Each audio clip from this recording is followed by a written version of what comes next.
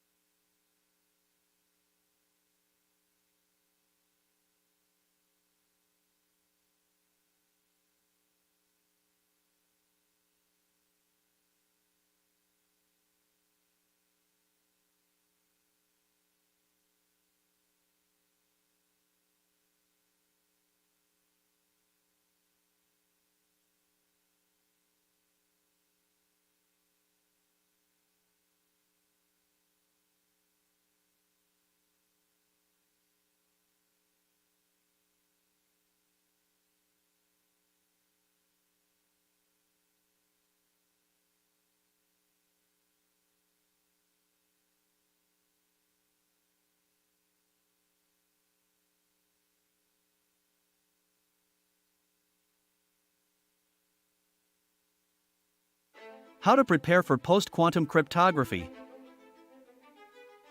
What is the status of standardization and what does this mean for your PKI? How do you prepare for a world with post-quantum cryptography? Welcome to the Post-Quantum Cryptography Conference of the PKI Consortium. We will be starting any moment. Feel free to ask related questions in the chat or join the discussion via the button below. The Post-Quantum Cryptography Conference of the PKI Consortium is made possible by Entrust, Keyfactor, Noreg, Assertia, and TrustAsia. Would you like to sponsor the PKI Consortium? Please contact us at pkic.org/sponsors or click the sponsor button below. Have you considered to become a member of the PKI Consortium? We have no membership fees. Please check pkic.org/join or click the button Become a Member below.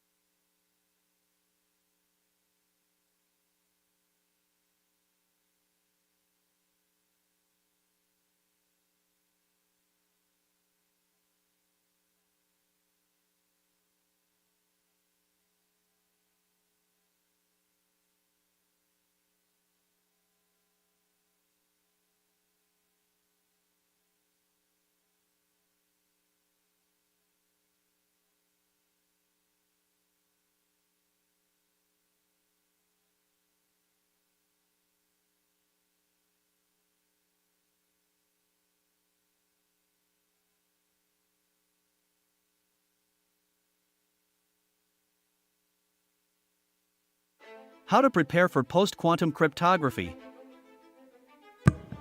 What is the status of standardization and what does this mean for your PKI? How do you prepare for a world with post-quantum cryptography? Welcome to the Post-Quantum Cryptography Conference of the PKI Consortium.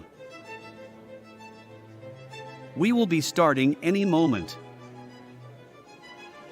Feel free to ask related questions in the chat or join the discussion via the button below. The Post-Quantum Cryptography Conference of the PKI Consortium is made possible by Entrust, Keyfactor, Noreg, Assertia, and TrustAsia. Would you like to sponsor the PKI Consortium? Please contact us at pkic.org/sponsors or click the sponsor button below. Have you considered to become a member of the PKI Consortium? We have no membership fees. Please check pkic.org/join or click the button Become a Member below.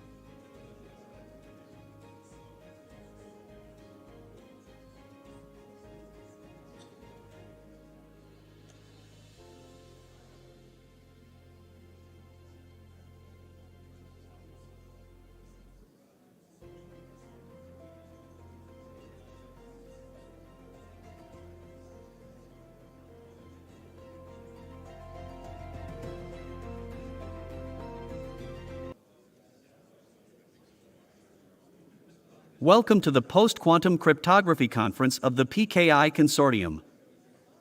Please take your seat. We will be starting any moment.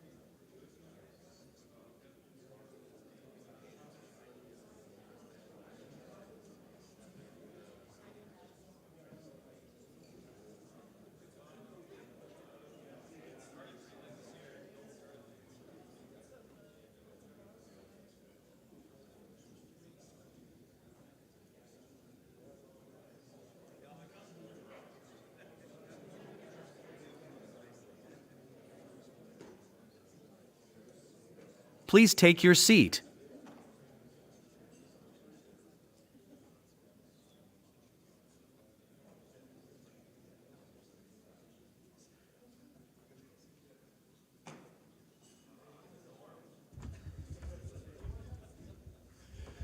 Good morning, everyone.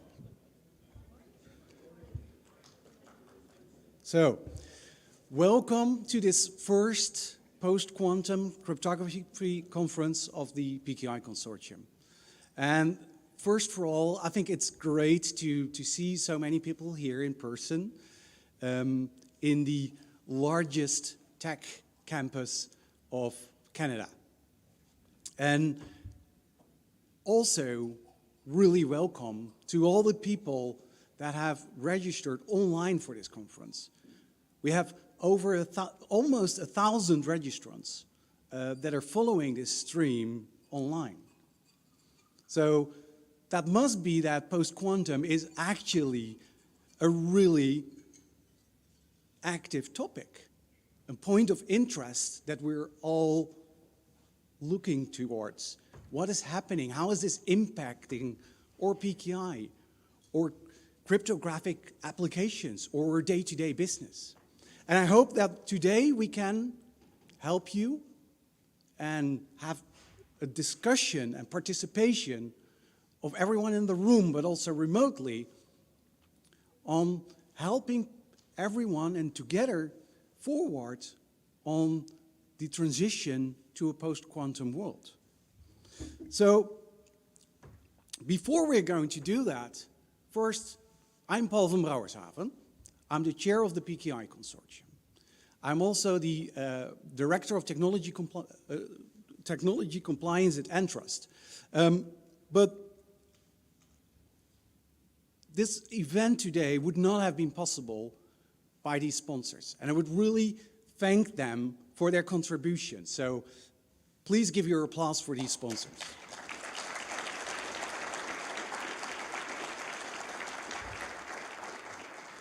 So if you would consider sponsoring the PKI Consortium, we would be really welcome.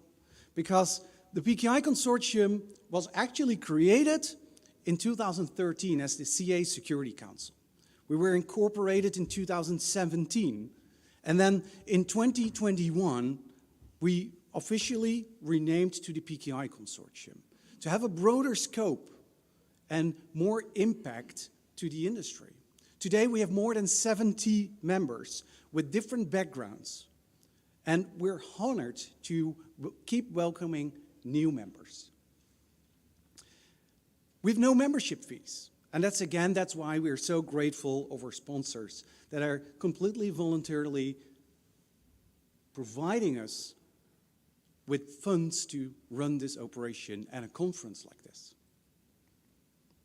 So we're a non-profit organization registered in Utah, and so we have a diverse membership base where we started as certificate authorities coming together to improve the ecosystem security. Yeah? We now have hardware vendors. We have government members. Yeah? We have software vendors that do PKI operations. We have consultants and auditors, supervisory bodies of the EIDAS framework in Europe. And we're collaborating with standards bodies such as ETSI. We have multiple working groups where our members can participate on specific topics through private mailing lists or public discussions. And about those public discussions, if you're watching this conference on the stream, there's a button, participate, join the discussion. Click there, you get into a forum, and you can ask questions, and you can upvote questions from others. And we would really love to see your questions so that later today, in our panel discussions, we can help to answer those questions, or maybe have a debate about that. And just really short, yesterday we had a dinner with all the speakers that we see on stage today. And it was so great to see that we had these lively discussions during the dinner, and the conference wasn't even started. So I was thinking, actually, we should have recorded that dinner, because it would have been great here during the break, or during the day, actually. So we have a vision of trusted digital assets and communication for everyone and everything. And basically, that means we don't want to exclude anything. If it has to do with public key cryptography, that is what we do at the PKI Consortium. And there are multiple infrastructures for that. So we want to advance trust in PKI, but also the security of the internet in general. And we do that by engaging with you and with other people, with standards bodies. So what is it that we're working on? Well, one of the items that we've been doing for I think over a year now is the list of trust list. So if you go to pkic.org/LTL, you end up on our list of trust list. And this is all open source. So all our work is published on GitHub, and that's where you can add contributions or suggest modifications. We're trying to get a better picture of what models of PKI are there in the world besides for example, the web PKI that is very well known and broadly scoped, but it goes far beyond that. We have private PKIs, we have shared PKIs on dedicated purposes, or maybe for specific regions or governments. So the list of trust list is trying to get an overview globally from, okay, what are the different governance models? What are the different structures that are used here, and which members might be in there? And actually, maybe in the future, this could become very handy in a post-quantum world. Which list is accepting which algorithms and why? Remote key attestation is a really important item. Yeah? How can you prove that a key was actually generated, managed, and protected in a hardware cryptographic module so that it can securely be used and relied on? And we're calling all vendors of hardware or software that is implementing any form of remote key attestation to participate in this work. It's a really important work to get more awareness about the importance and the adoption of remote key attestation while we work towards standardization of the implementation of remote key attestation. And this is the current list, or part of the list that we have. And you can see actually there's still a lot of room for improvement also in the implementation of remote key attestation. Corner is the Post-Quantum Cryptography group project, and there's about 15 of us there, okay? So this is a significant commitment from the cryptographic technology group to this project. So why are we doing this? So in the early 80s, the foundations for quantum computer were laid out by physicists, Feynman and Manin, among others. Then about 10 years later,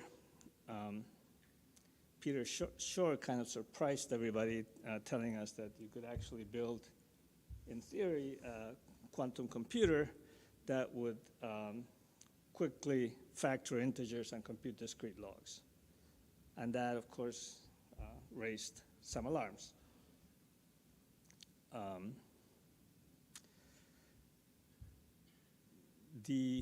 Now, these quantum computers are very fragile. So they live in this superposition of states, and you look at it the wrong way, and the whole thing collapses into garbage. Okay?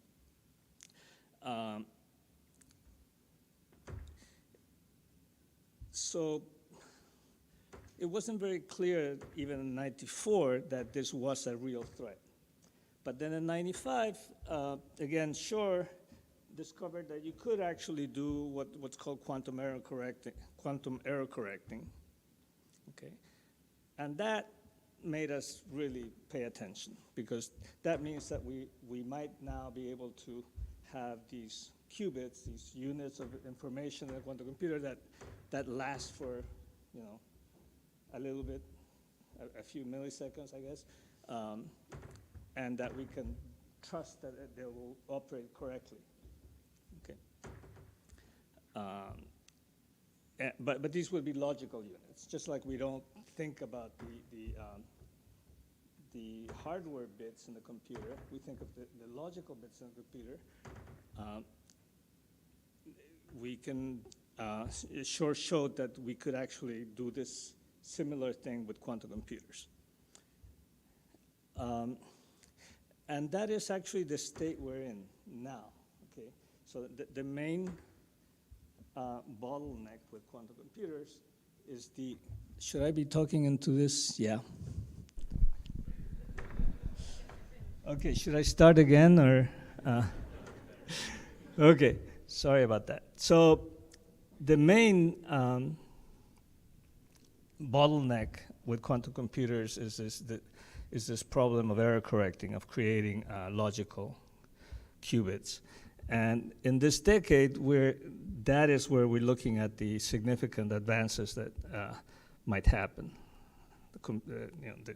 The big players in that area will be trying to build a few logical bits. And keep in mind that you need many thousands of them before you can threaten crypto.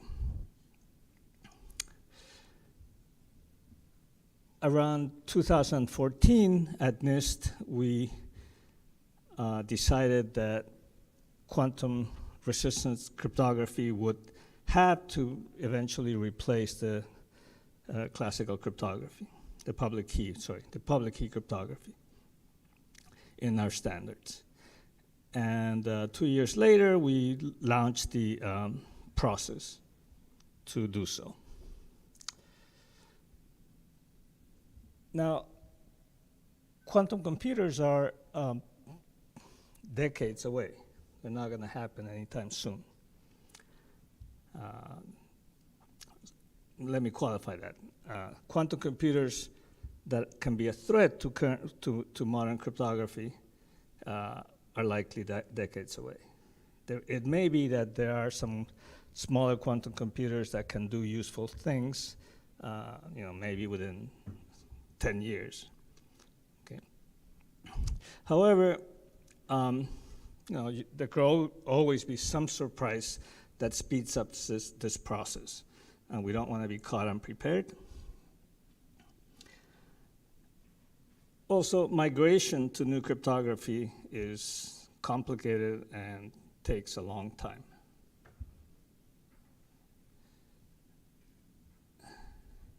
There are applications where we need long-time secrecy. So in terms of encrypting medical data, financial data, we don't want to be thinking that maybe 20 years from now somebody will be able to decrypt this stuff.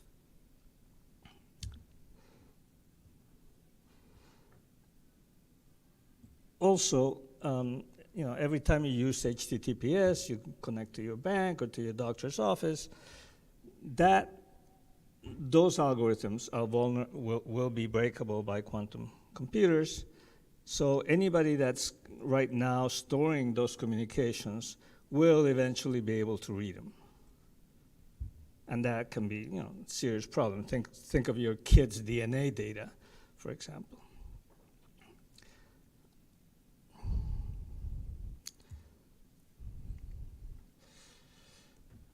But let's see, so Michel Mosca here in Canada runs a survey every year where he asks the experts, these are top experts who are actually working on building quantum computers, how likely it is that within the next 5, 10, so on years, quantum computer will be able to break RSA 2048 in 24 hours, okay? And I think the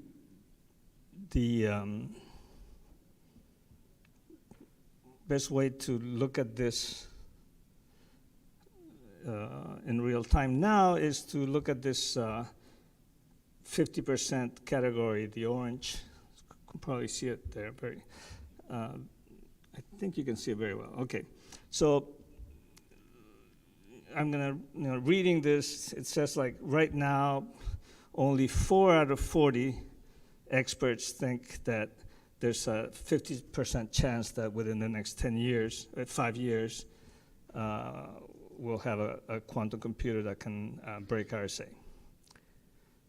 Then you go to 10 years, and then now about a quarter think that that's a significant possibility. 15 years, more than half now think that within 15 years, there's a 50% chance that we have a computer large enough to break RSA. And then if you go to 20 and 30 years, then almost everybody thinks that that's going to be possible. Now, it's also of interest, this 95 to 99 category. There's, you can see there that there's about half the experts in the world think that within 30 years,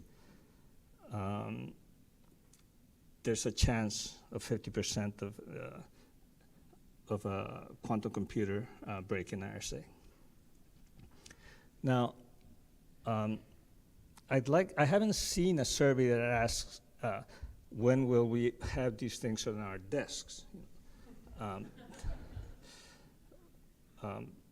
That is probably a very difficult question right now.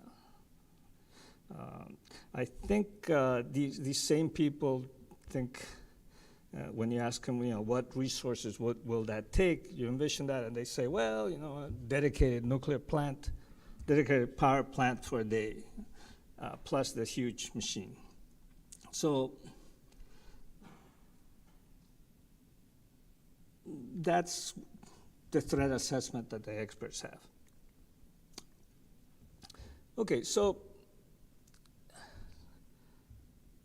because of the problems that take so long to deploy and transition to new crypto, and the problems with the store and decrypt issue,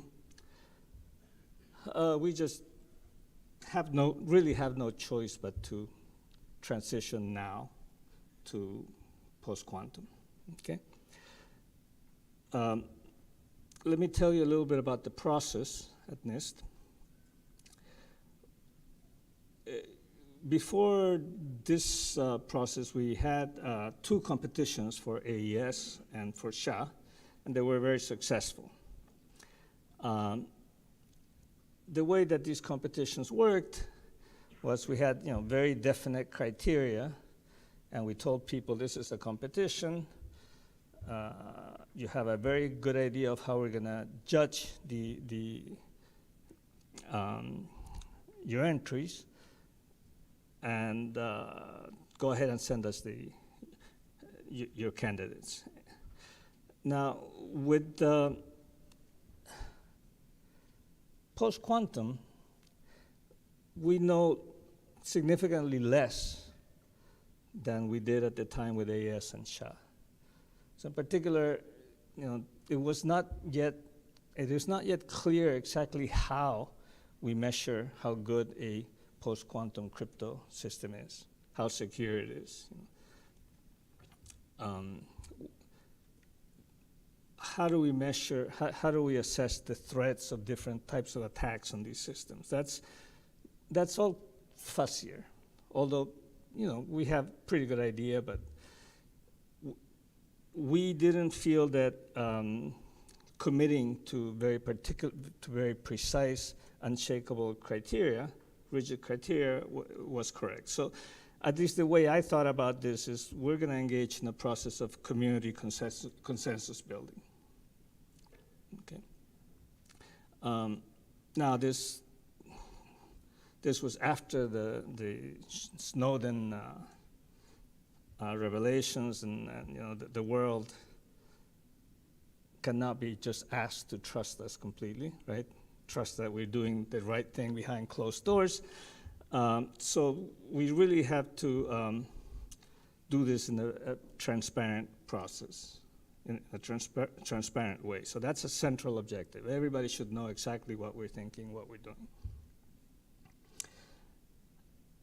To date, we have concluded 3 phases, each involving basically the whole world. Okay. Let me show you a little bit of the timeline for this process. So in 2016, we published the criteria and the requirements. Next year, we got about over 80 submissions. And after reviewing those, we determined that 69 of those submissions were complete and proper. So those 69 went on to the first round of the process, and in 2018 we held the first standardization conference for PQC, and the year after so in that conference all 69 submitters were invited to present their stuff. The first big cut was in 2019. We announced that there would be that 26 out of those 69 candidates would advance to the next round. And we held the second conference that year. Then in 2020, we announced that there would be 7 finalists and 8 alternate candidates. There you see that us not having committed to a very precise competition process helped, because you can see that there's some hesitation in our decisions there. We chose these 7, but just in case we're gonna keep these 8 other ones still in the process. The third conference was in 2021, and the choices for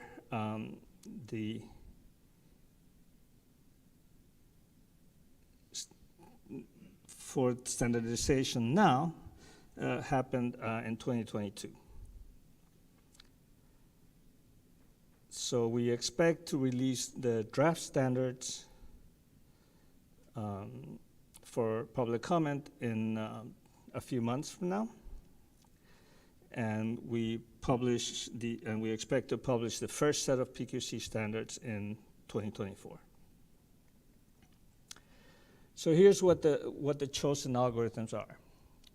So we have one key encapsulation mechanism, which is Kyber, and it is a lattice-based algorithm. And then we have 3 signature algorithms. 2 of them are lattice-based, Dilithium and Falcon, and we have a hash function-based Sphinx Plus. Later, I will show you some of the performance profiles of these algorithms. Kyber and Dilithium are our recommendations. Basically, we're saying these should be the workhorses for chem and signature. The Falcon is there because it has slightly different performance profile that might fit in some applications. And Sphinx is there because it is a hash function based, so it is something that can be considered as a very safe alternative. So there's nothing new in Sphinx Plus. It's based on old cryptography that we've had for many, many years. Okay. However, Sphinx Plus has a large, you pay a very large price for using that.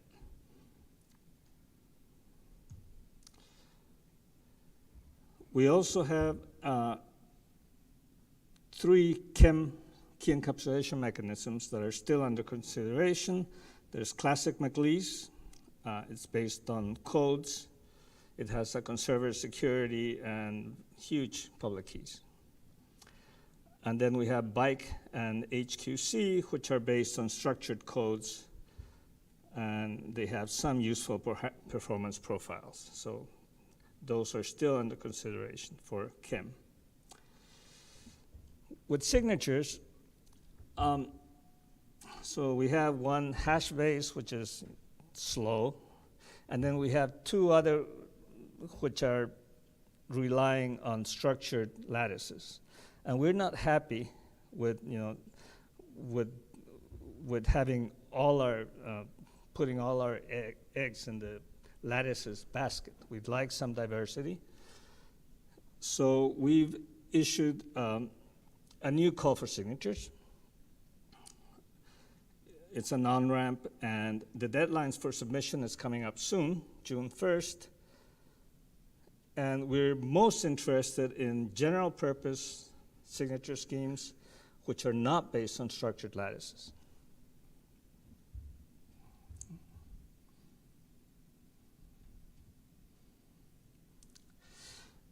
So the algorithms that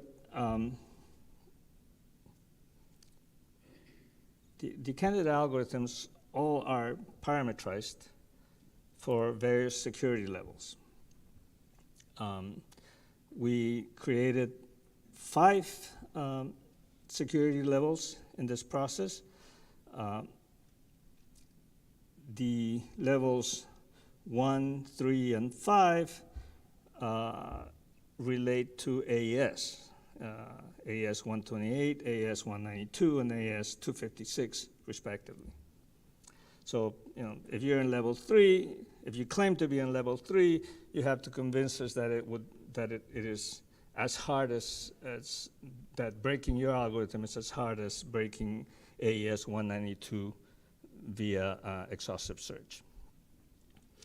And the levels 2 and 5 relate to how hard it is to find collisions in SHA. Okay.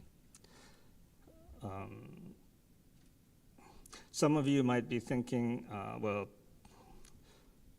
finding collisions by exhaustive search is just as expensive, so in SHA-256, it's just as expensive as finding keys by exhaustive search in AES-128. So looks like levels 1 and 2 are the same, but they are different when you consider quantum threats. So a quantum computer does not get the, as far as we know, currently does not get a square root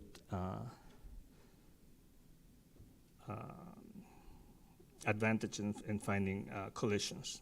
Okay.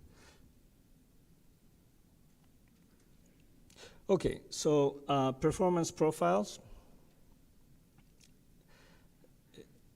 Kyber has 3 levels of security. The public keys are, roughly between 1 and 1.5 kilobytes. Private keys are between 1.5 kilobytes and 3 kilobytes. And the ciphertext goes from about 800 bytes to 1,600 bytes.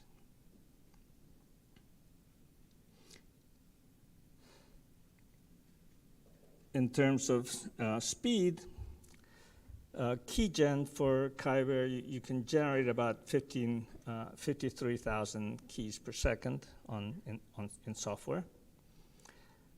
Encapsulation, about 46,000 keys per second. Sorry, encapsulations per second. And decapsulation, you can do about 60,000 per second. I got these numbers from OpenSSL Performance webpage.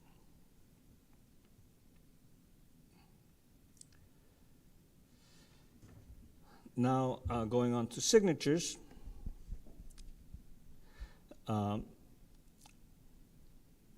So dilithium, so you can see, very significant differences here. So dilithium, the public key is, about 1.5 to 2.5 kilobytes, whereas the key in the public key in Sphinx is tiny, 32 to 64 bytes only.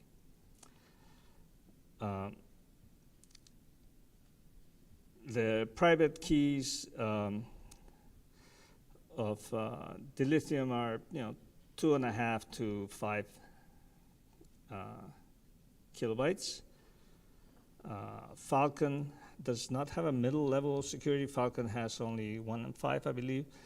and their key sizes are between 8 and 14K, the private key. And again, Sphinx have tiny private keys. Now, the signature, you can see here why Falcon was chosen. The size of the signature in Falcon is the smallest of the 3 candidates. So there are people, for example, in E2, vehicle-to-vehicle communications that really had trouble with the larger signatures.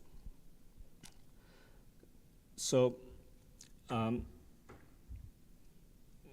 Falcon is there to supply to provide an alternative for people who simply cannot accommodate the signature sizes of the lithium. And then in the for Sphinx, so Sphinx comes in 2 modes. S for it's probably small. I was going to say slow and fast, but it's small and fast. Okay. So, but they're neither small nor fast. But that's you can see here the prices that you pay for using Sphinx. And again, the point of Sphinx is that you're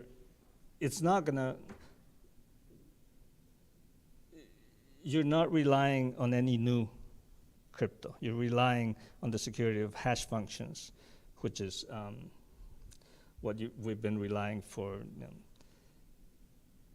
classical crypto.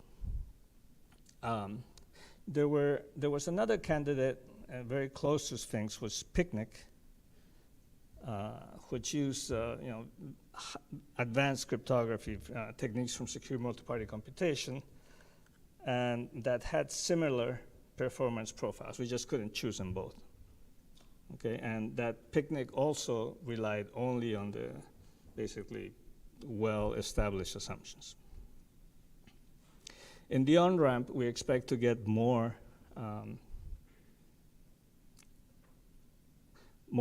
candidates under that secure multi-party computation model.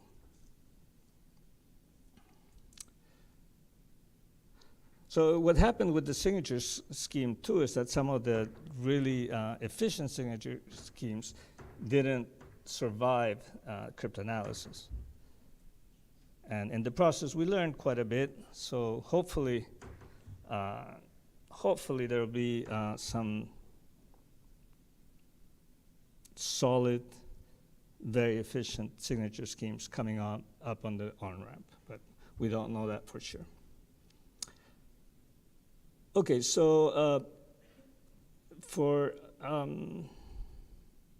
signatures, the speed of these algorithms, you can see here that, again, you can sign about 35, between 7 and 35 messages per second on Sphinx. So that's very, very slow. The lithium is the fastest. You can go from between 10K or 5K signatures per second. And verification, again, is fastest on the lithium, 29 to 10K. And Falcon has a slightly slower speed. Okay, and key generation in Falcon is also very slow. You can see it can generate 113 or about 40 in level 5. I'm not sure which is exactly the parameters of that are more important to this community. I don't know if you need to generate keys very fast, or do you need to sign very fast, or verify very fast. That's again, I can just declare I'm a mathematician, so I don't need to know that. Okay, so there are a number of other topics. I wasn't sure I was going to have time to discuss them, but maybe if I finish a little early, I can take questions. But so there's a lot of discussion about hybrid modes, and I should tell you a little bit about why that is. What's the rationale? So rationale is that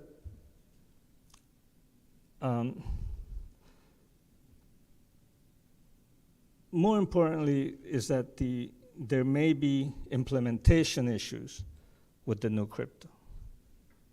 So it's not that it is very unlikely that lattices are going to be broken, but particular implementations of these standards may have security issues. So if you rely on hybrid modes where two things need to break, you do better. How long do I have? Okay, good.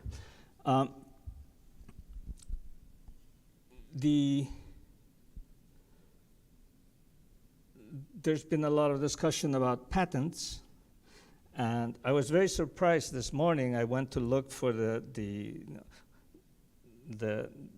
patents statements. Exactly what is the status of patents that affect Kyber. And I had trouble finding it.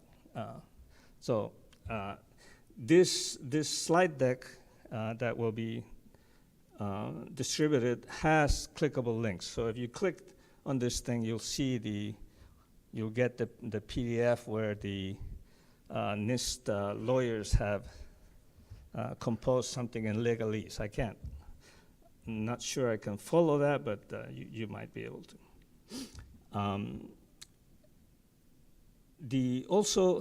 So some large companies have come to us and says, we really need to talk to your lawyers about this, and we're open to that. So you can reach us, and we can try to accommodate you there. Now, implementations will have side channel vulnerabilities. That was the case with AES, with RSA, and it's going to be no different with the new crypto. And NIST does not. We don't work on providing on researching how exactly do you need to implement these things so as to not have side channel vulnerabilities. That's done by community of researchers and industry. So when you implement these things, you should assess whether your particular application is whether side channels might be an issue there. And notice that the main issues are with not with timing attacks, but with power traces. NCCOE, which is not in our division, has issued and will be issuing migration guidance. And that's a clickable link, so you can go and see documents about migration there. NCCOE is the National Center. Boy, I should know. Okay, I don't know. There's another issue too that sometimes come up is Grover in the 1990s came out with this algorithm that basically says, look at any black box function, and suppose that function has a secret of size n, and it would take you 2 to the n guesses before you find that secret. Well, with a quantum computer, you can do roughly 2 to the n over 2, square root of that. And that would impact, not just public key crypto, but private key crypto. AES is such a black box. And if somebody tells you that you can recover an AES 128-bit key with 2 to 64 operations, then that's a significant concern. But the Grover's algorithm is, there's large constants involved, and we don't currently see it as a threat to private key crypto. So we're not planning right now to extend our key sizes in response to the threat of Grover's algorithm. So thank you. We're really grateful that this has been a long process, and we're grateful for tons of people that have put enormous amounts of work here. I'm providing the PQC webpage here, and there's a forum where there's a lot of discussion. Sometimes, it's an open forum, so sometimes it's not as civil as we'd like it, but it's usually very good information there. And you can always reach us at this email. Thank you. Thank you, René, and please have a big applause. Oh, that's right. So that was a great set of information. I hope that people could follow it and that it was very informative. We have a few minutes left before we are going for a 15 minutes break. And then we will have Mike Ounsworth presenting about the standardization activities that are happening in the IETF, the Internet Engineering Task Force. I think that would be a very interesting talk as well. But in the meantime, is there anyone here in the room or maybe remote that would like to ask a question to René? We will also have a panel discussion later on, so you can quiz him then. But if there are any questions, we have a question there. There we have a mic in the front here. So if you can come up, then people can see you and hear what you have for an interesting question for René. Please state your name before asking. Turn on, sorry. Hi, Tech. So my name is Ed Joskevicius. I'm based here in Ottawa. I work with the federal government downtown. A question about the performance of the chems and the signatures. That's presumably based on running software on existing hardware. Yeah. So if Yes. I think that Moore's Law hasn't come to a complete halt yet, what's NIST's expectations with those performance numbers in 2 years, 4 years, 10 years, et cetera? Is that being factored into your decisions on algorithms and parameterization? Thank you. Thanks. That's a good question. I can only guess an answer.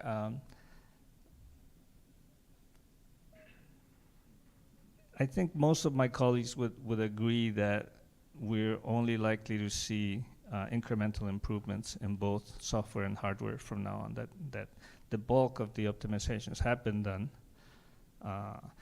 There are some issues about algorithms that don't depend on actual optimizations, but whether or not you can use hardware support from the chips. But basically, only incrementals improvements from now. We have another question. Mike Ounsworth, Entrust. My question is about smaller parameter sets. So I've heard rumors that you're considering Sphinx parameter sets that will have less than 2 to the 64 maximum signatures. And also the TLS working group wants, really, really, really small dilithium, like a level 0.2 dilithium to make it fit with, really short key lifetimes. Are those being considered? Yes, there's extensive discussion both internally and in the forum about this. We're leaning towards not including those versions in the standards for a number of reasons. Some of this boils down to we don't want to give you something, promote something with which you can hang yourself, right? So if we if we allow you to have, very short, very small number of maximum keys, it's somebody will exceed that and create a big mess.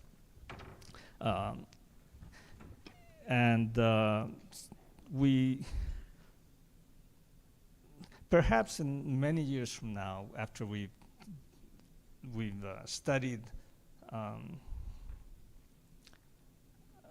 lattices for long time, maybe then we'll feel a little bit more comfortable about using version 0.00 or 0.01 of dilithium. But right now, I don't think we're going to go there. Okay, so I saw we have a question in the chat. Yes, the question is, would you see practical approach for the new algorithms in the existing hardware? Have a similar question. So, The question, would you see particular approach for the new algorithms in the existing hardware? Not sure I understand the question. Would you see particular Approach approach for the new algorithms in the existing hardware? Follow-up is, if we have to reconfigure all libraries, all hardware, to accommodate the new algorithms, then it is not practical, possibly very costly for all of us. I see. Yes, that would be very costly, and we hope that you won't. You shouldn't need to do that. Yeah. Well, I saw Mike in the back also necking from agreeing that this might be a big challenge, and so it's definitely something we can follow up later in the panel discussion. I thought we had one other question in the chat.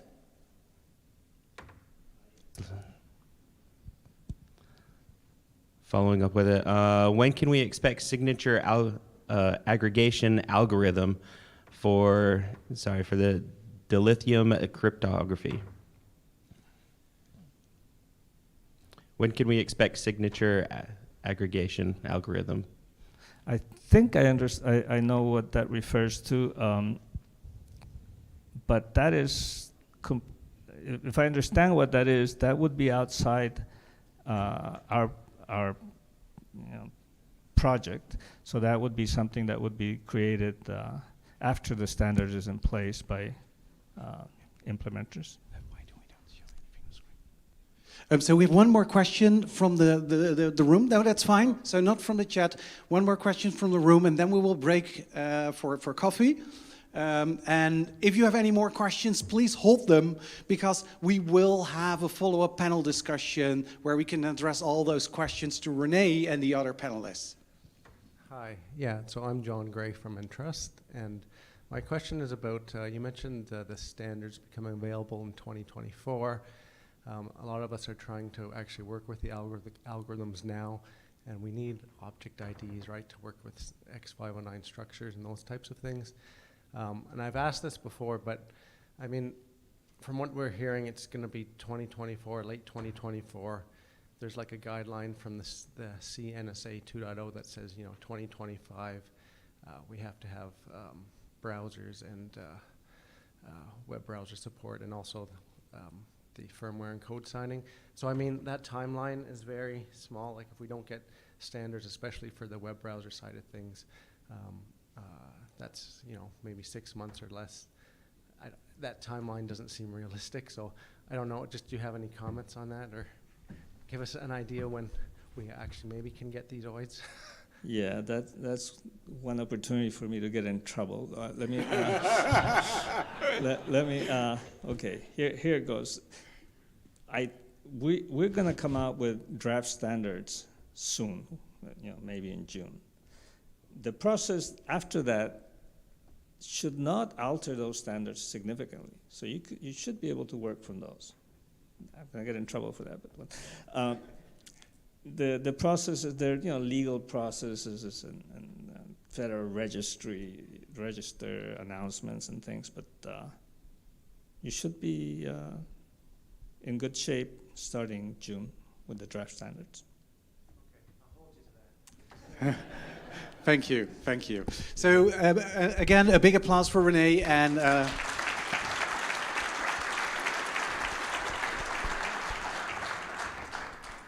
So coffee is served in the foyer. Please be back in 15 minutes when we will restart the session about the IETF from Mike Onsworth.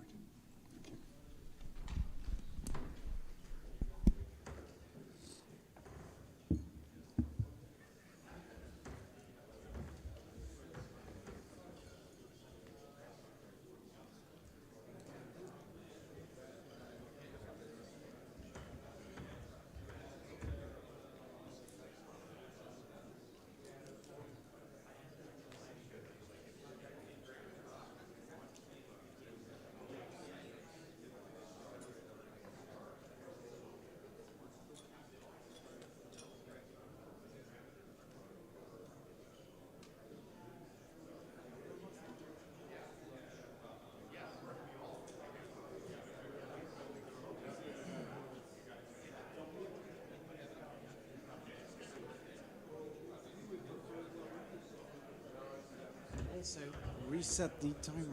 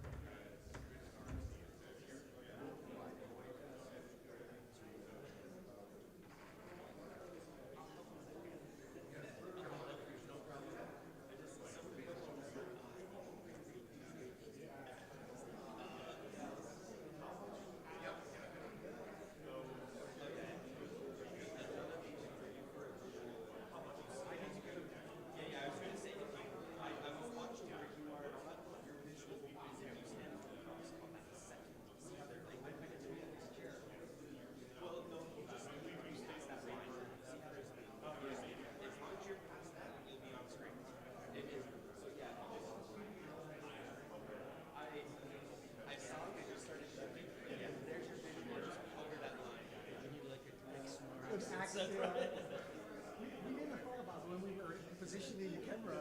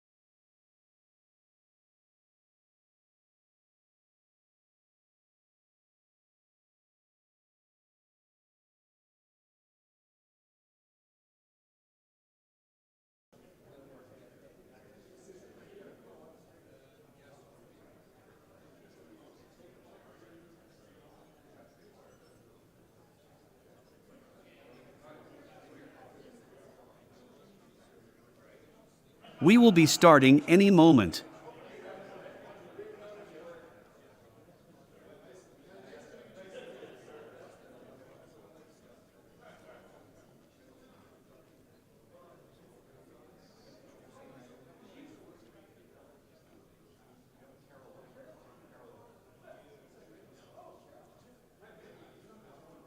Please take your seat.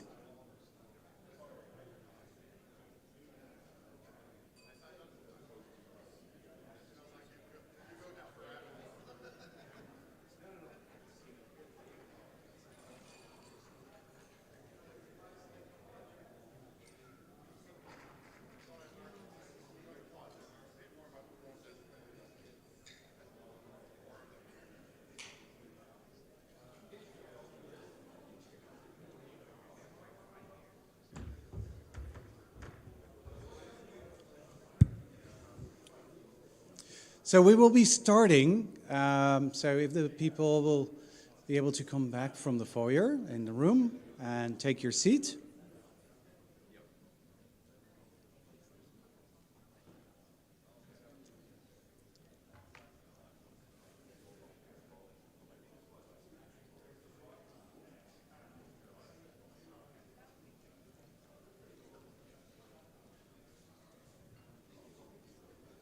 Just give us a few more seconds and then Mike Ounsworth will kick off his presentation about the standardization efforts that are taking place in the Internet Engineering Task Force. So Mike is a software architect at Entrust, and welcome, Mike. Thank you.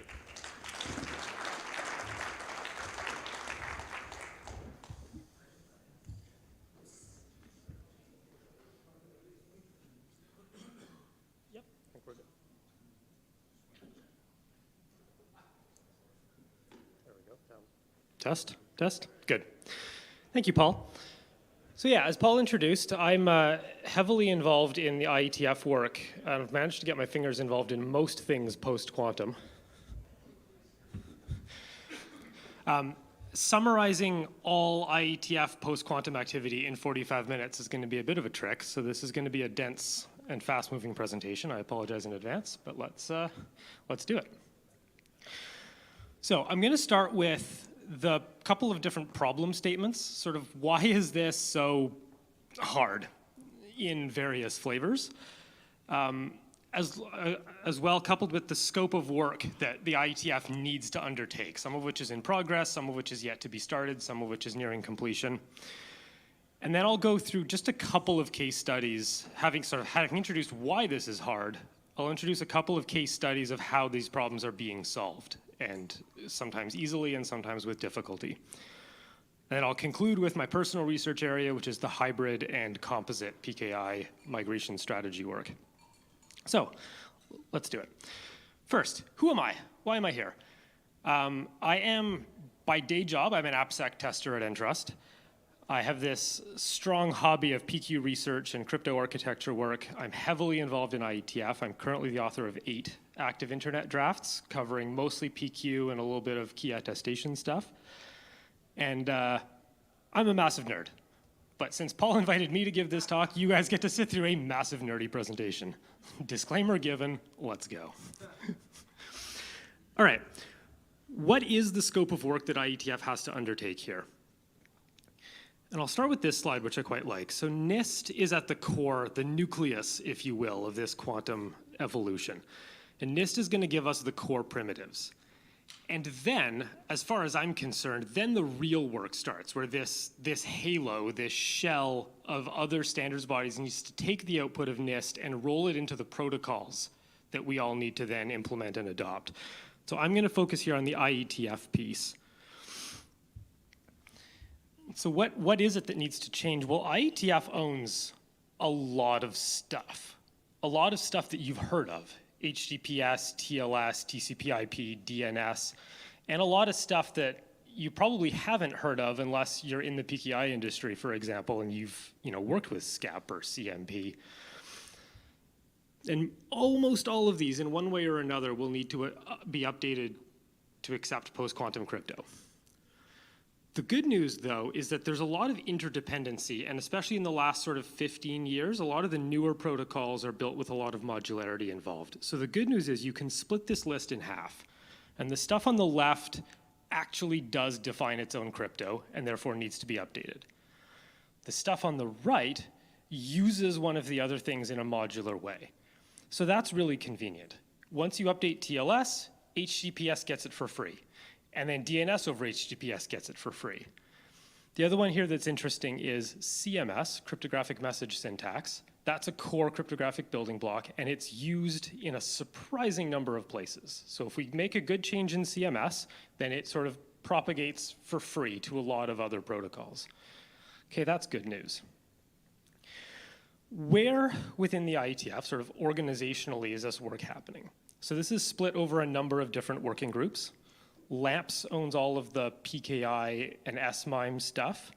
IPsec is IKE VPN protocol. TLS obviously is TLS. The JWT and CWT groups, OpenPGP. Those are sort of the core groups where a lot of this discussion and evolution is happening. There's also a brand new working group that just started, PQIP, which I get the honor of claiming was my name suggestion. And that group isn't going to actually do anything, and that it's not going to publish standards. It's a central group to sort of coordinate post-quantum evolution. You know, everyone's got to do hybrid key exchange. Let's make sure we're doing it in a consistent way across all the protocols. It's that sort of coordination work. And there's a couple protocols that IETF has specs for, SSH and Kerberos, that don't really have an active working group. So unclear where those are going to get updated.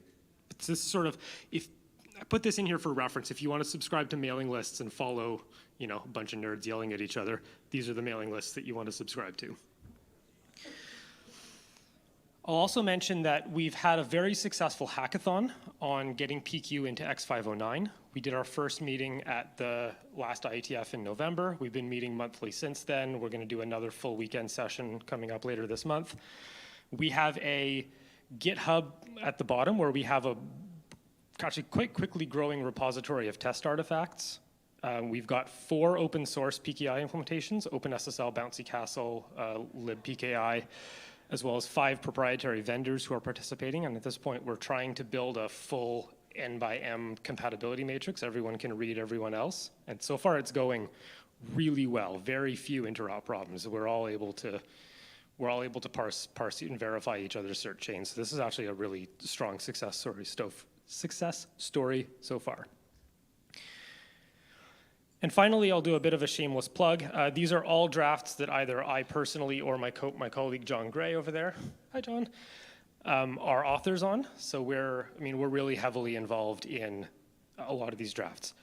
And there's one here that I'll point to under the CFRG category, the NTRU, draft Fluor CFRG NTRU. Renee mentioned that there's still some patent uncertainty around Kyber. So this NTRU draft, we're hoping that the world's lawyers, when they finish reviewing the NIST patent terms, that everyone will be happy with Kyber, and then we'll be able to just kill this draft. But if not, we have a draft for NTRU ready for IETF to use NTRU instead of Kyber if we decide we're not happy with the patent terms. Okay, so that's the work that we need to undertake. Why is this work so hard?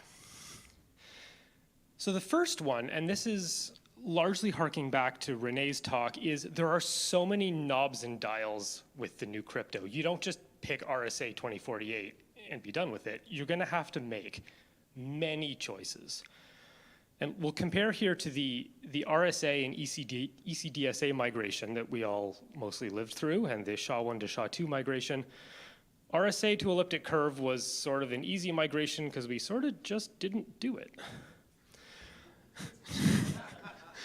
SHA-1 to SHA-2 was painful. I mean, we're still, in some weird edge cases, still haven't made that migration yet. And it's been how many years? And that was comparatively a very easy migration. You didn't have to revoke root certificates. You didn't have to update implementations. It was just changing the signing algorithm at the end entity. And that turned out to be frickin' hard.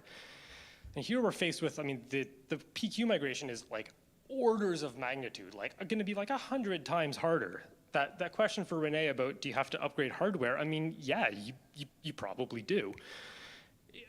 So yeah, let's be real about the scope of this problem.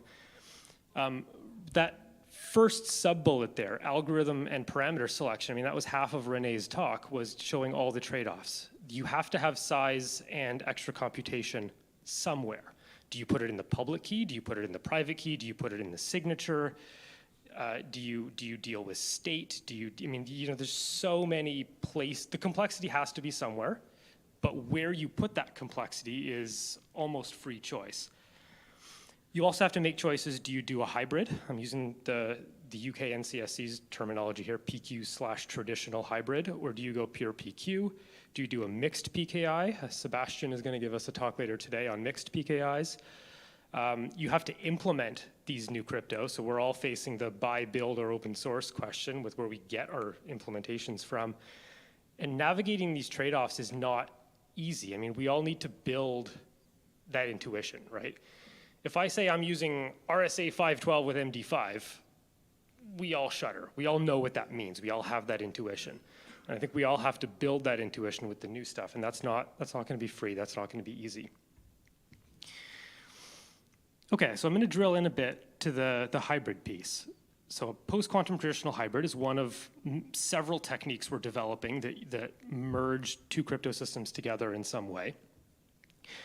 Reasons you'd want to do that, there's strong security reasons. Renee mentioned, implementation bugs. This new stuff is complicated. People are bound to make implementation bugs. We're bound to have CVEs and Oracle padding attacks and whatever that need to be fixed. If you do a hybrid, you sort of gain some security and robustness against CVEs.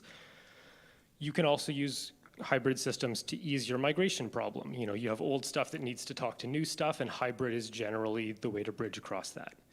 For example, the SHA-1 to SHA-2, Microsoft code signing used a hybrid approach. They actually signed the binaries with both SHA-1 and SHA-2, and the client could choose which signature to verify. So this hybrid migration approach has been tried and tested with the SHA-1, SHA-2, and it works. It gives you the backwards compatibility you want.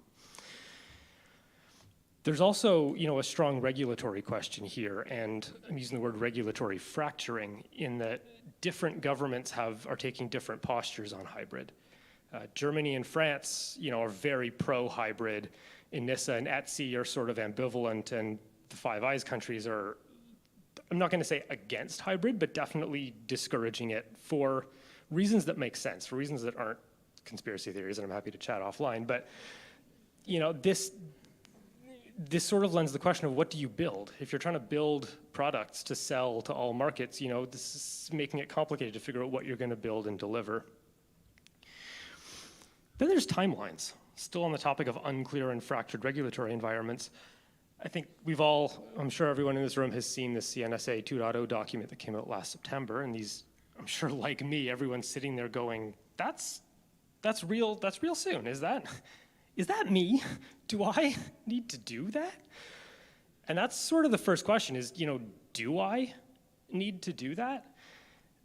What exactly is software and firmware signing? I think it's pretty clear that they really want the chipset ROM and secure boot people doing this, but when I check in code to Git and I sign it with my SSH private key, that is technically signed software. Does that count? Do I need an LMS-based SSH key, or I can't sell to DoD? I mean, probably not, but it'd be nice to get some clarification here. This is the uncertainty piece.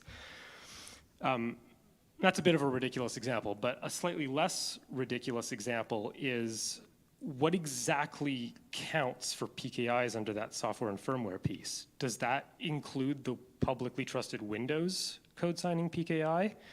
Because if so, that's going to be a heavy lift to get onto LMS for, 2 years from now. And we heard from Renee that the standards, LMS exists today, but I don't think we have CAVP test vectors for it yet. So I don't think you can FIPS certify an LMS yet. Correct me if I'm wrong. So we're in that yellow period for software firmware signing, but I don't think anyone has a FIPS module for that yet.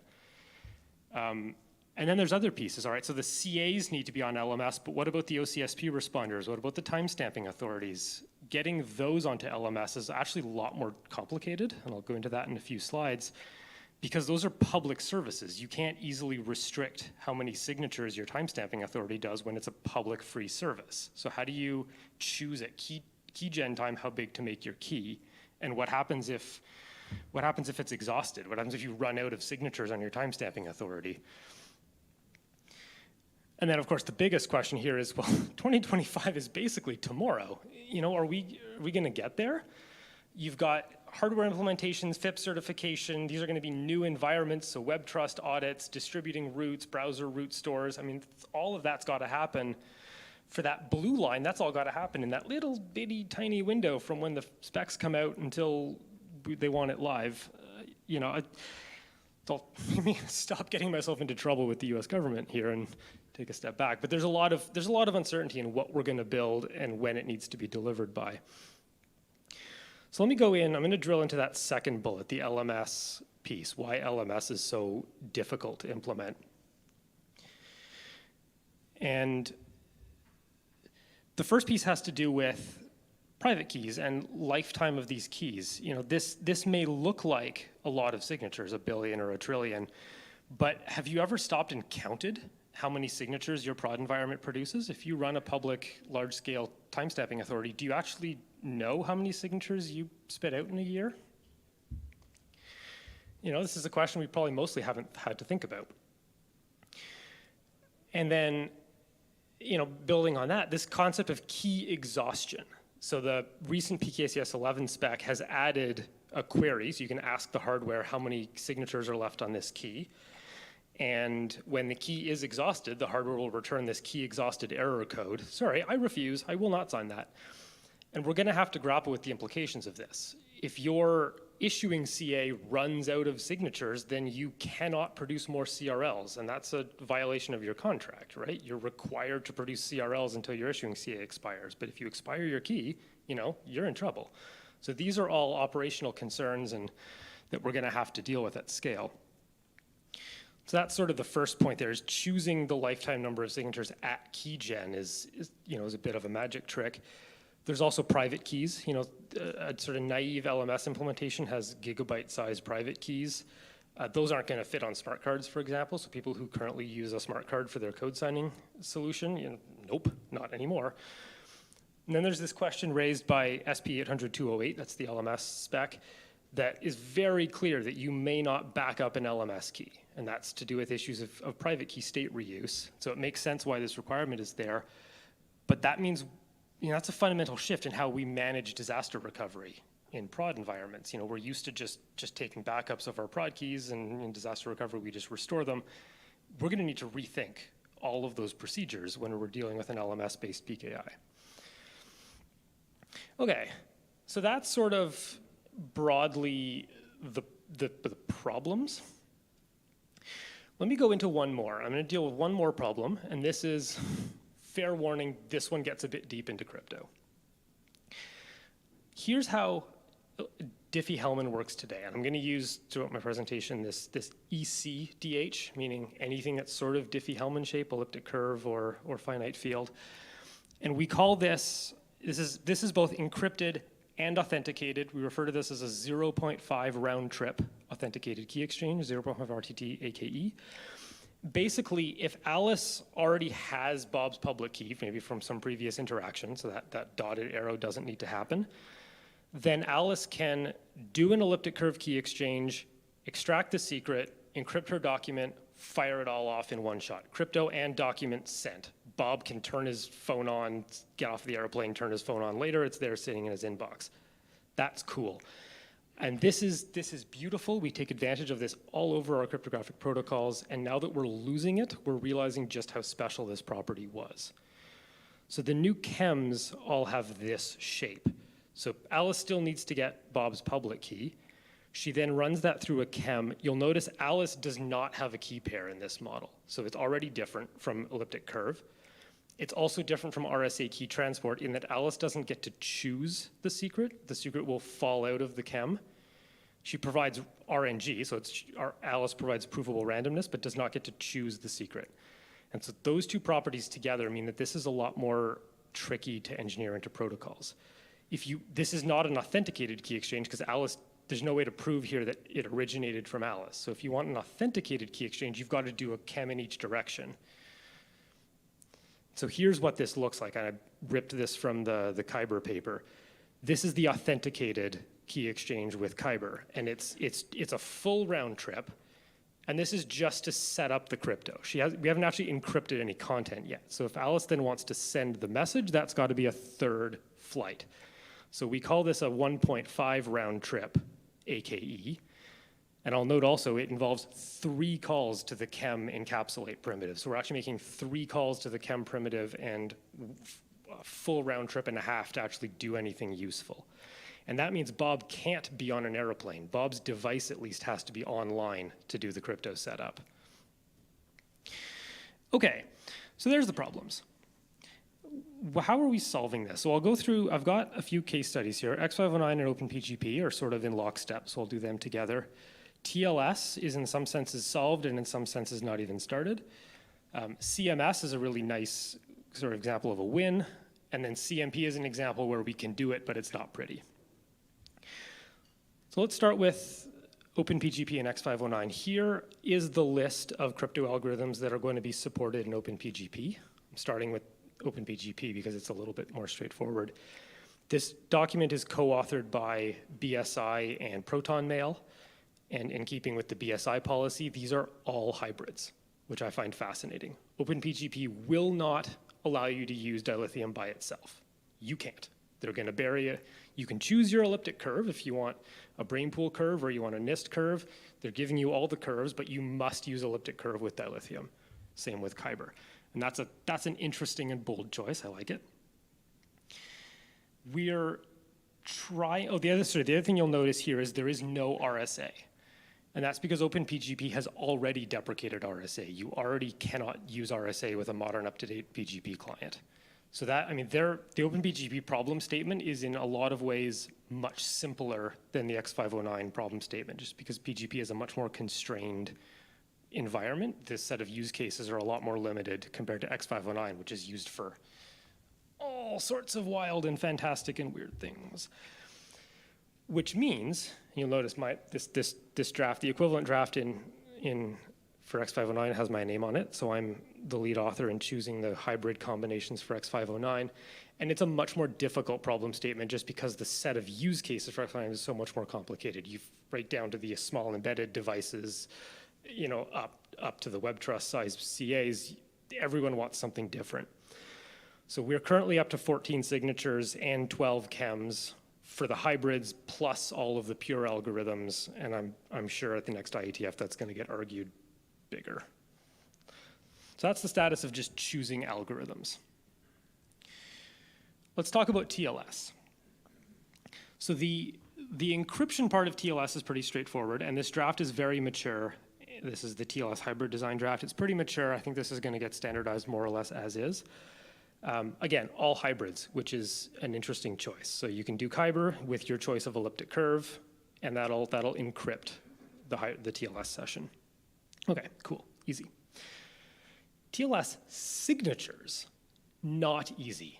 This one is a mess. I've ripped here a picture straight off Nick Sullivan's Cloudflare blog. The problem, and I don't want to get too into the details here, but the problem happens in that green box, that step 2, the server hello. That flight of messages has to include the second half of the cipher suite negotiation, it has to include the Kyber key exchange, and it has to include the certificate, server cert, and the signature. And for TCP technical congestion window MTU reasons, that entire green box has to be under 5 kilobytes. So we can probably get a dilithium cert, key and signature, to be under 5K, but not when you add the Kyber ciphertext, the Kyber public key, and a signature over the Kyber public key. This isn't going to fit in 5K. And that means that we get packet fragmentation at the TCP level, which doesn't really matter to me as an end user, but it matters a lot if you're Cloudflare, because that extra packet fragmentation in the setup is really problematic for network engineering. So the TLS working group hasn't really started working on this problem in earnest, and I don't even think there's rough consensus on how they're going to try and solve this. I mean, option 1 is you just ignore it and deal with packet fragmentation. Option 2 is we ask NIST for, unreasonably small and insecure parameter sets, which Renee has just told us is not going to happen.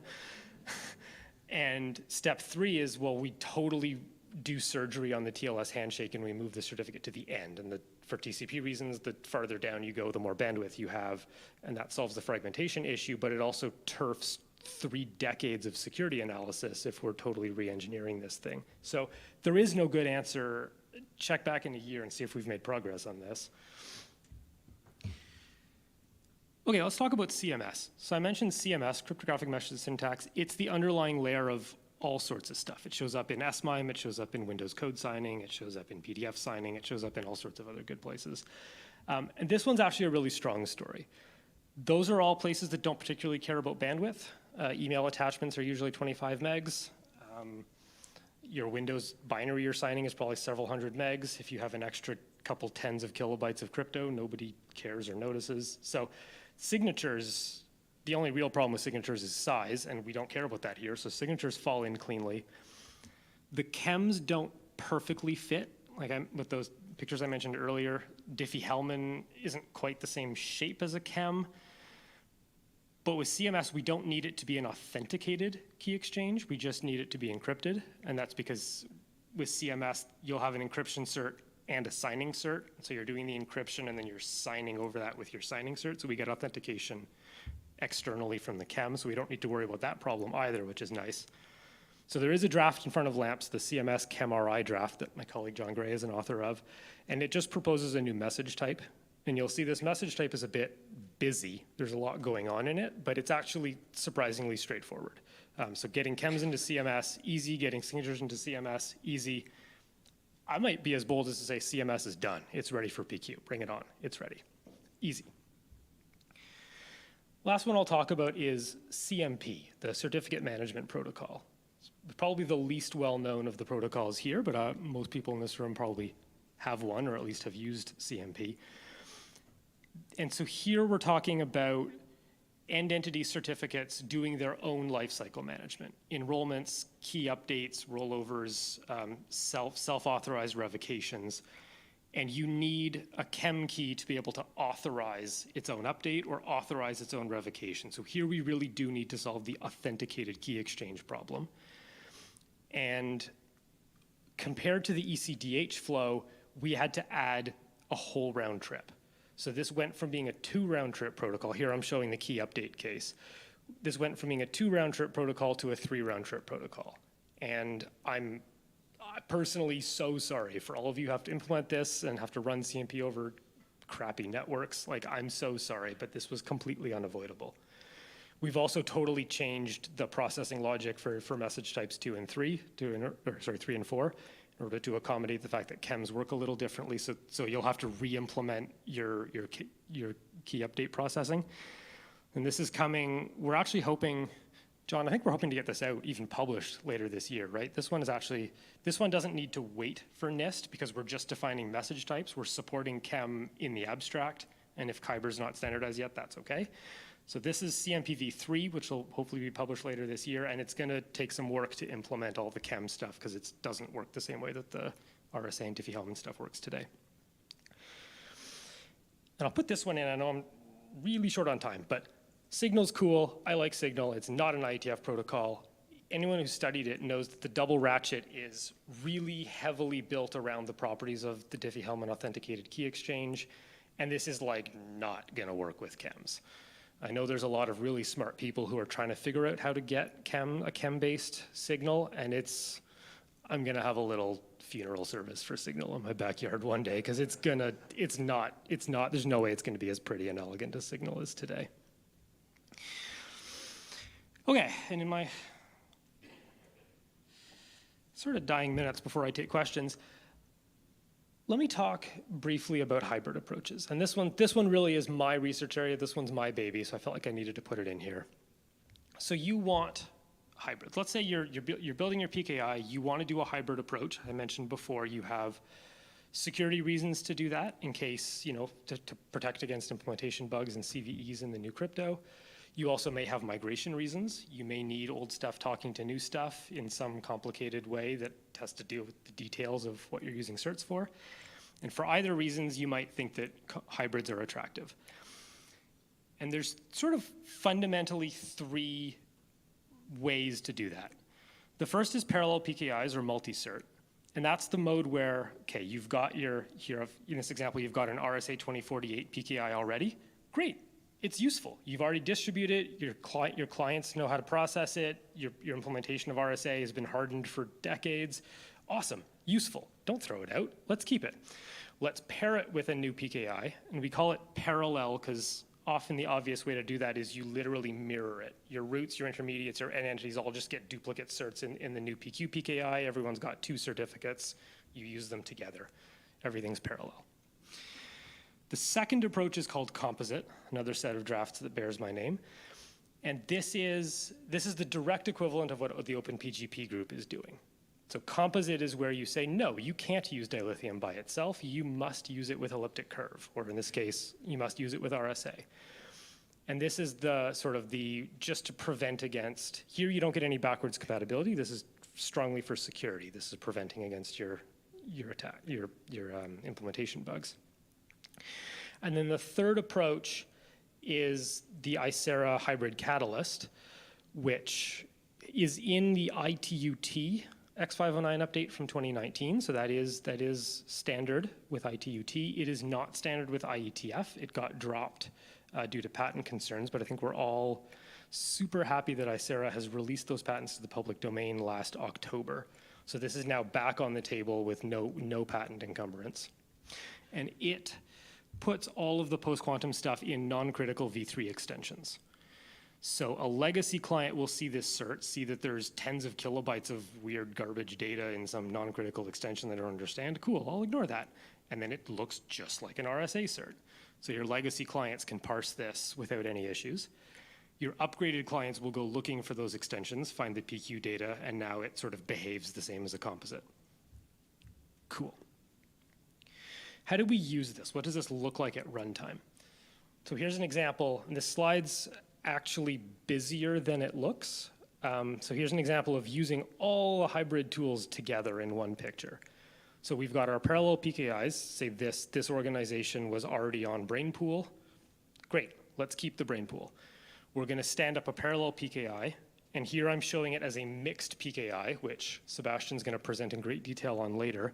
So I've got Sphinx at the top, because, I'm not really sure dilithium's still going to be around in 20 years, but Sphinx probably will. So let's root this in Sphinx. So if I need to revoke that intermediate, I can. And then we're going to put dilithium at the bottom. So Sphinx has large signatures. That means the intermediate cert is going to be large. But okay, we can engineer around that by pinning issuing CAs. But then dilithium means the end entities are going to be small. We're also using composite. So I'm not using dilithium by itself. I'm burying an elliptic curve in there. And then we're going to use both of these certificates together to sign a CMS object. And this is the same trick that Microsoft used with the SHA-1, SHA-2 migration. We're going to put both signatures on there, and it becomes the client's problem to figure out which one it wants to verify. And maybe if it's a legacy client, it takes the RSA one, happy with that, doesn't understand the second one, ignores it, but that's fine. Or if it's an upgraded client, it could just verify the PQ, and because it's a composite, you've already got your hybrid security property built in. Or maybe it wants to validate both. Maybe it wants to validate both so that it can make sure the policies match, or the DNs match, or if it had previous history, like an SMIME client that wants to show you that this was a continuous email chain, so it wants to show that, yes, this is the same person because the old cert is the same cert, and then we're going to bridge across to the new one. Whatever it is that your logic needs to do, you might want to validate both for business logic reasons. And so the main point of this slide is that the hybrids give you all sorts of flexibility in handling whatever the sort of niche of your PKI is. Hybrids give you lots of flexibility to make sure that those niche migration cases are covered and well handled and graceful. And that's my talk. So the main point here is this migration is going to be the hardest crypto migration we've ever done. It's going to be orders of magnitude more complicated than either the RSA to ECDSA or the SHA-1 to SHA-2. It is full of these square peg round hole problems where the new stuff just doesn't fit. It doesn't fit for protocol and application reasons, like chems not being the same shape as Diffie-Hellman's is the main example. It's not going to fit for regulatory requirement and timeline reasons. And it's not going to fit because, especially with LMS, we're going to have to take our operational procedures, toss them out the window, and redesign everything from the ground up to handle stateful keys. So I think we all need to expect that we're going to have a lot of square peg round holes to deal with. And finally, I've put a short list there of places to watch for updates as this continues to evolve. So obviously the NIST PQC competition, the NCCC PQC migration project, which I know many people in this room are members of, but I'm sure would be happy to accept more either direct participants or witnesses. Keep apprised of the regulatory bodies. NSA, NISA, BSI, ANSI, ETSI all have, at this point, really nice PQC migration guideline documents up, and I'm sure those will continue to evolve as the best practices evolve. And finally, if you want to watch the nerds argue, the IETF mailing lists are all public. Thank you. Thank you, Mike.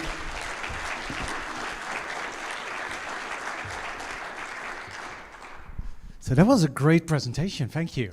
Very informative. And we actually have a few more minutes for some questions. So is there anyone in the room or remote with a question that you would want to ask Mike? Please come forward to the microphone. Is it? Check if it's turned on. Is it turned on? Too far? Flip the button. 1, 2, 1, 2, 1, 2. Here you go. Mike, awesome presentations. I wanted to ask a question, being an HSM developer and having dealt with PKCS11 for a long time. When you migrate into the world of PKI where you start to bundle keys, hybrid or composites, and you're dealing with that and trying to keep that under proper lifecycle management, and you're trying to deal with these keys as a new concept, not just a key, but a set of keys. Do you see the role of HSMs having to evolve in that if you do decide that you're going to use dilithium with RSA or ECDSA, that it's the job of the HSM to maintain those two things as a bundle? Or do you see that keeping in the realm of the applications? And if the application keep having to deal with these things, it will make the world of application development way more complicated, and it's already quite complex. So how do you see this thing navigation, or how do we navigate to make the world safe, secure, yet, balancing these two concepts? Great question. This comes up every IETF. Near fistfights in the hallways over this topic. I think the core of that question is there is complexity. Where do we put it? And generally speaking, we want to bury it where the experts, the HSM developers, the library developers, the PKI software just hides the complexity, and we don't want sysadmins to be able to shoot themselves in the foot with it. So I think the lower down we can jam all of that, the less people are going to get it wrong. The details, of course, have to do with which kind of hybrid you're trying to use. If it's a parallel PKI, then the HSM, in fact, should not be aware that these are related. If it's composite or if it's Icera catalyst, maybe they should. Maybe the lifetimes of those should be tied. Maybe you should not be able to revoke one without revoking the other. So I think if we can get HSM support, especially for composites, I mean, if composites at the application level, we're treating that as a single key object. If that propagated down to the HSM, and the HSM also treated it as a single key object, that would make management easier and more secure. There is one little trick that we haven't really addressed yet with composites, which is what if, say you've got an elliptic curve and a dilithium smushed together as a composite, what if I declare the elliptic curve to be key compromise? What do I do with the dilithium half of that key? CAB forum requires CAs to check key compromise lists when accepting a CSR. Do we have to open a composite and check each component independently? Like there's some subtlety there that HSMs might be able to help with. Cool. One final question, and I'll leave the. You're also involved with attestation protocols, where you're trying to get a device to do an attestation on a key. Given the post-quantum transition, at some point, those attestation might have to be signed using both classic and a PQC signature. Is the attestation evolution thinking in those terms, or right now we're trying to do a single key to attest another key? We'll deal with PQC transition later. Another fabulous question. Yeah, and that also, I mean, that speaks directly to the NSA's call for 2025 secure boot chains, because key attestation is intimately linked to secure boot. So we have, I think the answer is no. Nobody's really talking about how to do PQ or hybrid key attestation, and that one's actually going to come up really, really fast. So, yeah. Okay, so there were a few good questions. Are there any other questions from the room or maybe remotely? Yeah, we have a few questions remotely, and we have one here in the room. Shall we first take one remotely while you get up to the mic? Sure. Yes. There's many questions in the chat, so we'll start with this one. How can we integrate PQC into VPN protocol? Good question. I'm not personally involved in the IPsec-ME working group, the IKE v2 working group, but I know that there's close to a dozen PQ drafts that are fairly mature within the IPsec-ME working group. So that's allowing for hybrid certs, that's expanding the bandwidth of the SA setup phases to allow for the larger key sizes. That work is actually pretty mature. So PQ support in IKE v2 is actually coming along quite well. I maybe should have mentioned it here, but I'm not personally involved. Okay, so let's take one more question remote, and then we close the queue here in the room. We have a few more questions.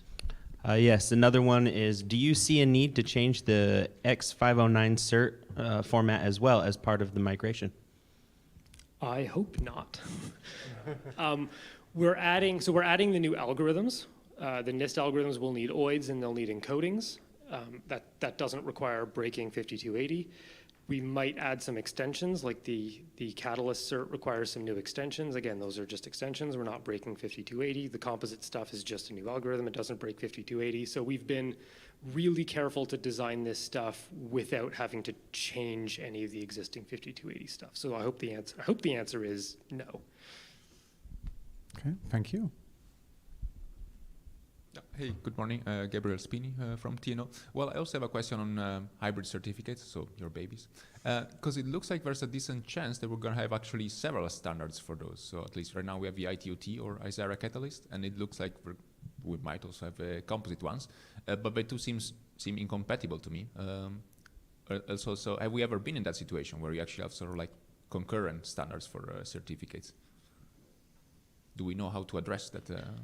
I'm not old enough to answer the have we ever question. I know there's some folks in the room who've been around in the 90s who might be able to.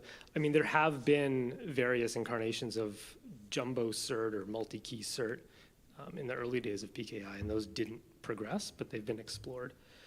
To the compatible question, I think they actually are. I think the Catalyst, ITUT extension-based and the composites, I think actually play nicely because they solve different objectives. The composites are addressing security and only security, and the Catalyst is addressing migration, and yes, it helps with security, but it's primarily for backwards compatibility. And the picture that I showed here, I mean, you could easily use composites and catalysts together. Instead of parallels, you could have a single catalyst instead of the parallel, where the dilithium is actually composite. So you could put a composite key as the alternative key inside a catalyst. I think they are compatible. They do play together in interesting ways, depending on what the use cases are that you need to solve. Okay, so one more question from the room, and then Tim, can we take your question during the panel? Actually, it's a quick comment on what Mike's answer. Well, come quickly to the mic then, and so Mike's already going to know this. Tim Holloway, DigiCert, but yes and no, I think, is the best answer to that question of whether we're going to change X509 certificates, because there's a lot of people who aren't going to want to, and that's the correct answer is if you don't want to change your X509 certificates and you want to do 5280, you will be able to do so, and we'll make sure the technology is available. But we also have the opportunity to change how things work and improve some things during this migration. And we don't want to do anything that will slow it down, but I think this is actually a great opportunity to rethink how PKI works. thank you. Last question from the room, and then we move on to the next presentation. Yeah, hi, my name is Guillaume with Carolina Information Security. I'm wondering, how do you intend to do CSRs for CAM keys? Well, you can't do CSRs for Diffie-Hellman keys, so I think the answer is we haven't needed to so far, we don't need to in the future. I'll shameless plug, I do have a paper that I did with University of Waterloo Douglas Stabila and Microsoft Research on ChemPops. So we did develop a zero knowledge proof. We call it verifiable key generation. And so you can prove via zero knowledge proof that you were the one who ran the key gen, and that you can stick into a CSR. So I do have a paper out on providing it, but given that we've never needed to do CSRs for DH keys, I think the one case it might come up is if the auth-chem, the chem TLS draft proceeds, then we're going to need to do chem keys at scale for web PKI, and then we really would need a CSR. But we haven't yet, so I don't know that we need to going forward unless something changes. Thank you. Okay, thank you, Mike. Thanks for the presentation, and please give Mike a big applause.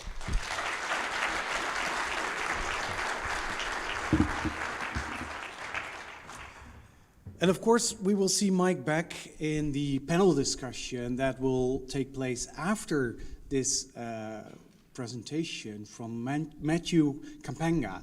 Matthew, where are you? Okay, if you can come to stage. Matthew is the Chair Quantum Safe Cryptography and Security at ETSI. And he's also the Senior Principal Engineer at Amazon Web Services. And today in this presentation, he will talk about the post-quantum cryptography at the European Telecommunication Standards Organization, ETSI, in Europe. Welcome, Matthew, and thanks for being here. Thank you.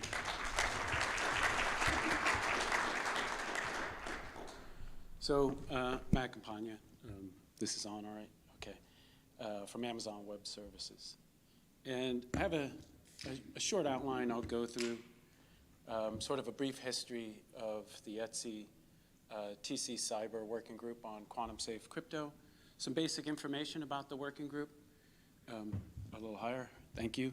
The work that we've done so far, which are largely technical recommendations, so not normative standards, but one normative standard, and I'll go into that one in a little detail on its purpose, as well as the current work items and how they relate to some of the things that we heard here so far today. And then finally, how to participate within ETSI if you're an ETSI member. And then go through a little bit of how that, my role at Amazon Web Services along the migration path for PQ and why we're participating in these various forums. So first, ETSI, for people who aren't familiar, is the European Telecommunication Standards Institute. There are regionalized standards bodies focused on information technology systems. There's 29 technical committees, and they can produce what are called normative standards, TS, and European standards. There are 17 industry specification groups. They typically produce technical recommendations, and then 2 open source groups that are focused on producing open source software. It has a special role within Europe. So to produce harmonized European standards, there's 3 organizations that can do that, CEN, CENELEC, and ETSI. And this is usually for the purpose of European Committee, the European Committee EU regulations. So typically that work comes in as a request from the EC or the European Trade Association. It's funded by its members. So the people who are building products are the people that are really directing the work within ETSI. And then, as I said, it's also funded by the European Commission and European Free Trade Association. And the current Director General is Luis Jorge Romero. And it's located in Sofia Antipolis, which happens to be in the south of France. I don't advertise that at work. So a little bit of the history of the working group on quantum safe crypto. It really started as the output of the first ETSI and Institute for Quantum Computing at the University of Waterloo's Quantum Safe Cryptography Workshop.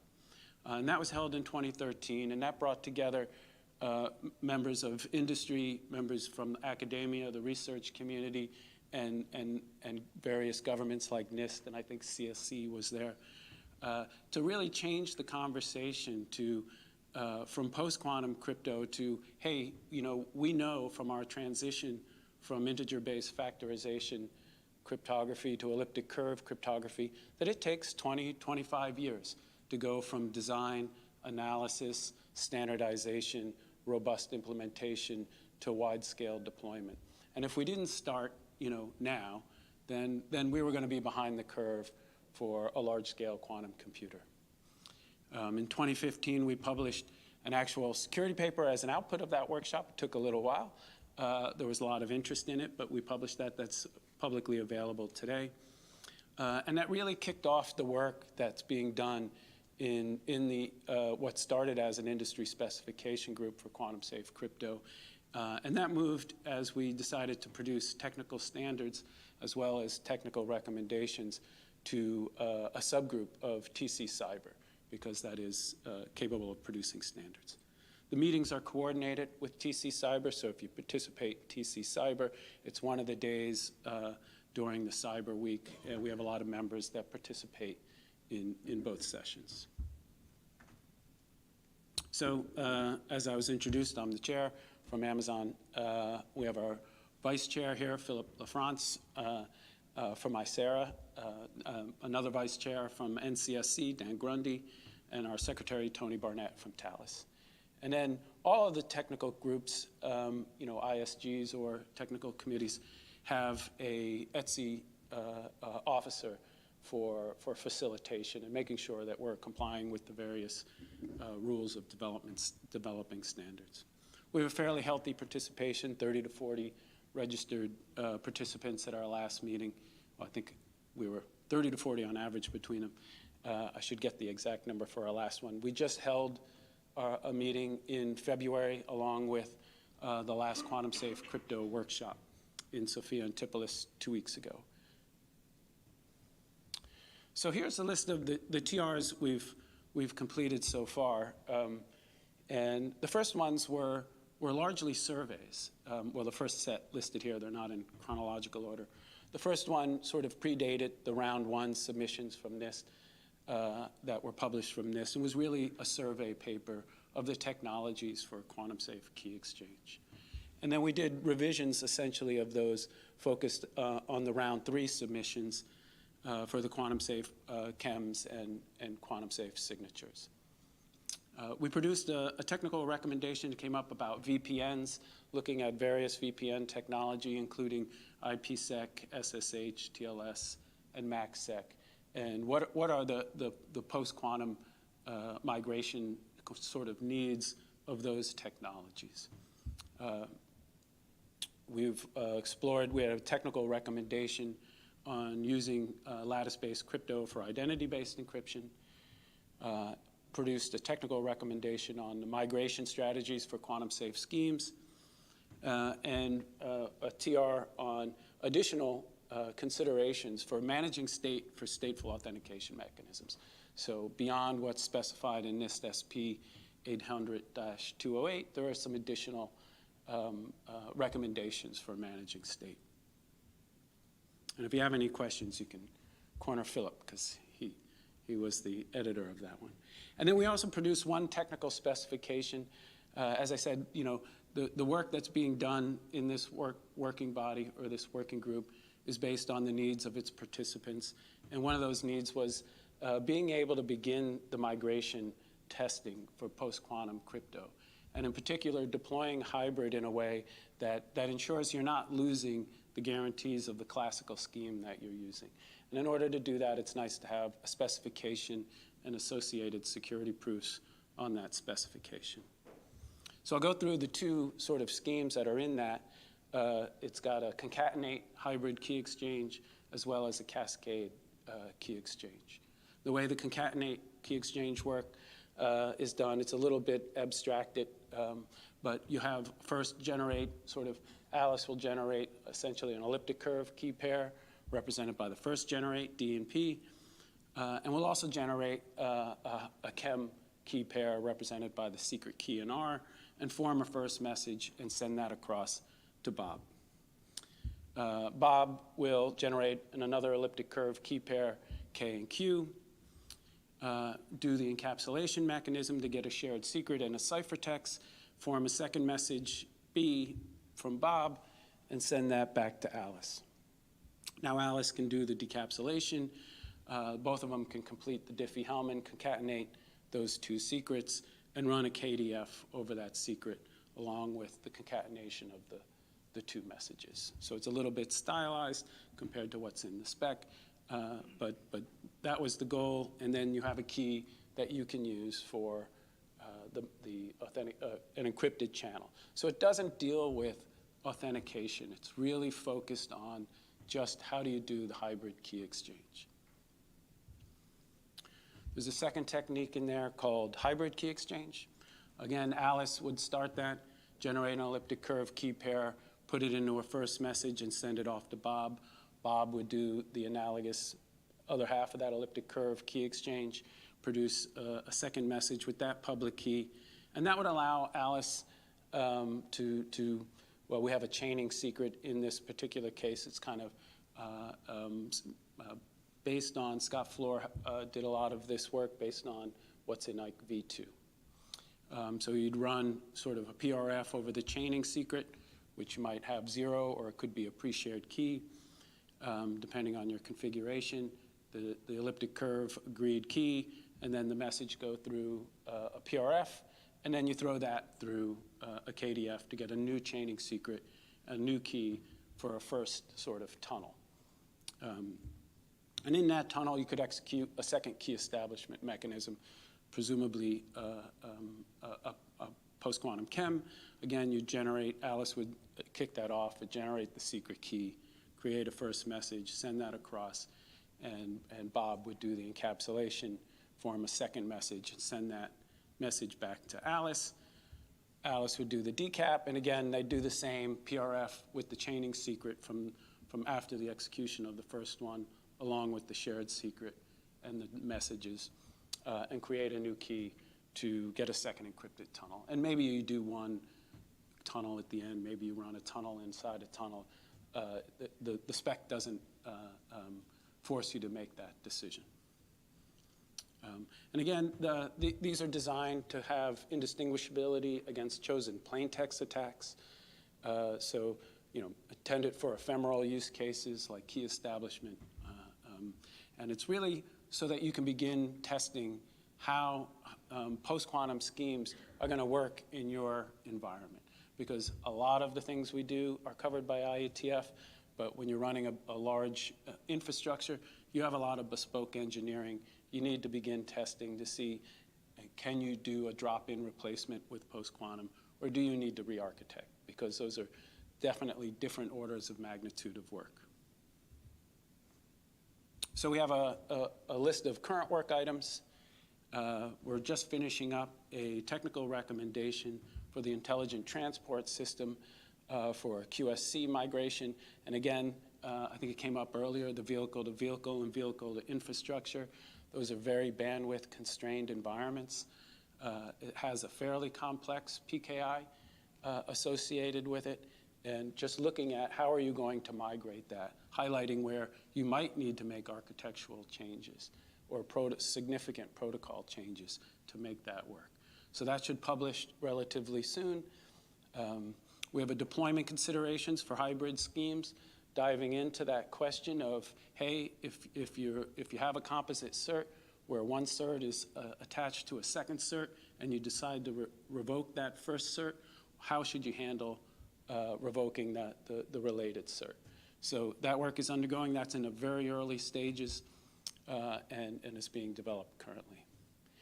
We're in the process of updating that quantum safe hybrid key exchange specification, looking at providing indistinguishability against chosen ciphertext attacks. So kind of like the PGP email situation, trying to have a solution that can be used for beginning that testing and migration.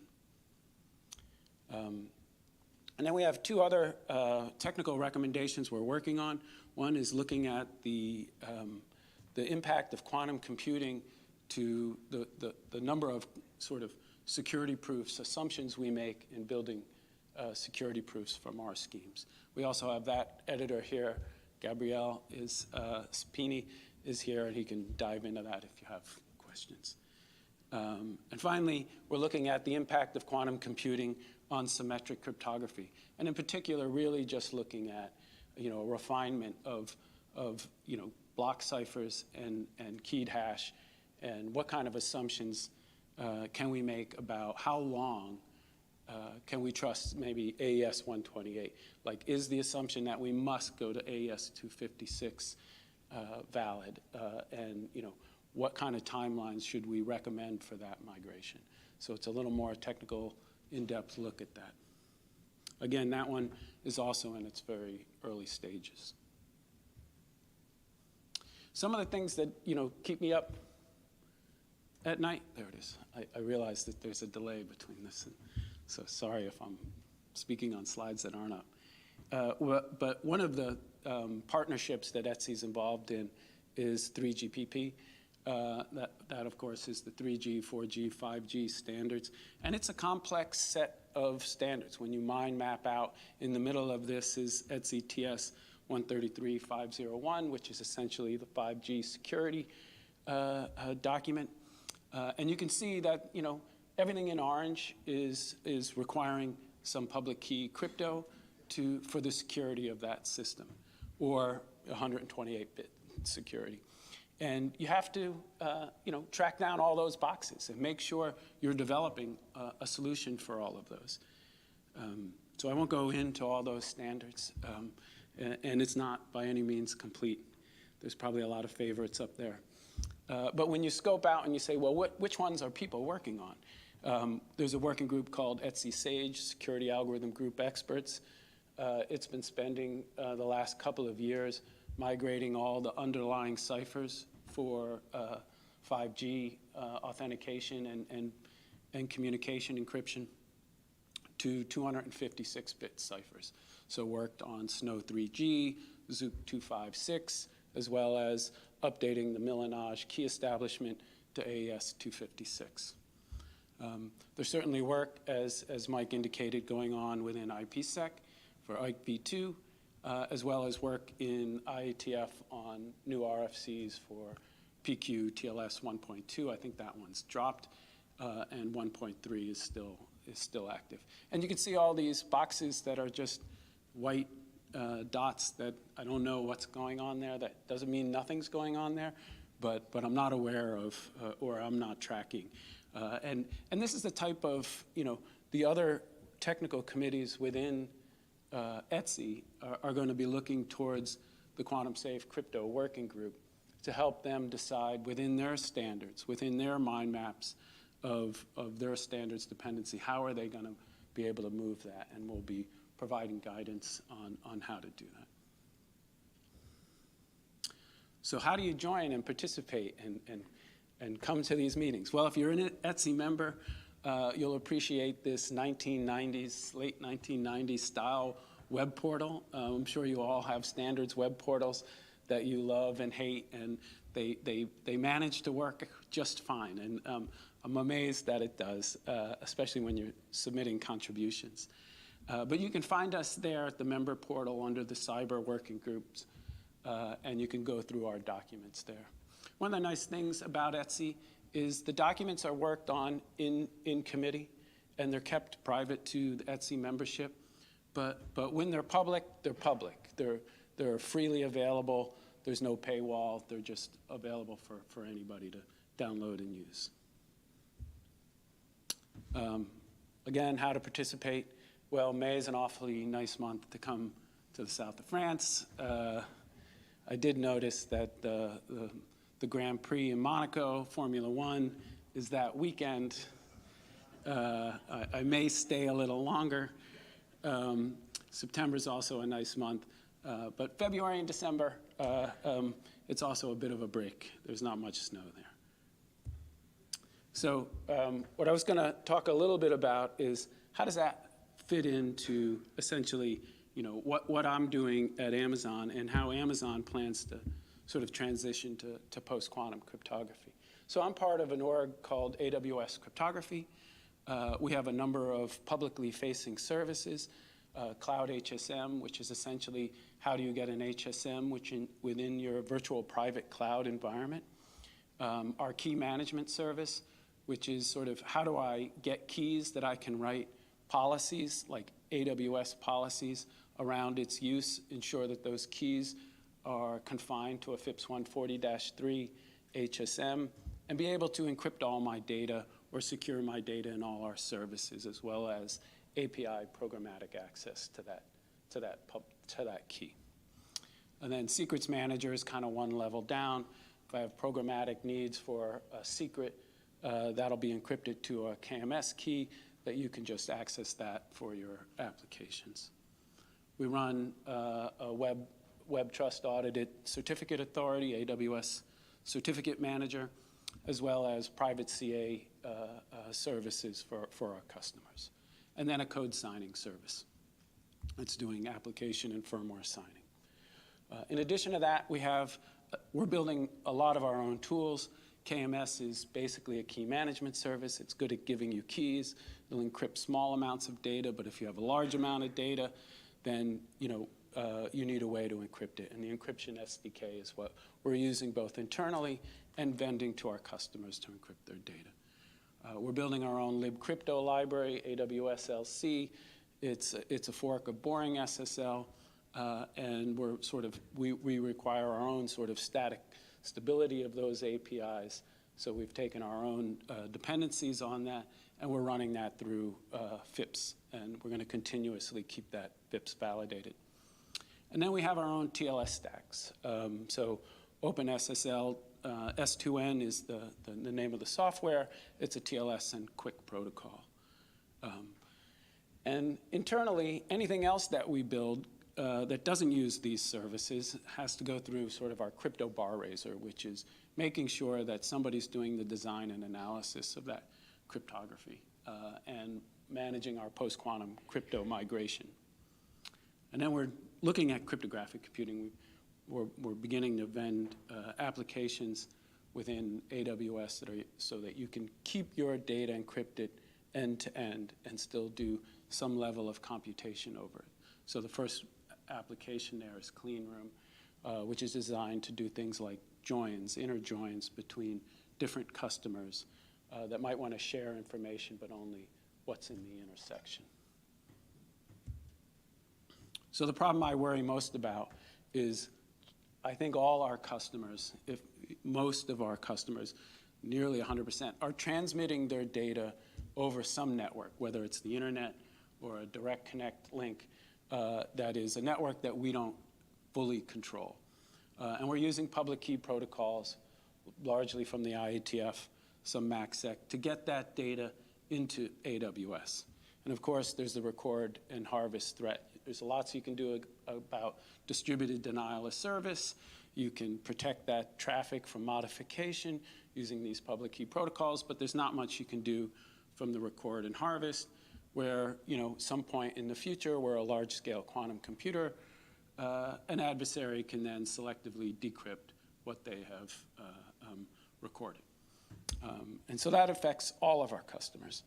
And so we don't exactly know the security lifetime of all of our customers. Some of them tell us, we just make the assumption it's as long as you can reason about the security of our cryptographic systems.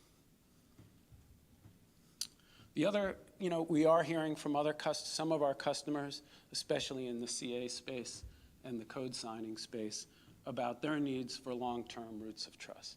So authentication happens in the moment, as long as you're verifying signatures, classic signatures before there's a post-quantum computer, you can be reasonably certain you're getting authentication. But what you have to prepare for are what are the situations where, because you've made the decision to burn in that root of trust, or you're in a manufacturing environment where you're not going to have an opportunity to update that device before a quantum computer, then you need to start thinking about, when do you burn in post-quantum roots of trust.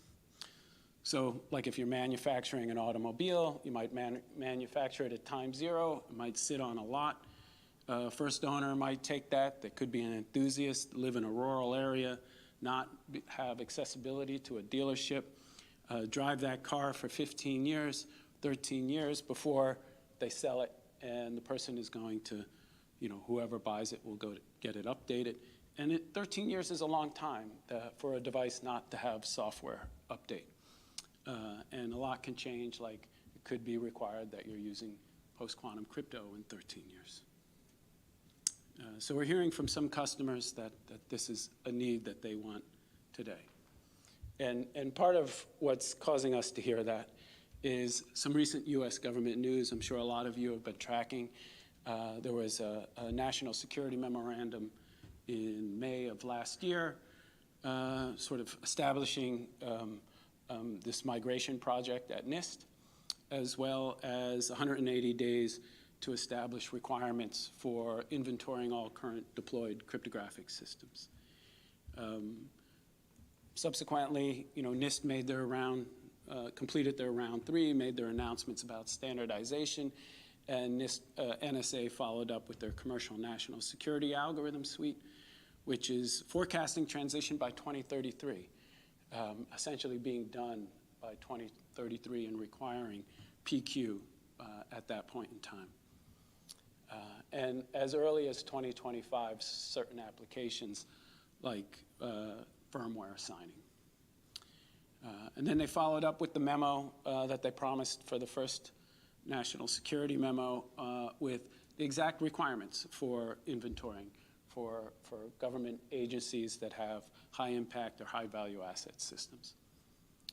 And then they followed with a piece of legislation basically outlining that procedure for all agencies, federal agencies. So what have we been doing to preparing? I mean, we've been participating in the core standards area, in particular, the NIST process. We have team members that are on Kyber, dilithium, Bike, Psych, and Sphinx. Sad story about Psych. I don't want to get into it. ETSI, we're continuing to work in the ETSI quantum safe cryptography space. We're working within the IETF. We had a TLS 1.2 draft. We've dropped that. We're participating in the 1.3 draft for post-quantum TLS. We have members active in the SSH, PQ SSH draft, as well as the X509 work to add in post-quantum keys for signatures and chems, and similarly for Quick. And we're also deploying it. So we've been running PQ hybrid in our production system since 2019. At the end of round 2, I think maybe it was round 1, and then we went to round 2, and then round 3. And we're building that into our TLS implementation. It's in our main line today. It's in our core crypto library today. And it's available for use within our production servers within the AWS crypto space, in particular the key management service, the AWS certificate manager, and our secrets manager. And we built that, like I said, into our core crypto libraries, and that stack is deployed everywhere S2N is deployed. The Cypher suite is not turned on, but it's in our continuous development pipeline and development. So it's being deployed constantly every time we redeploy our servers, whether that's S3. I don't know all the front ends that are using S2N, but certainly S3, probably our largest fleet, is deploying that software today. And our goal is to keep that software up to date, to keep pace with the process at NIST, to have it be continuously integrated into our software so that when it's a standard, we're ready to enable those Cypher suites and turn on all the SDKs. Today, you kind of have to opt in to use it on our software development kits. We were very cautious about that, make sure our customers are making conscious decisions, because we know it's going to change between now and when NIST is done with their process. And we don't want customers baking in an SDK into their software that they're vending to their customers that they can't regularly update. So we're not turning it on by default until we get through the NIST finishes their process. And then we're participating in a number of collaborative environments like the National Cybersecurity Center of Excellence. I had to look it up just to make sure. And Waterloo's LibOQS project. So this is how I see AWS in a simplistic way in migration and why we're working in these various spaces. So I look at all our external clients and how they're communicating to AWS.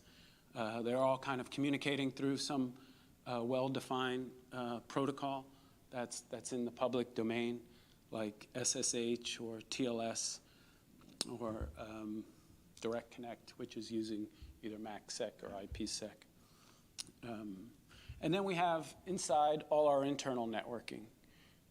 Again, some MACsec, some layer 1 encryption, VPC encryption, which is sort of fabric encryption for your virtual private cloud environment.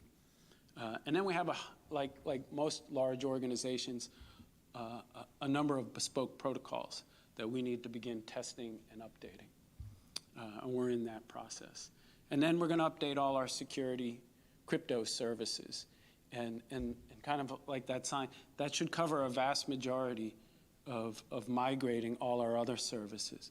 But just like those other internal bespoke protocols, we have individual engineering work to be done on all those services. But we're starting from the outside in.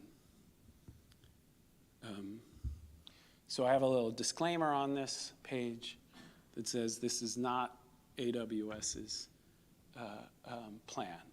This is my personal opinion on how fast I think you could prudently move and the steps in doing that. So the current phase that I think we're in, and we've been in for a while, is inventorying of existing systems, identification and development of new standards, developing those migration plans and testing them to understand if we can just migrate or do we need to do significant re-engineering.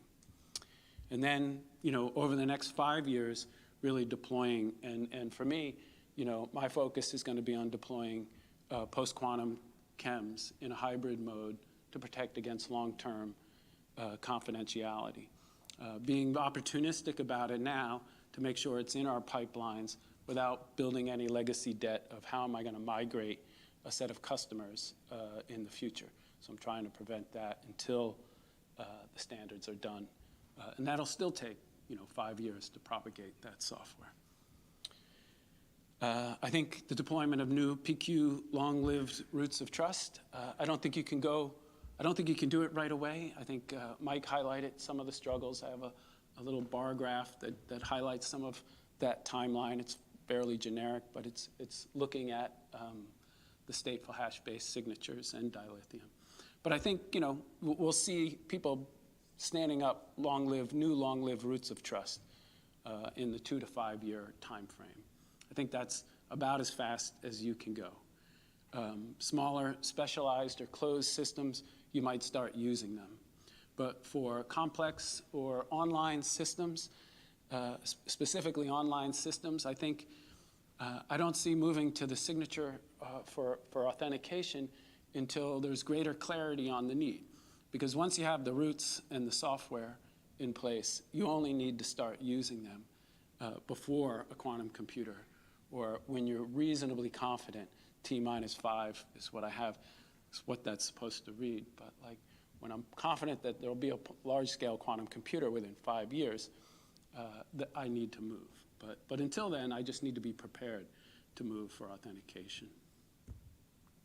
That's different for firmware, of course. Firmware systems you might need to deploy earlier. So a timeline for stateful hash-based signatures, we have a spec, NIST SP 800-208. As somebody highlighted, there isn't an implementation guidance to use as well as test vectors to get FIPS certified. So once that's done, you now can create a conforming implementation. There's a delay, right? The current delay for a FIPS 140-3 certificate is 570 days. We monitor that like everything else at Amazon. We have a dashboard. We look up every certificate as it goes through the process. And that's our It's off by a day or two every so often, but that's the current weight. So you can't really, if you model, it's going to take 2 years to get implementation guidance, and then another essentially 2 years to get FIPS certified. Well, that's 4 years to stand up a root. So if NIST pops up their implementation guidance and test vectors, essentially that's still 2 years to be ready to stand up a root, which will get you in at 2030, 2025, just under the wire, I think. So still possible. And then you can have your root CA ceremonies. And depending on your environment, how long it takes to distribute those roots.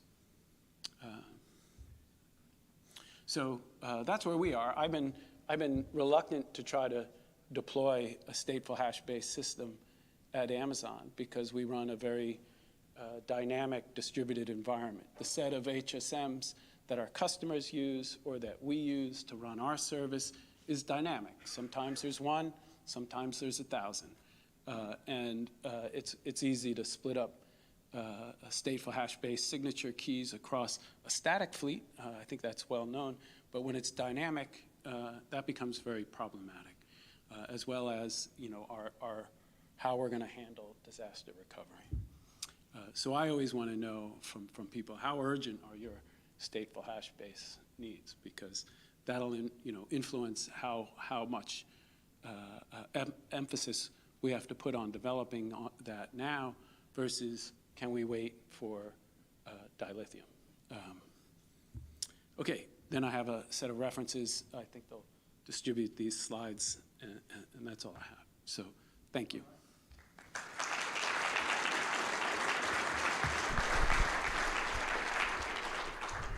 Thank you, Matthew. That was a great presentation. And let's check the time. We do have a few minutes before we starting the panel discussion. So, are there any questions from the room?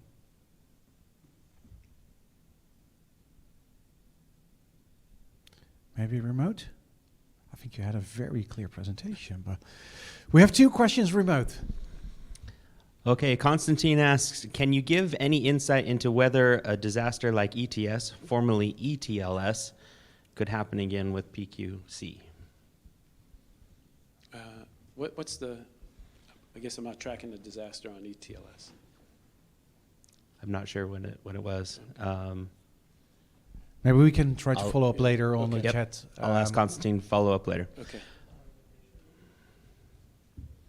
Was there another question? So the other question, Juan is asking, is it expected to hear in the near future about an update to ETSI TS 119.312, where it is recommended to migrate from RSA to RSA PSS or ECDSA for 2025? I'm not tracking. Is that it sounds like that might be from ESI, and that's the Electronic Signatures and Infrastructure Technical Committee. But I'm not familiar with that specification. But those are the type of things that I think the QSC Technical Committee is going to deal with. It typically gets enacted through a liaison statement. So like somebody who's a member of that standards organization, that working group, would contact QSC and ask for guidance. And then we'd probably contribute to that. Actually, I think we have scheduled a meeting with ETSI ESI and TC Cyber on the post-quantum topic. I think next week or in a couple of weeks. So maybe we have some news by then. Might have news by then. Okay. Any questions from the room?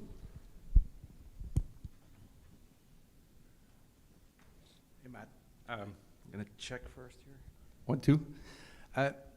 I haven't heard anything, Matt, about the quantum transition, about digital signature, and there's a topic out there having to do with hash then sign versus just sign, and the impact that this is going to have, especially if you work in hybrids and so on. Is anyone in ETSI and in the standards that you were showing, especially with SIM cards and tiny devices, is anyone looking at those two that debate, I guess. And is there anything going on there? There's nothing, that topic hasn't come up in QSC. Okay. I mean, we are looking at adopting, you know, and sort of what comes out of the NIST process is where our focus is when it comes to adopting, you know, a standard like dilithium. So no one has... So it hasn't come up. Thanks.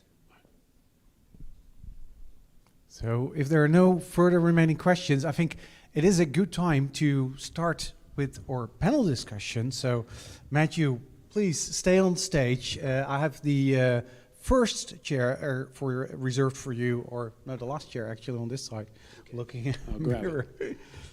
And I would like to ask Mike and Renee also to come back to the stage. And then we have Chris Hickman. Welcome. Chris is the Chief Security Officer at Keyfactor. And Chris will be here to moderate our panel discussion.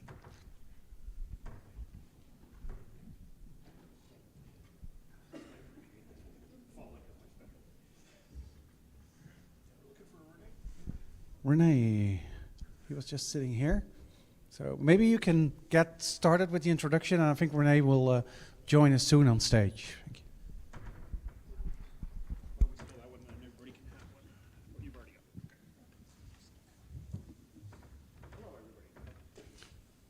Hello. Hey, it worked. My name is Chris Hickman, Chief Security Officer at Keyfactor, walking in the shadow of these giants today. So I am going to try to ask not dumb questions as we go, but appreciate the opportunity to do this. I also invite our folks who are online, please submit your questions. And if you had questions that didn't get answered in the first round, this is another opportunity to ask them. We will try to leave as much time as we can. We have a few people up on stage. I'll ask you just if you wouldn't mind to reintroduce yourselves for everybody, or those who may have joined online a little bit late. So Matthew, why don't we start with you? Matt Campagna, I'm from Amazon Web Services. Mike Ellsworth, Entrust. Great, and I think joining us shortly will be Renee, and Renee is with NIST. So we'll get started here, and I've got a couple of questions that I've jotted down, but I want to make sure that we also leave time for those folks who are in the room and online. So the first question I was going to just ask, because I rarely get a chance to ask such distinguished individuals these questions. Recently there's been a lot of publications about crypto. Crypto seems to be becoming much more of a hot topic these days. Looking at it specifically, recently there was one that claimed to break RSA 2048. I think it was a group out of China.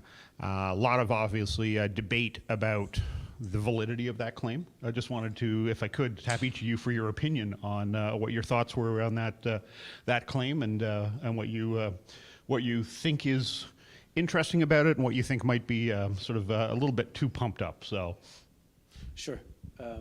Certainly when those, I'll say, papers that read sensational come out, it puts, at Amazon, that's a Sev2, and you get paged, and you begin analyzing that paper, looking for, is it, what is the truth of this paper? And that's what happened when that paper was published. We produced sort of our public speaking points on that. And they basically netted out to, they're making an assumption here. I forgot the name of it. But the assumption that paper was predicated on was still a super complicated or high complexity problem to solve. And so while their result is dependent on solving this other problem, it's still unknown how efficient that, or it's believed that that's still computationally infeasible. So those things cause a lot of stress, both on the individuals at companies, and it would be nice to see, papers being vetted a little more for just how sensational they sound when they're published. Please go ahead. A good point to remember there is that we're concerned about quantum computers, but of course the classical attacks are still coming. RSA might fall to a classical attack before it falls to quantum, or the recent, was it ECDSA psychic signatures, where an implementation just forgot to check for the 0 point. Like these things somehow still happen even to our tried and tested crypto, and it's a good reminder. And Renee, curious to get your opinion on this too. The question that we were just sort of contemplating is the recent publication of the fact that RSA 2048, claims that it was compromised or broken in some respect. How does NIST look at those, and what what are your opinions on those sorts of claims that I think the general impression is that they're somewhat sensationalized? The RSA paper, yeah, I saw that paper. I want to believe that the press made kind of irresponsible announcement that it wasn't the intention of my Chinese colleagues to tell the world that they could break RSA with a quantum computer with just 300 and something qubits.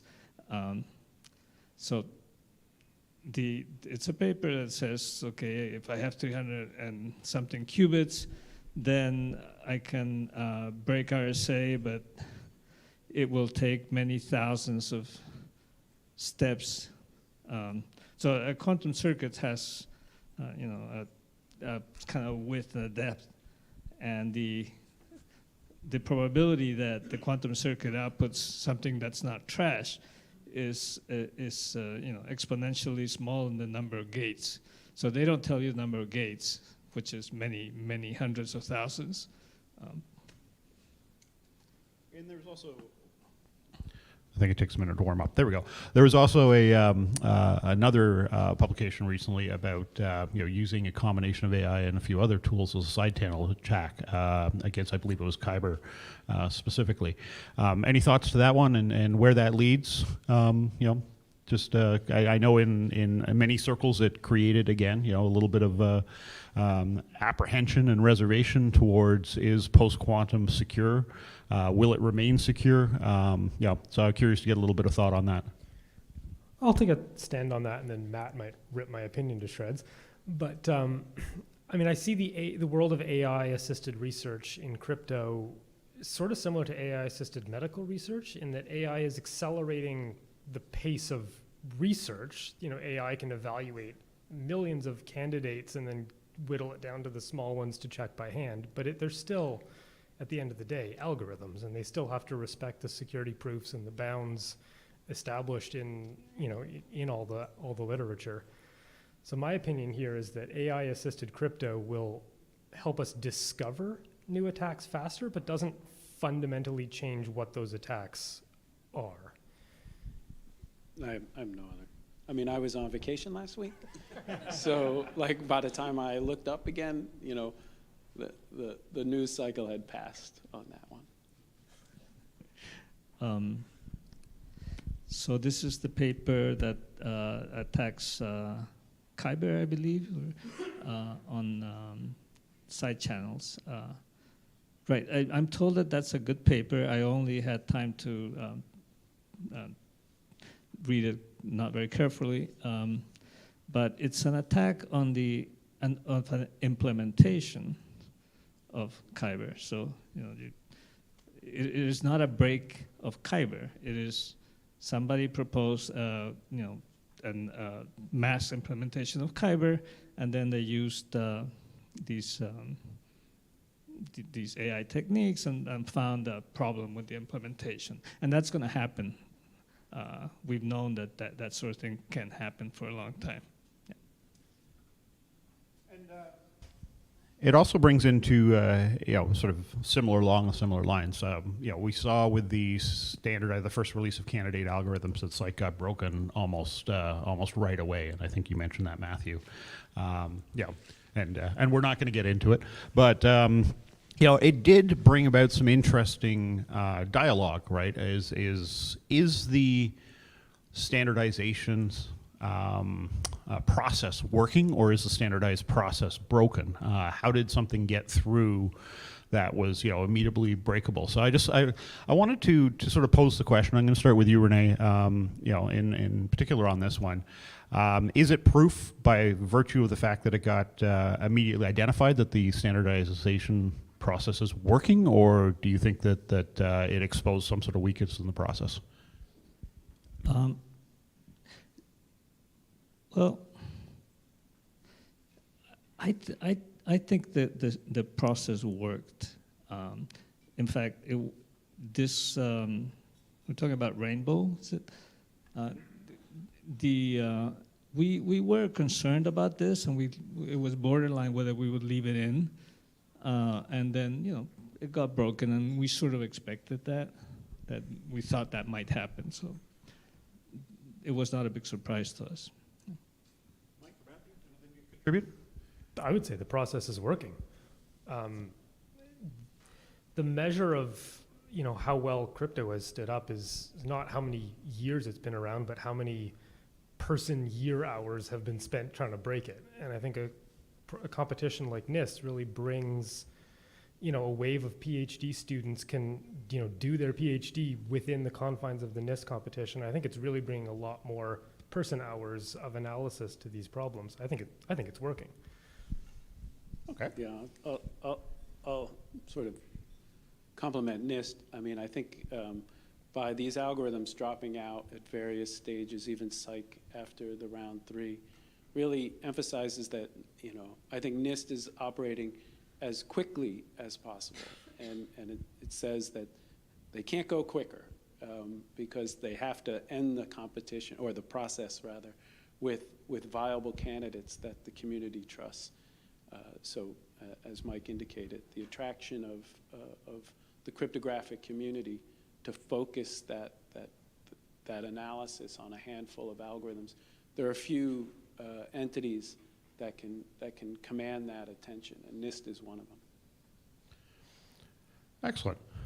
And so it also sort of another point that we're hearing a lot of is NIST has traditionally taken a track, and I think as was mentioned earlier, of a single algorithm, one solution to solve one problem, which didn't work as was previously done. But I think it's going to raise an interesting problem, which is, are all things going to be compatible with all things? How are people going to pick and choose the right combinations for their organizations to keep them secure, and how are they going to remain agile within the maturing of those, if you will, of weaknesses that are discovered along the way? Curious to get your opinion on going from kind of a vanilla to and chocolate approach, right? We had RSA and ECC to having one of 10 or 15 flavors of crypto available now, and subtleties of key sizes and everything else. How are organizations actually supposed to really take that into account and start to look at the things that are actually going to work for their organizations, and remain compatible across various different ecosystems, not only within their own organization, but extending out to business partners and things of the sort? With difficulty. I to borrow a line from my own talk, I mean, we all have an intuition about RSA 512 with MD5.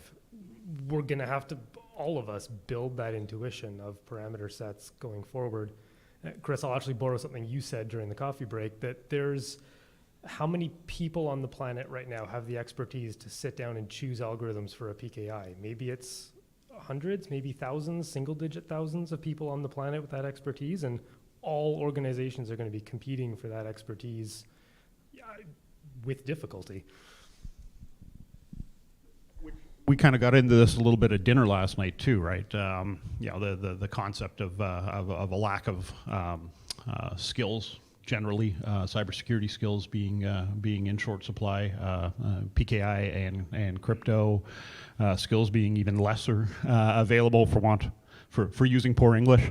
It's going to create a very interesting set of issues for organizations as they not only try to move down this, but then actually practically try to implement it. I'm curious, Matthew, from an AWS perspective. I mean, I think we'd all look at AWS as probably having larger budgets than most of us collectively in this room. And I've looked at your timelines. If it's taking that long for an organization like yours, what do you see for your customers, and what's the story that your customers are asking you to share with them about their experiences so far, and what you anticipate your experience to be in trying to implement some of these things at scale? Yeah, I guess I'll start with Amazon has a set of leadership principles, and frugality is one of them, and that applies to our engineering, where we really are focused on what our customer needs and what our customer wants. So, while the overall budget may be large, but we're fairly frugal in trying to stay agile to meeting that customer needs. We certainly hear from a lot of customers, variety of different flavors, from customers who are all in and they just want to know, hey, you're tracking this, right? So when the standards are done, I'm going to get the benefit of those standards in your protocols. And it's one of the reasons why we've been deploying now, making sure it's in our pipelines. So not only that we know that it'll work, that we can forecast to our customers that we're going to provide that to them. And they can see that pipeline and track that progress. That's the majority of our customers want to know that. And then we have other customers that are using services like CodeSigner and have specific timelines that we're having conversations with and figuring out, when do we need to offer these hot, signature schemes, new post-quantum signature schemes. Just out of curiosity, sort of a little bit of a switch here.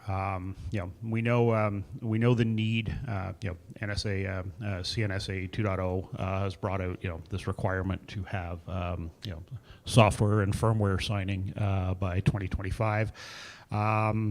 Curious if you can give us some insight on what you see is going to need to change within ecosystems to support that. We've certainly talked about different approaches to hybrid and so on and so forth from the certificate side, but it's an ecosystem that has to support this. So curious if we can kind of go beyond a little bit the certificate and the crypto and the algorithms and see what the potential impact is that to organizations at sort of a larger scale.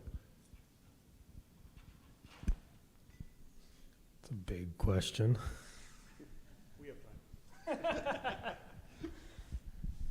Yeah, I mean, it's a cascading problem, right? I mean, several of the talks this morning talked about the lead time of a FIPS certification. I mean, this is not just NSA is US Fed, so that means everything's got to be FIPS, right? They want browsers and web servers, but all that's got to be FIPS at the bottom, right? And what's the lead time? 570-day average turnaround, and of course, the day that we can certify dilithium, there's going to be a 10-mile long queue of people lined up to get it. I expect that's actually going to grow when the bottleneck of PQ. And then you cascade that through. So then hardware, and then you've got to get software vendors who are implementing on top of that HSM layer, and then you've got to get, if you're standing up a new publicly trusted CA, you've got to get that web trusted because it'll be a new environment. All of this chains along, and starting in 2024 and having it ready for 2025 is going to be a challenge. I guess the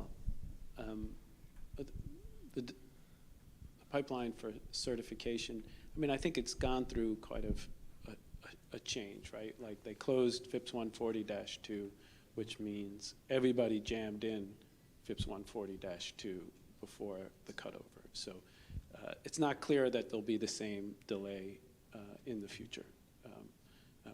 No guarantees, but it's not clear it'll have the same delays.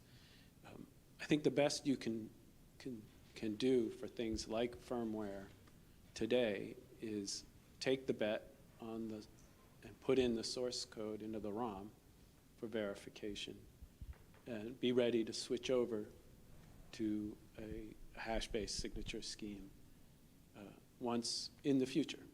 But that comes with risks, because now you're not loading that key in the factory, and the reliability of that becomes, there's always a little breakage when you're doing field upgrade of firmware to download the new root key. So the comment sort of buried in there, you didn't quite use the word crypto agility, but you're arguing not just move to something new, but move to something new and be ready to move again. Well, I mean, when it comes to the boot ROM, you're kind of stuck with it, right? So you could change your manufacturing, but otherwise you kind of have to do it at the time of manufacturing. Yeah, Renee, curious if you have any sort of thoughts on this from just the pure sort of standardization and crypto perspective. Hearing a little bit of how it impacts downstream, if you've got some thought towards that. It looks so complicated. I'm just a mathematician, right? I'm sitting in a room with 10 other crypto, and I'm blissfully unaware of how messy things are beyond my work. And coming here convinces me that I'm okay so far where I am. But one thing I was curious, Matthew, did I understand you right that you don't think we need to worry about post-quantum signatures until we see that quantum computers are within 5 years? Yeah, I would say like for online systems that are always online and upgradable, like then yeah, I think you have time as long as the software and the infrastructure is capable of supporting it. I think that's the longer timeline, is to get those roots installed, get the software deployed, and verify that it's all operational. I think that's the longer timeline. At least for things like TLS, because a TLS server can just turn on at that point the post-quantum verification. Now there are different environments like mutual TLS, and that you're going to have to deploy a little earlier. There's a couple obvious exceptions. We've talked about firmware signing. The other big one is EIDAS. If you're signing legally binding contracts, those signatures need to hold for decades sometimes. Yeah, the question is then, can you upgrade them, right? Can you re-sign them as Loop long back as you over them re-sign them prior to some, catastrophe date, we'll call it. And it does definitely, sort of beg the question for the average organization, right? Still struggling with traditional, classical crypto and so on and so forth. I mean, how long is it going to take for a medium-sized organization to even be able to get to a post-quantum ready state? And it's something we're hearing a lot. I'm hearing a lot as I'm talking to people is they're not even sure where to start today. And I think all of you have mentioned in your talk track, inventory, right? Inventory sort of being the take inventory, figure out what you've got, figure out what the crypto is. Just curious if you have any sort of thoughts or guidance on how organizations actually even start that process, because even step one is to a lot of people very overwhelming. Yeah, I'll tie an answer to the OMB letter on agencies having to inventory their crypto for high value assets. That just caused me to panic because we have government customers, and then when I think of inventorying, I think of every key everywhere and its dependency on a tree on how it stays confidential or authentic, and that just it's too large to fit probably in an Excel spreadsheet. Like it just would overflow. So just that.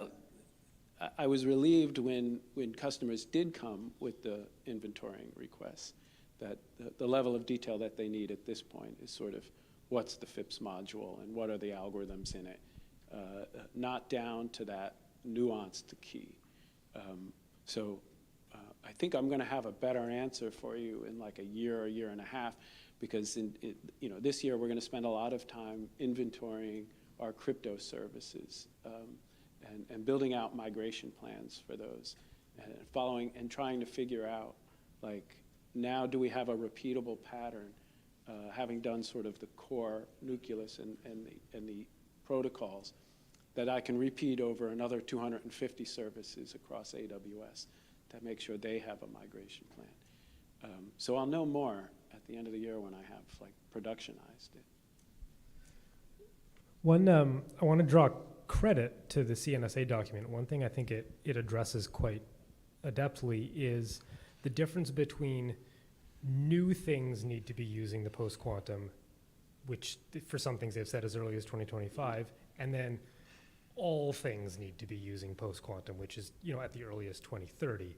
And I think that's a really important point, that 2025 doesn't mean kill. 2025 means start. And then the corollary to that is during that window, you're going to have a hideous mixture of old and new that all needs to work together. And that, I think, is, so I'm speaking as an architect, that I think is the fascinating part, is depending on the details of your environment, what you use crypto for, do you need old stuff talking to new stuff? Or is there an upgradable server in the middle that brokers those connections?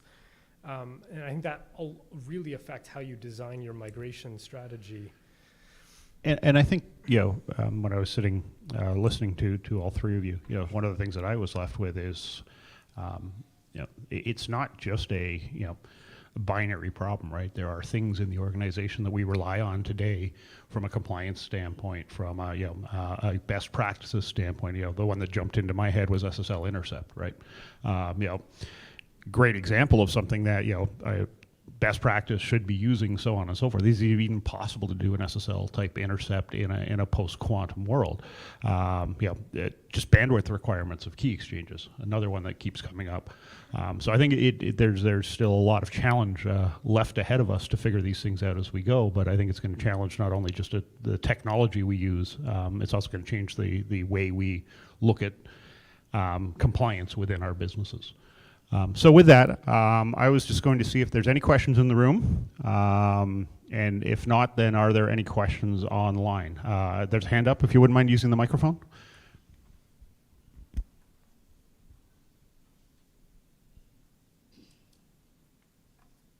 Yes, Gustavo Frederico, working with IOFINET. I'd like to know how can you actually know how fast you have to go? What are the signs that a quantum computer could break these protocols, and where do you look at that, and where do you look for these signs of threats? So I have a theory on that one. I'm gonna play this theory, but I'm more interested in as is everybody else, your opinion. I think when it happens, you probably won't know about it initially, because the people who are going to be successful in doing that aren't in the business of advertising their work. Again, that's my personal opinion, but let's start with Renee. What are your thoughts on that?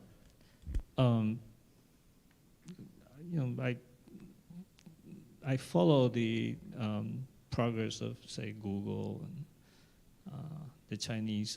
I don't know how to do that, how to follow that.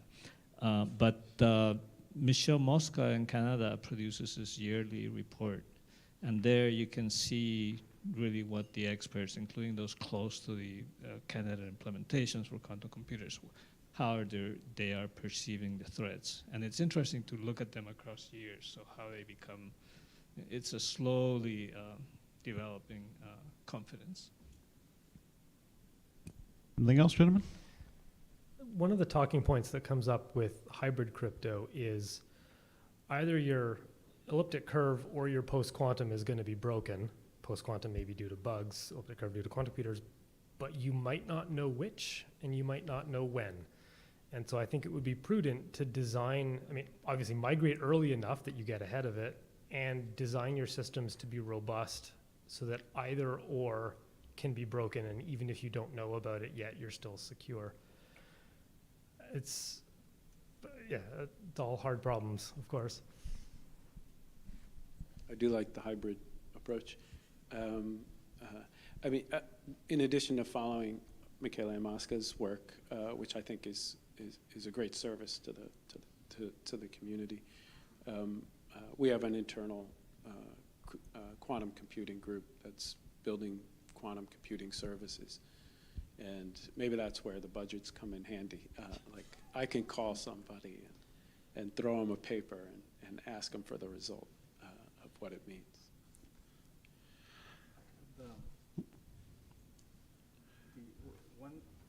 One thing I wonder about, I don't know what to do with this question, is what if we, after 20, 30 years, we land at a place where, sure, we have a quantum computer that can break RSA, but doing so costs $1 million per key to break. And without a prospect of that improving, if we land there, then what happens? I just don't know. Great. Any other questions in the room? Any questions online? No? Oh. I keep looking this way because that's the way I'm facing. Apology to everybody over here, by the way. Hey, still Gabriel Spini. It's a question on, the standards. It's a question that's been asked before, but I'm going to ask it, not in this event, so I'm going to ask it here. So some people were that we're producing too many post-quantum standards. Now we have 1 chem, 3 signatures, more coming from round 4 and the new call.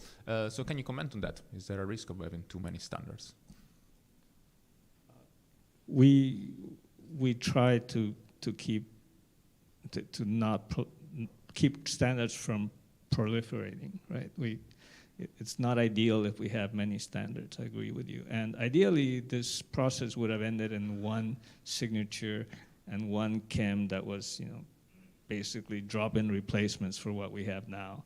But that's just not where we landed, right? So we have for signatures, we have a safe bet that takes a lot of resources. We have a pretty good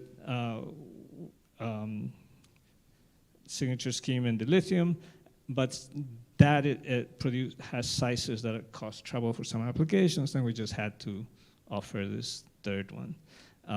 And then we're concerned that we're putting all our baskets into structured lattices, so that's not ideal situation either. That's why we have the on-ramp. Yeah. Great. Thanks. And I think we have one final question. Yeah. Well, I don't know if it's final, but it's the last one for me. I'm curious what the panel's opinion is about worldwide adoption of standards. Like when you publish NIST, will every country follow, like China, Russia, especially for anyone with operations in multiple nations, or are we going to have a bifurcated world of PQC that we're going to implement for domestic markets here, and then when you go to work with partners in other countries, you have an additional mess on our hands?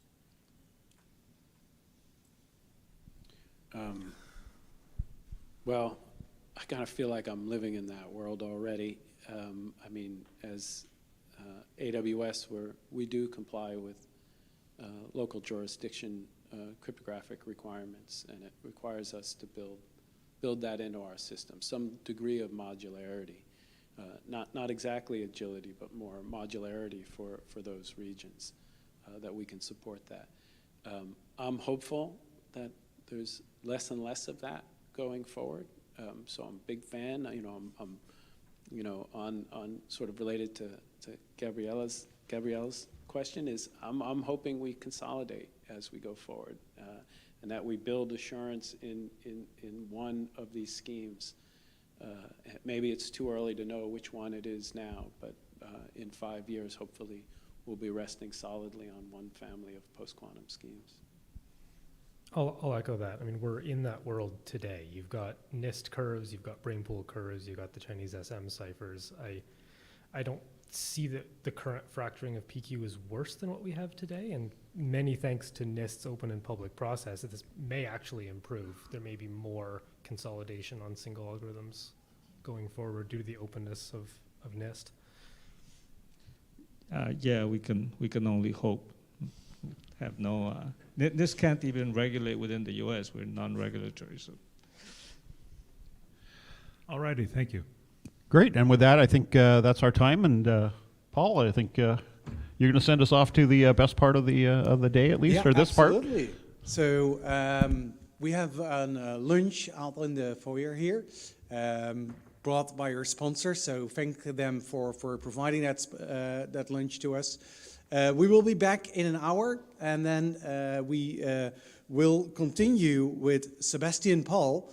We will talk about the usage of a mixed certificate change for the transition to post-quantum authentication in PKI. And that is also kind of the trend in the afternoon, where we really start looking into, okay, how can we make this transition to this new world of post-quantum cryptography that we're living in? So thanks for your time, thanks for the panel. It was a great session to follow. I think very interesting for the people in the room and remote that are participating in our stream.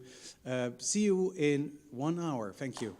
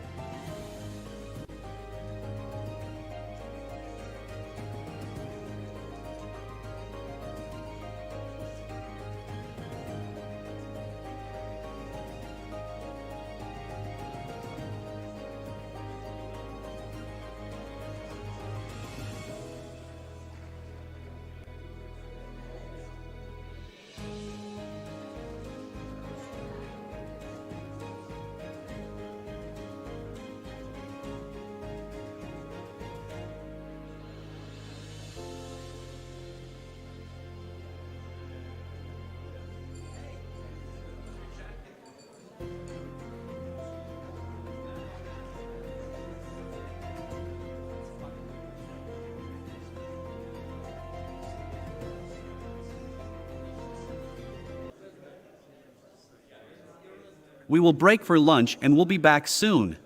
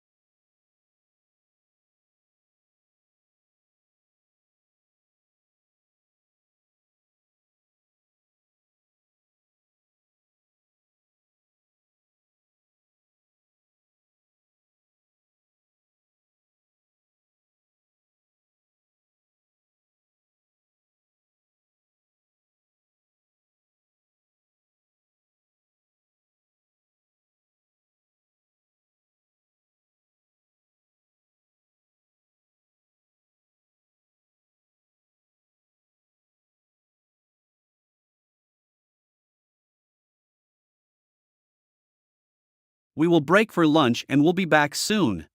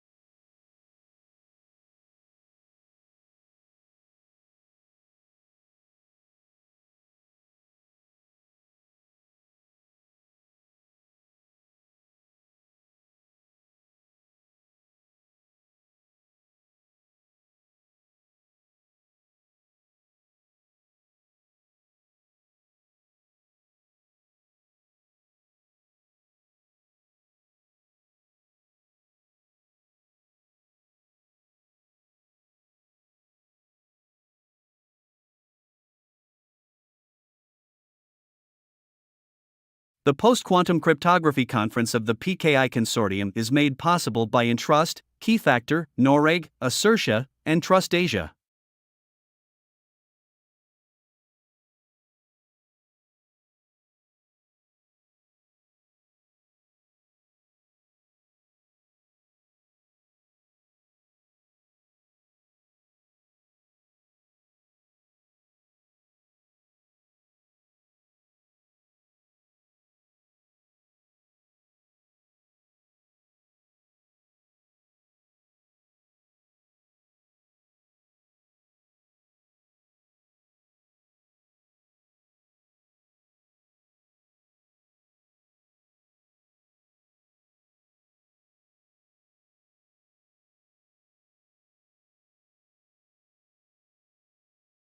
We will be starting any moment.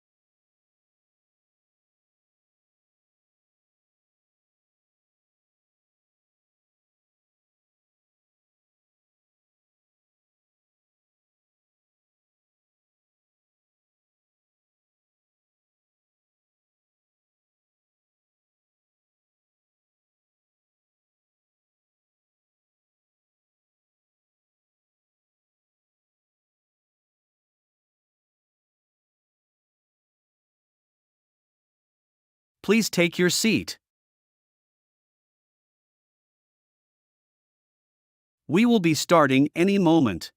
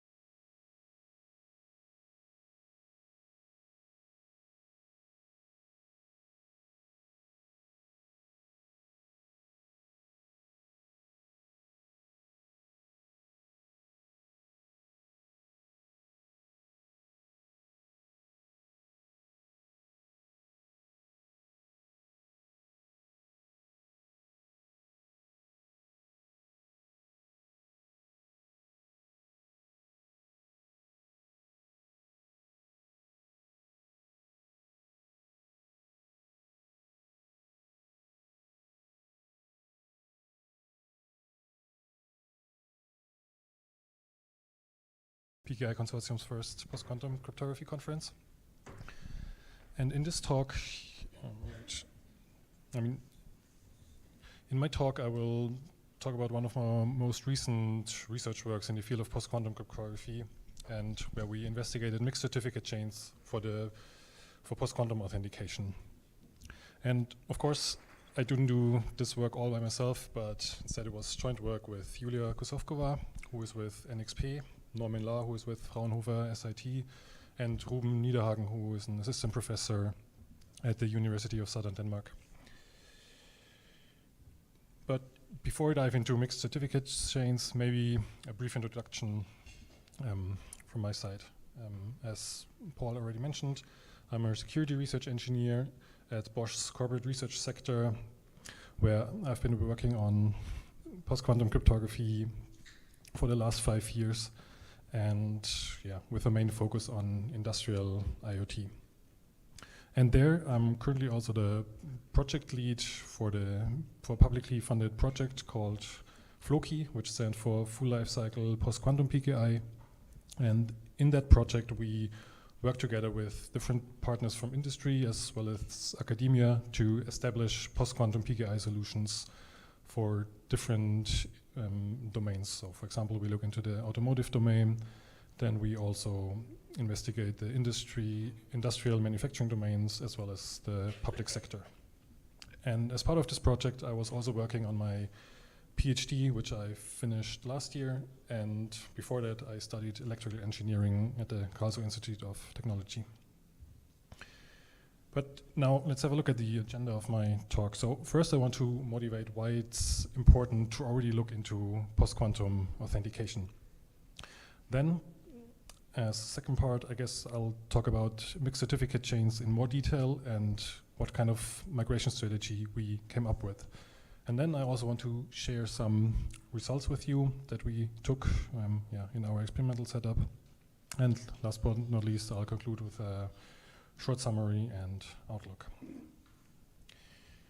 Okay, so why do we even have to care about post-quantum authentication now? And if we look at the existing migration studies and research works, we see that they've mainly been focusing on confidentiality, and only very little research exists that address the topic of post-quantum authentication.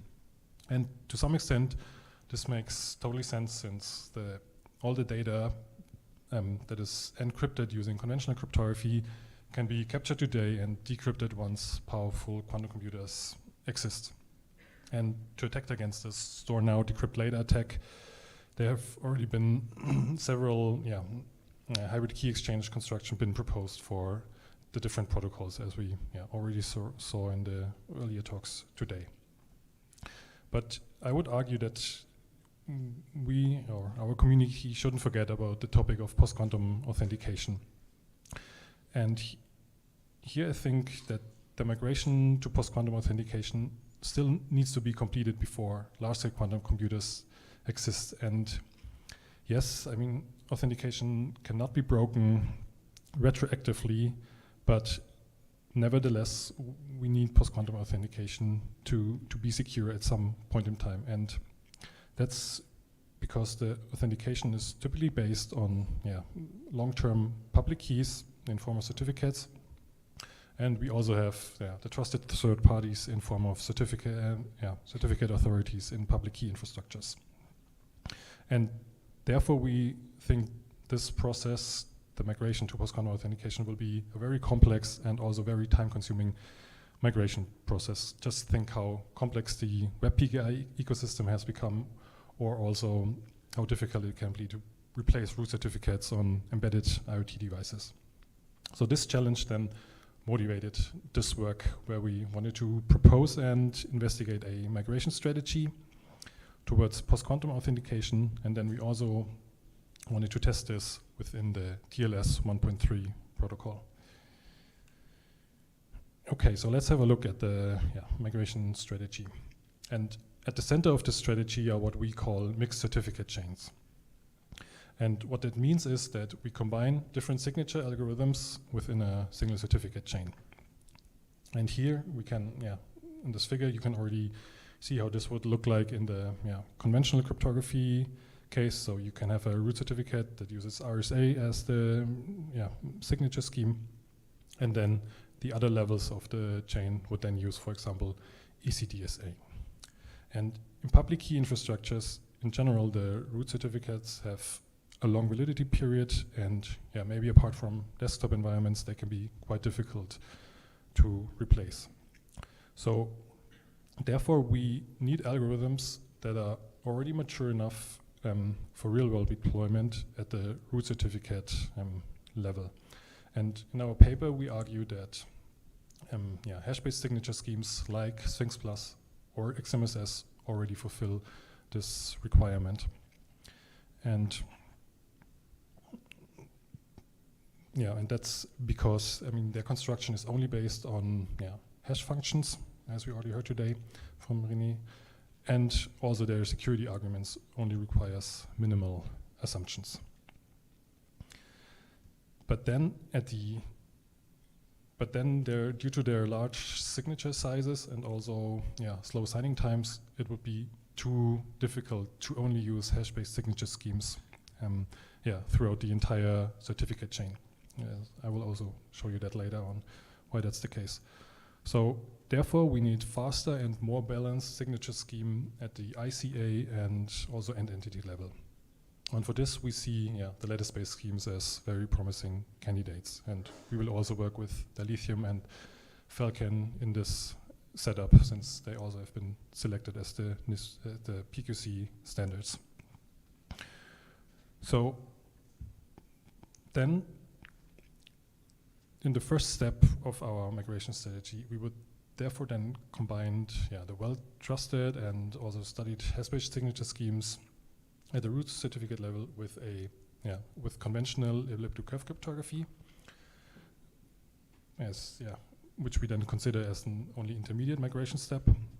So the root certificate would then already offer protection against quantum adversaries, and at the other layers you still rely on the conventional cryptography. And for this to then to roll out, you would basically have to also need to be able to verify the hash-based signature scheme at the ICA and entity level. And then, as part of the final migration step, we replace the elliptic curve cryptography with a lattice-based scheme, so either dilithium or Falcon, to then have a certificate chain that offers a full post-quantum authentication or full protection against quantum attacks. And what do we hope to achieve with this kind of strategy? So first, it should give us a seamless way to move towards post-quantum authentication. Then we also have the advantage that the end entity certificates will be fairly small due to the lattice-based schemes. And with that, we then can get a feasible connection establishment time in protocols like TLS with only little overhead of the additional signature schemes that are also in there. So let's have a look at the scheme combinations we evaluated for this migration strategy. So regarding the hash-based signature schemes, we selected XMSS and two variants of the Sphinx Plus signature scheme. So it's a size-optimized variant that offers a size-optimized variant that offers smaller signatures and also fast verification, and then also a speed-optimized variant that offers faster signing times. Then regarding the lattice-based schemes, we selected dilithium and Falcon, as they are the upcoming NIST standards. And then for the conventional cryptography, we used ECDSA. So, and from this set of algorithms, we then derived 4 evaluation groups. So we have a control group, which contains the regular certificate chains. So they only use a single signature scheme throughout the entire certificate chain. So that's the top one of the table. Then regarding our migration strategy, we basically always have a hash-based scheme at the root certificate level, and as part of the intermediate migration step, we combine this first with ECDSA, and then as part of the final migration step, we also tested this with either dilithium and Falcon.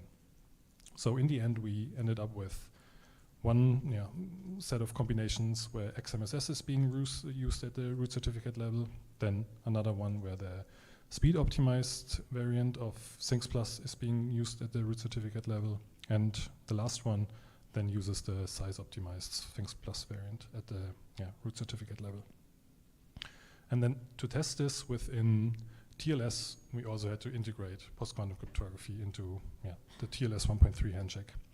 And as in previous works, the idea here that we followed was to basically replace all the conventional cryptography with a post-quantum key encapsulation mechanism and a post-quantum signature scheme. Right, and for this implementation, we then also worked with the Wolf SSL TLS stack, and we also worked with a certificate chain length of 3, and we considered mutual authentication for the TLS 1.3 handshake, because that's also often a requirement for industrial IoT settings.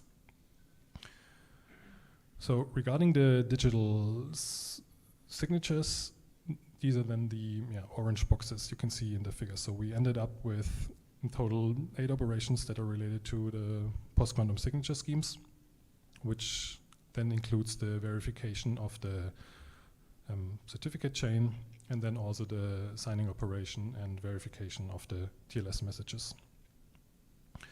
Then we also, and since we also believe that this kind of migration will happen alongside a migration to post-quantum confidentiality, we selected Kyber as an efficient key exchange scheme that provides protection against quantum attacks. So there we also integrated Kyber into the TLS 1.3 handshake, and these are then the yellow boxes in the figure. So there you basically then have the CAM key generation, the CAM encapsulation on the server side, and the decapsulation again on the client side, as well as the messages for the ciphertext, as well as the public key. Okay, so with that in mind, let's have a look at our experimental setup. So we tested this with 2 client platforms, one with an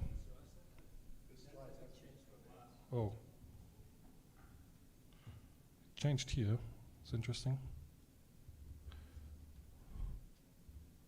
So somehow it's stuck, I guess.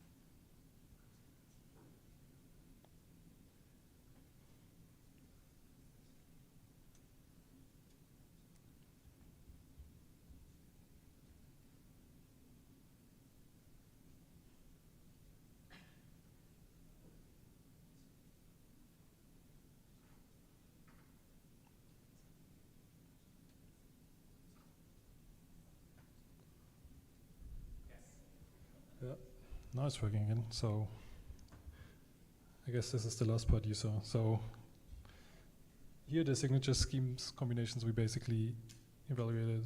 So where either XMSS is used at the root certificate level, then speed optimized Sphinx Plus variant, or the size optimized Sphinx Plus variant.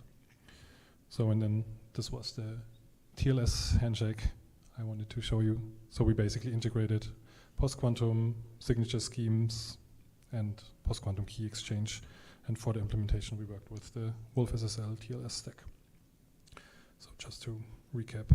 So now let's look at the experimental setup and some of our results.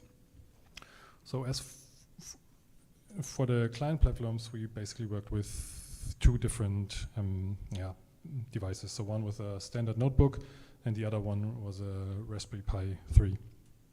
And so the standard notebook was supposed to represent typical desktop environments, whereas the Raspberry Pi should represent more like a resource-constrained IoT device, so in kind of like an embedded setting. And servers, on the other hand, we set up as remote servers on the cloud with an increasing distance to our local client devices. So the closest one from our lab was the one based in West Europe. Then we set one server up in the east coast of the US, and then also one in East Australia, to then have also like the different round trip times in our experiments. So regarding the measurements, we basically looked into time-related performance measurements as well as cost-related measurements. So, and for the time-related measurements, we looked at the performance benchmarks of the individual cryptographic primitives, and then also the TLS connection establishment times. And regarding the cost-related measurements, we looked at certificate sizes as well as the communication size, and then also the memory usage of our client and server programs.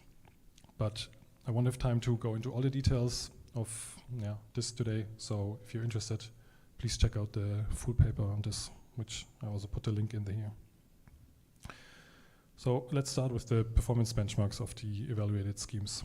And since you already saw parts of this today, I won't spend too much time here. So regarding the key sizes, we already saw that the lattice-based schemes offer a very balanced profile, but still the keys will be in the area of kilobytes, so it's definitely larger than what we're used to from ECDSA.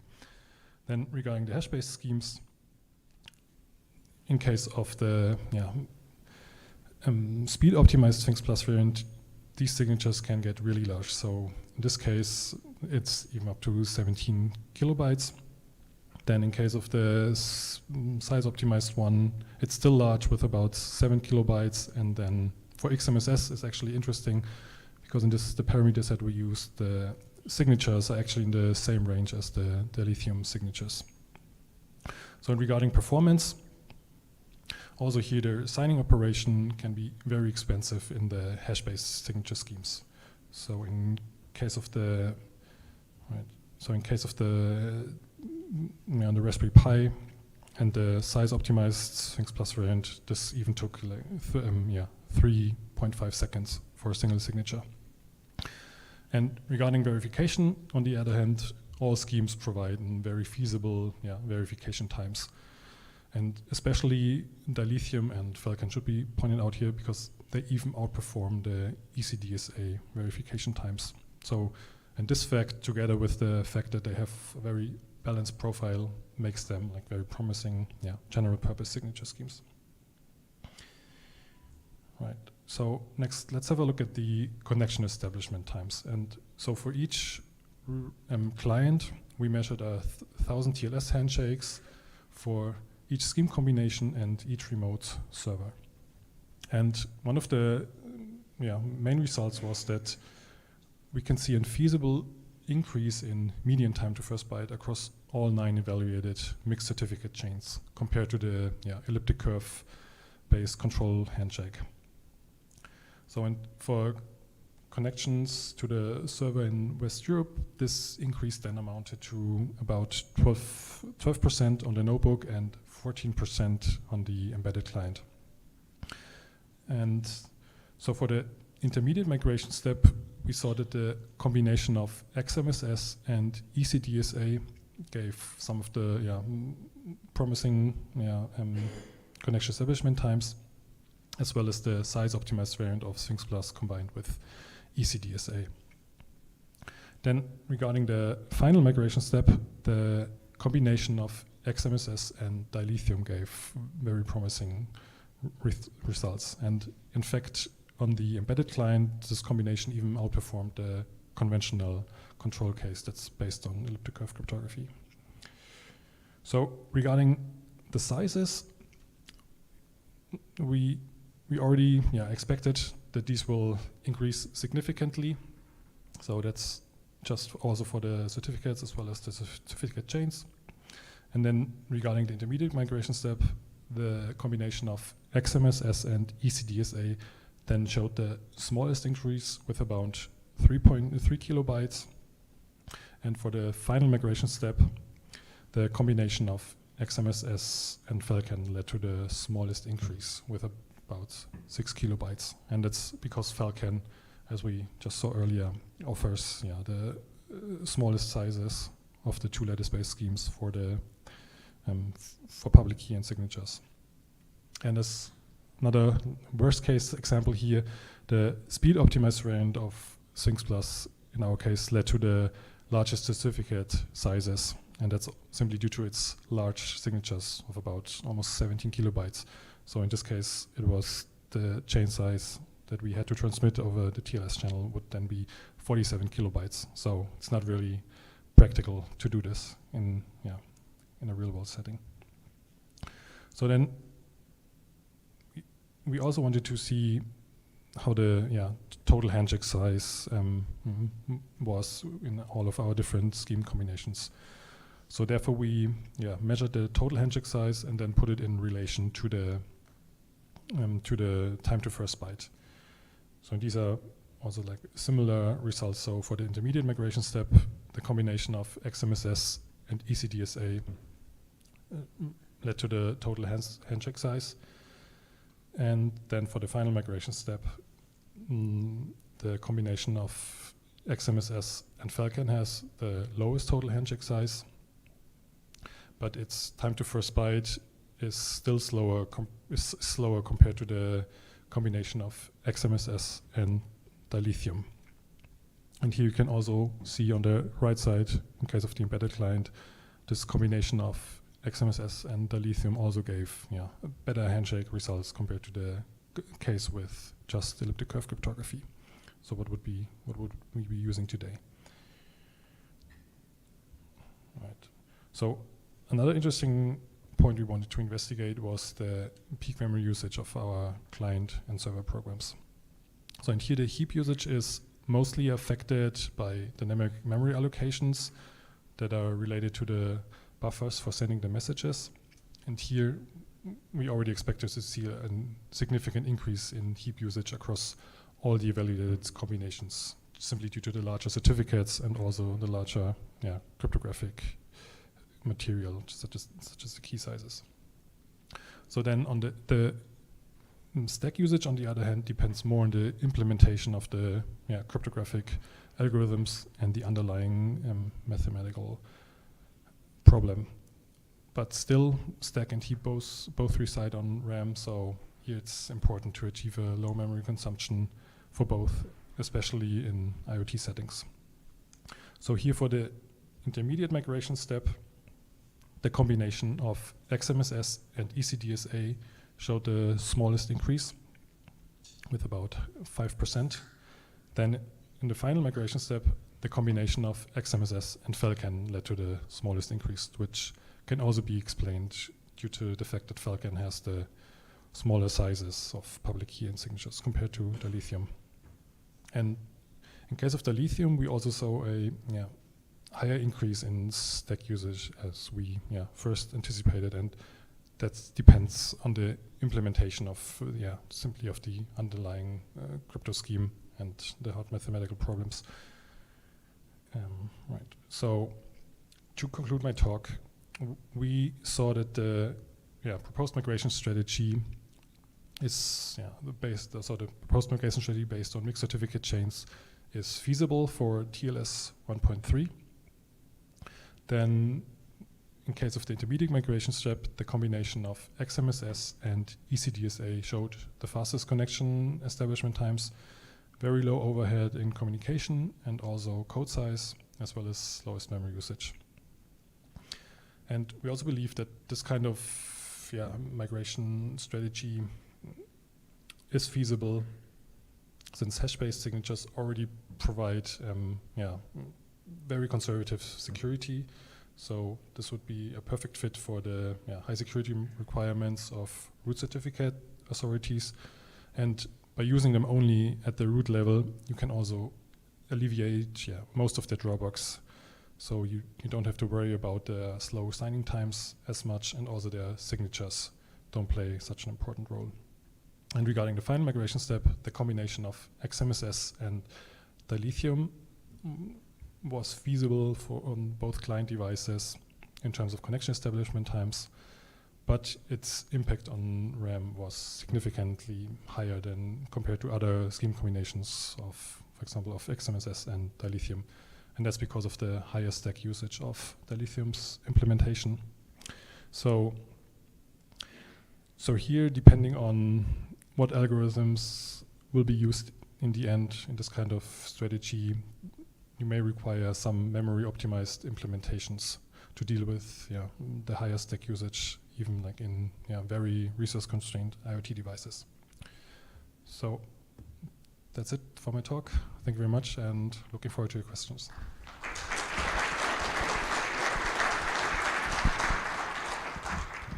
Thank you, Sebastian. That was again another really interesting talk. Do we have any questions from the room? Or from the chat? No? Okay, so that keeps us on time. Please come back for the panel later on, and maybe people will have some interesting questions for you then. Then we will continue with our next speakers. And it is Melanie Anderson, who is Director, Cryptographic Security and System Development at the Canadian Centre of Cybersecurity. Welcome. And Jonathan Hamill, Senior Technical Advisor for the Cryptographic Security and Lead for the Cryptographic Standards at the Canadian Centre for Cybersecurity.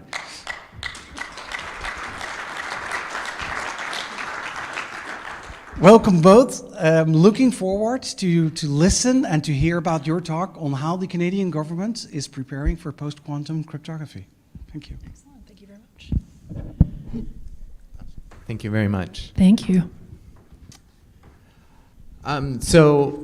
Before we begin, I would like to start by acknowledging that we're gathered today on the traditional unceded territory of the Algonquin and Anishinaabe Nation, and that since time immemorial, the Algonquin have cared for and continue to care for the land upon which in this Ottawa River watershed, and we're privileged to live and visit this area. So, thank you.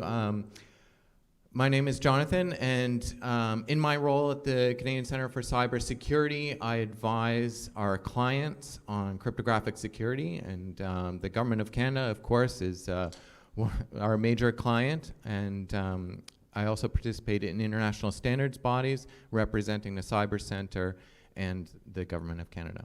So I'll pass it along to Melanie.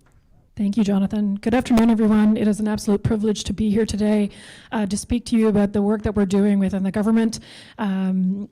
As Paul mentioned, Melanie Anderson, Director of Cryptographic Security and Systems Development at CSE, as part of the Canadian Centre for Cybersecurity. And so my team and I are basically responsible for everything cryptographic security. When you think about anything cybersecurity that involves cryptography, that is us. We also provide advice and guidance on protocols and algorithms, as well as upgrading national security systems and working within the high assurance realm, the world of ComSec, for any of you who might be familiar with that. So there's a lot going on at all times, but we're very excited to be here in of course, our hometown of Ottawa. So I think to get started, just going to provide, and make sure that the slides are moving. Fingers crossed. Excellent. So I wanted to give you just a bit of background around just what is the Canadian Centre for Cybersecurity, for those of you who might not be familiar. And so we are a clear and trusted source of relevant cybersecurity information for Canadians. A few years ago when the Cyber Centre was stood up, our remit expanded beyond just the federal government, which was our initial information technology security mandate, to be for critical infrastructure, small, medium businesses, all Canadians. And so we have, you may have seen a massive public shift for us to the external world, which didn't really happen before. I've been at CSE for 20 plus years, and becoming very public facing was a transition for us. But we are out there, we are doing as much as we can to educate and inform the Canadian government, public, and all of the systems that we rely on as Canadians. And so we provide targeted cybersecurity advice and guidance to protect the country's most important cyber systems. So we are out there working very heavily with our critical infrastructure partners to ensure that those systems are secure as they can be. We also work very closely with the private sector to solve Canada's most complex cyber challenges. You'll hear this often from us. Cyber defense is a team sport. We cannot do it all. We talked about the cybersecurity talent gap earlier. There is not enough of us, and there are many problems that we have to solve together. So it's really important to us that we collaborate with all of you between industry, academia, and government, and our citizens. We also develop and share our specialized cyber defense technology and knowledge. We have a lot of in-house information that we're able to use, and tools and techniques informed by our classified intelligence that we also have access to, that really helps us to deliver some of the most sophisticated cyber defense tools in the world. We're very proud of that, and we work very closely with our international allies as well to ensure that we are as secure as possible as we can be in Canada. And of course, you all hear on the news on a regular basis various attacks that happen. We are the lead government operational response during cyber events. So it is busy all the time, but it's something that we take very seriously and a mission that we are very committed to. But that's generally the Cyber Centre. We are not necessarily directly involved in all of that, but I am very happy to take questions at the end if anybody has any. So what do we do? So this is kind of just a sampling of the different services that we offer. Specifically, when we talk about anything related to crypto, the expert advice and guidance, we have many publications on our website that talk about use of cryptographic algorithms and protocols, also how to prepare for the quantum threat.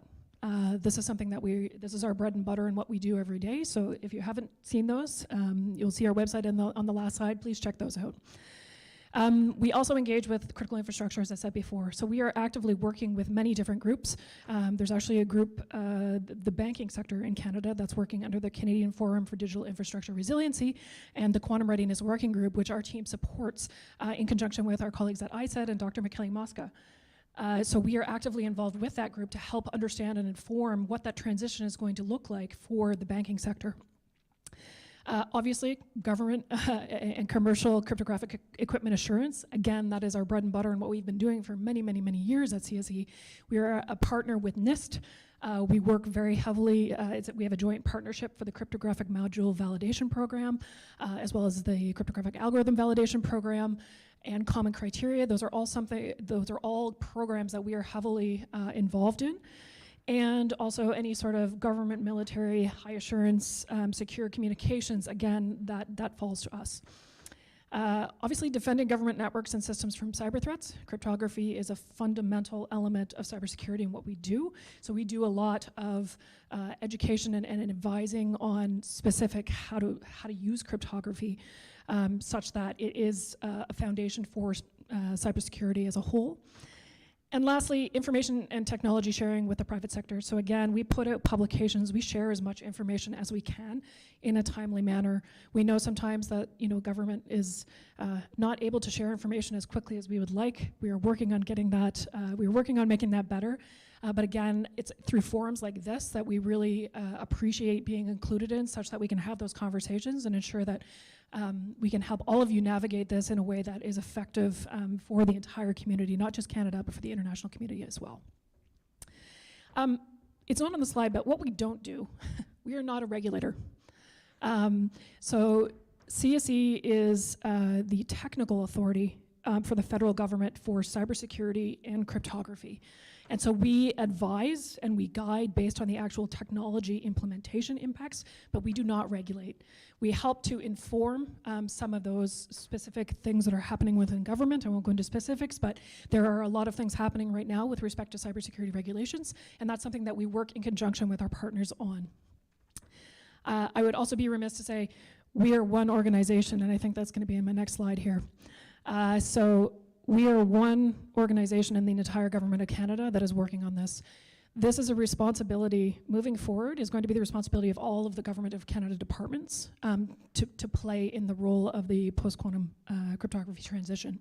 So this presentation today represents our views from a Canadian Centre for Cybersecurity perspective as that technical authority on cybersecurity and cryptography for the GC. But I will say we also work very closely, I mentioned before, with ISED, with Treasury Board Secretariat, with Shared Services Canada, with GAC. We're kind of everywhere. So we do not do this alone. It is a team sport, and we really appreciate the collaboration that we have within the government. The other thing I'll say, we've talked a lot about the US government, and I won't steal Jonathan's thunder, he'll talk a little bit about that later, but we've talked about all the different organizations that are involved in setting those directives that have come out from the White House. So the National Security Agency, the National Institute of Standards and Technology, as well as CISA. And the acronym, I'm blanking on that right now, but basically you can think of the Canadian Centre for Cybersecurity as kind of the role and mandate of those three organizations. That's us. So when you look at the guidance sets put out from NSA, we work very closely with NSA. I'm down in Washington all the time talking with them about basically where things are going, how to make sure that we are tightly aligned with those specific timelines as well. And so Jonathan will go into a bit more detail about the specific memos that come out, what that means for us in Canada. And we're very open to helping people understand what is that impact to Canada and what is the government of Canada's position on that, because I know sometimes we're not able to put out publications quickly enough to be able to respond to what does this mean for Canada, but it doesn't mean we're not there. So we do have regular conversations with our partners at NSA, at NIST, and at CISA with respect to those publications that do get put out. So again, we are always happy to answer any questions that folks might have about what does that mean for Canada and the impact. So I've talked enough. I'm going to hand it over to Jonathan to talk us through the next few slides. So one of the first objectives that we have is ensuring the availability of quantum safe solutions. And so this started many years ago when we started, our researchers started studying post-quantum cryptography. And now we have the NIST selections, and it was building that confidence in those NIST selections that we could recommend to the government of Canada and all of our clients in Canada that we are confident that you should use this post-quantum cryptography. We participate in standards activities related to adoption of post-quantum cryptography because of course, once the NIST selections the standards are published, those need to go into protocols and need to be used properly. And slides earlier, like if you looked at the 5G mind map that Matthew had, that there's a lot of interaction between standards. Thirdly, we're also monitoring developments in quantum technologies and providing guidance on the quantum threat. And this is kind of an ongoing thing. And we also use we use a lot of external sources. But we're also involved in quantum research ourselves. Just in January, the Government of Canada put out a national quantum strategy in which we have different missions, and that was led by ISED to further developments in quantum technologies as well as research in using quantum communications for cybersecurity and their potential future use. So Melanie mentioned about the U.S. directives, and so one of the important things I wanted to cover was perhaps how the landscape in Canada differs from how it is being approached in the U.S. And so there's the White House has put out the national security memorandums. There was 2 issued last year related to the protection of U.S. government systems against quantum threat. The first one in January was directions for national security systems, which are those containing classified information. And I'm not going to talk much about that in this talk, but there was mention about the CNSA 2.0, and those recommendations apply to national security systems, which may not be the use case that everyone is looking at. NSM 10, which was put out a little bit later, is more towards the non-classified systems, the externally facing systems, and that transition is being led by NIST and CISA. And there's a number of timelines there related to the publication of the final standards from NIST, but it also directed that U.S. federal agencies shall not procure commercial PQC solutions in advance of the NIST standards. And then more recently in December, Congress passed the Quantum Computing Cybersecurity Preparedness Act, and that put more specific timelines for various things, like that in June, that guidance will be given to federal agencies for migrating to PQC, involving both creating an inventory as well as prioritizing systems for the transition.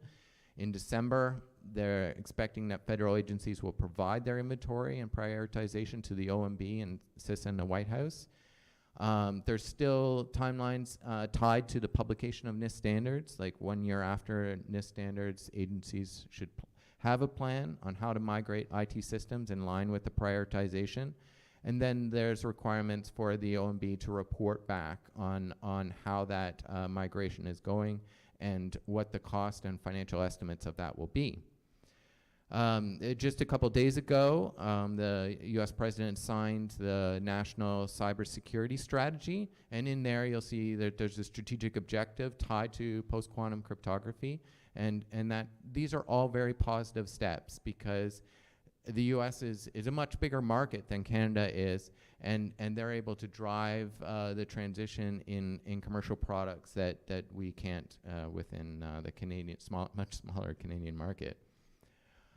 The government of Canada also produces publications. Melanie mentioned our awareness pieces and things that we provide. We also have a national cyber threat assessment that is put out by the Cyber Center, and in there is also advice or guidance on that producing awareness for the post-quantum transition. But in regards to highly sensitive systems, these national security systems, we're integrated with our allies, and so we're kind of aligned with those migration timelines that are issued by the US because of our close cooperation and equipment supply chain.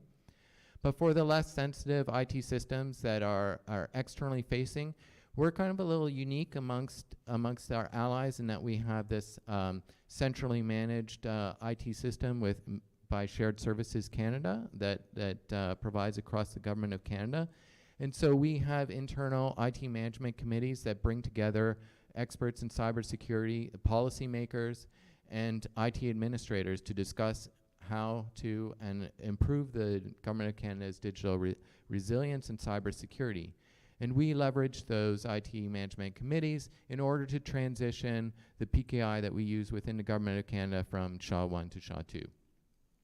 And so we're going to use lessons learned based on that to manage the transition to post-quantum cryptography. Melanie mentioned about critical infrastructure. We have partnerships with organizations in critical infrastructure, including through various forums. And we perhaps have fewer operators than in the US, and so that perhaps is an advantage that we have enables a close cooperation. The Cyber Center is always engaged with those, and we have made a number of presentations on the quantum threat to those groups. And we can leverage cybersecurity actions under our national strategy for critical infrastructure and our national cybersecurity strategy, which is currently undergoing a revision. So our plan for protecting GC IT systems for the post-quantum threat is first, is what we recommend to any organization, is to identify and inventory cryptographic systems. And in the government of Canada, this effort is ongoing right now. That can be done in automated methods, but also we have knowledge of various systems that we know need to be transitioned. GC procurement language that is used by government departments to purchase products that contain cryptographic modules. That procurement language that is issued for contractors has been updated to ensure that vendors are aware of the need to provide quantum safe cryptography once we advise from the Cyber Center that they should do so. And we'll update our cryptographic guidance. We have publications that recommend cryptographic algorithms, but we'll update those when the standards are available and vendors can offer certified products that are validated for post-quantum cryptography. Some of our concerns about why we advise government departments not to transition right now to post-quantum cryptography is the risks in early adoption. And some of the things that we list here, that there's parameter selection and final tweaks to the algorithms are still being considered.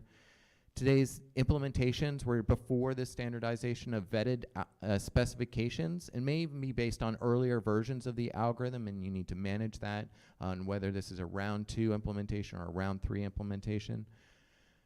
The implementations cannot yet be certified as correct and secure under the Cryptographic Module Validation Program. It's known as FIPS validation. And then, as I mentioned earlier, the standards for protocols have to be updated, and we don't like to see the custom modifications to protocol standards, because we have a protocol validation team which analyzes the protocols for flaws, and particularly leveraging formal verification. And it could result in interoperability challenges with future deployments, resulting in increased costs and further changes down the road. There's been a lot of mention about use of hybrid post-quantum cryptography along with classical, and there are some use cases that we've thought about where hybrid post-quantum cryptography could be used, and we also try and think, oh, well, what are the risks or what are the considerations about deploying it in such scenarios? And so one of the use cases is for risk mitigation. And so if, as mentioned earlier, if the post-quantum algorithm has a flaw, like because they haven't perhaps been studied as long, people may be concerned about the security of those algorithms, then unfortunately your hybrid system does not have post-quantum security. This can be giving a false sense of security. And so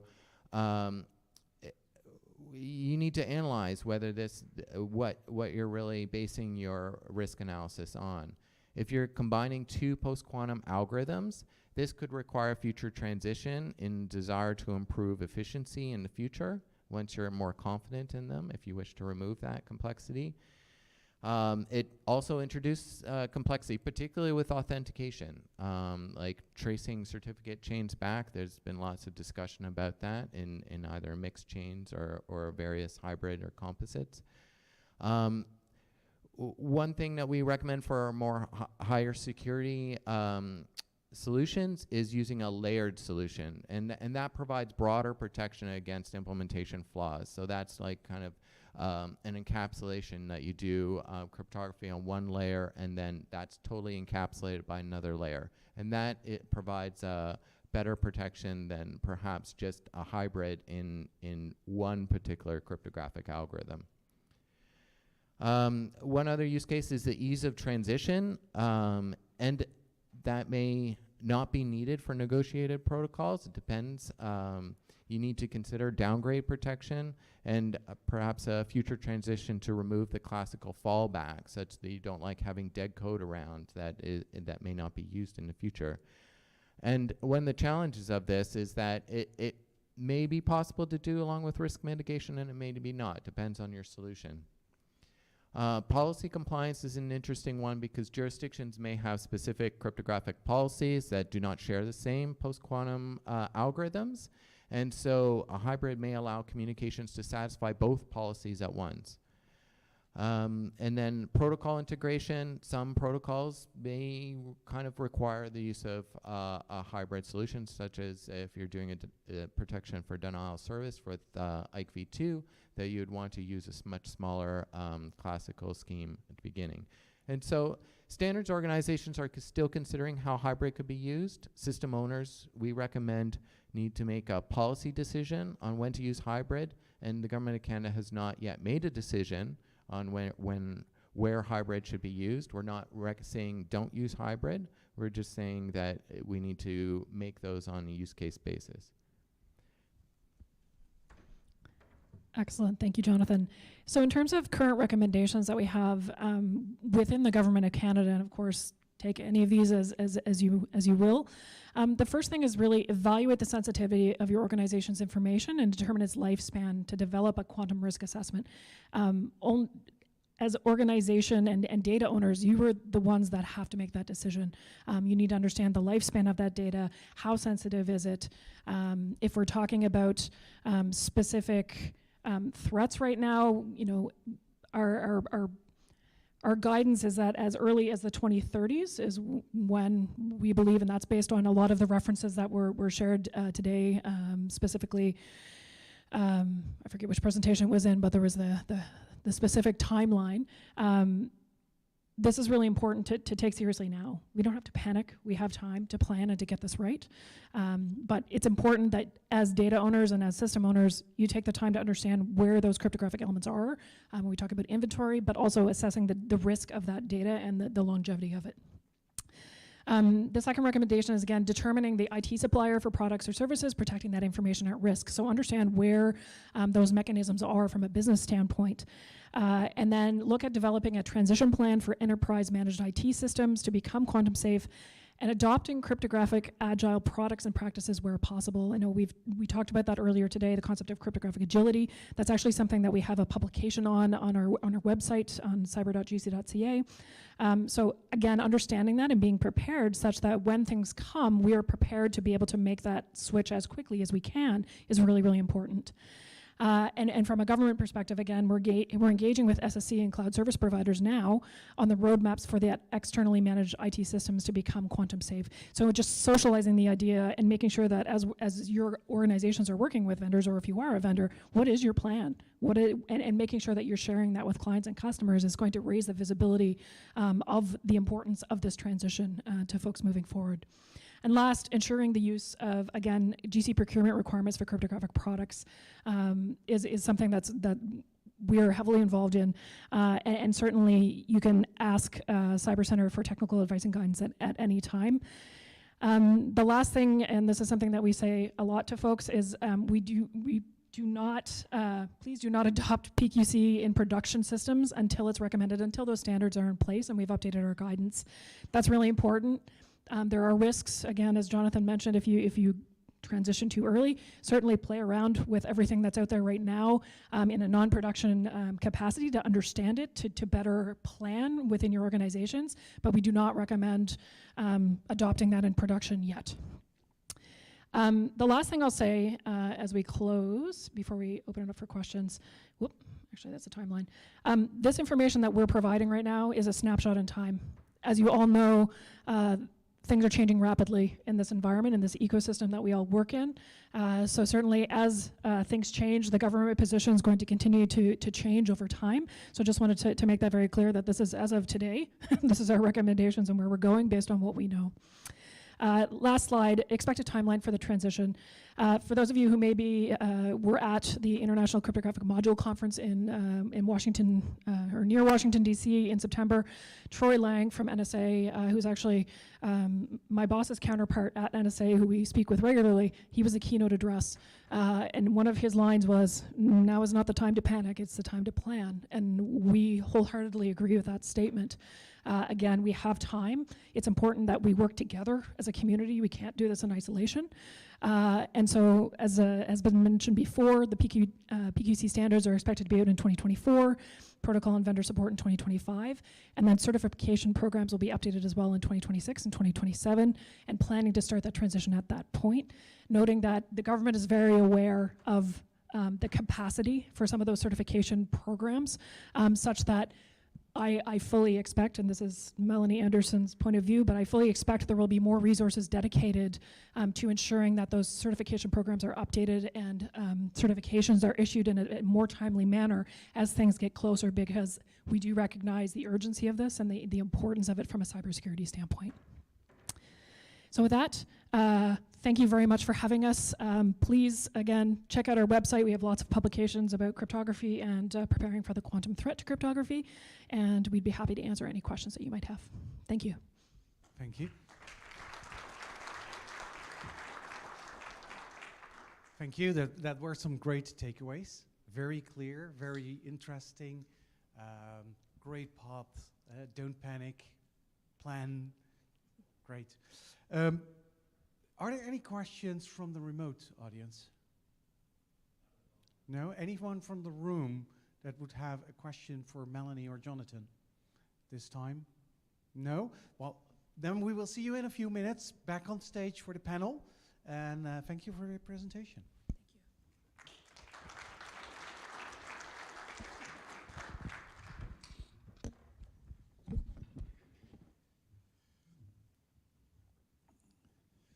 So that brings us to the last presentation before we have the closing panel discussion. And that is Gabriel Spini. He's a cryptographer at TNO and works on the, and I hope I pronounced this well, but please correct me if I'm wrong, the Hapkido project. Okay, well, phew. So the hybrid approach for quantum-safe public key infrastructure development for organizations. That is at least the what the abbreviation means. And so, Gabriel, please come on stage and success with your talk. Thank you very much. And thank you for having me here. Great pleasure for me. Before I start, a quick note. So indeed, I normally say my name as Gabriel, just to simplify things for people. I don't care how you pronounce it, but if you want to write me, don't forget the E at the end of my name, otherwise the email is gonna get lost somewhere. Okay, let's see. I have to remember the delay. Yeah, so the Hapkido project. First of all, a disclaimer. You might probably think, okay, this is probably like the Dutch version from the Netherlands, from the talk from Sebastian. Yes and no. This would be not as detailed, it's less technical, so I'm sorry for the people who were looking for more details and more concrete things, but I have two good reasons for that, which I'll explain during the presentation. And I hope it's still going to be interesting even for people who wanted the details. So I'm going to start with the project so far, and then later on I'll explain the plans for the future, So, well, a couple of words on the project in its own before diving into the different parts of it. So if you have Googled it because you were curious before, you probably found out Hapkido is a Korean martial arts, and I apologize to any Korean speaker in the room or online if I pronounced it incorrectly.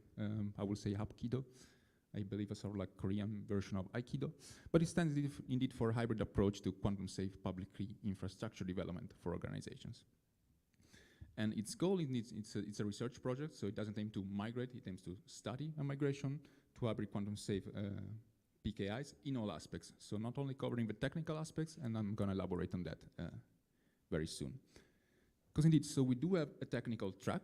So we are indeed aiming to provide proof of concepts of a PKI for different sectors and applications and use cases, and to provide a migration roadmap for these topics.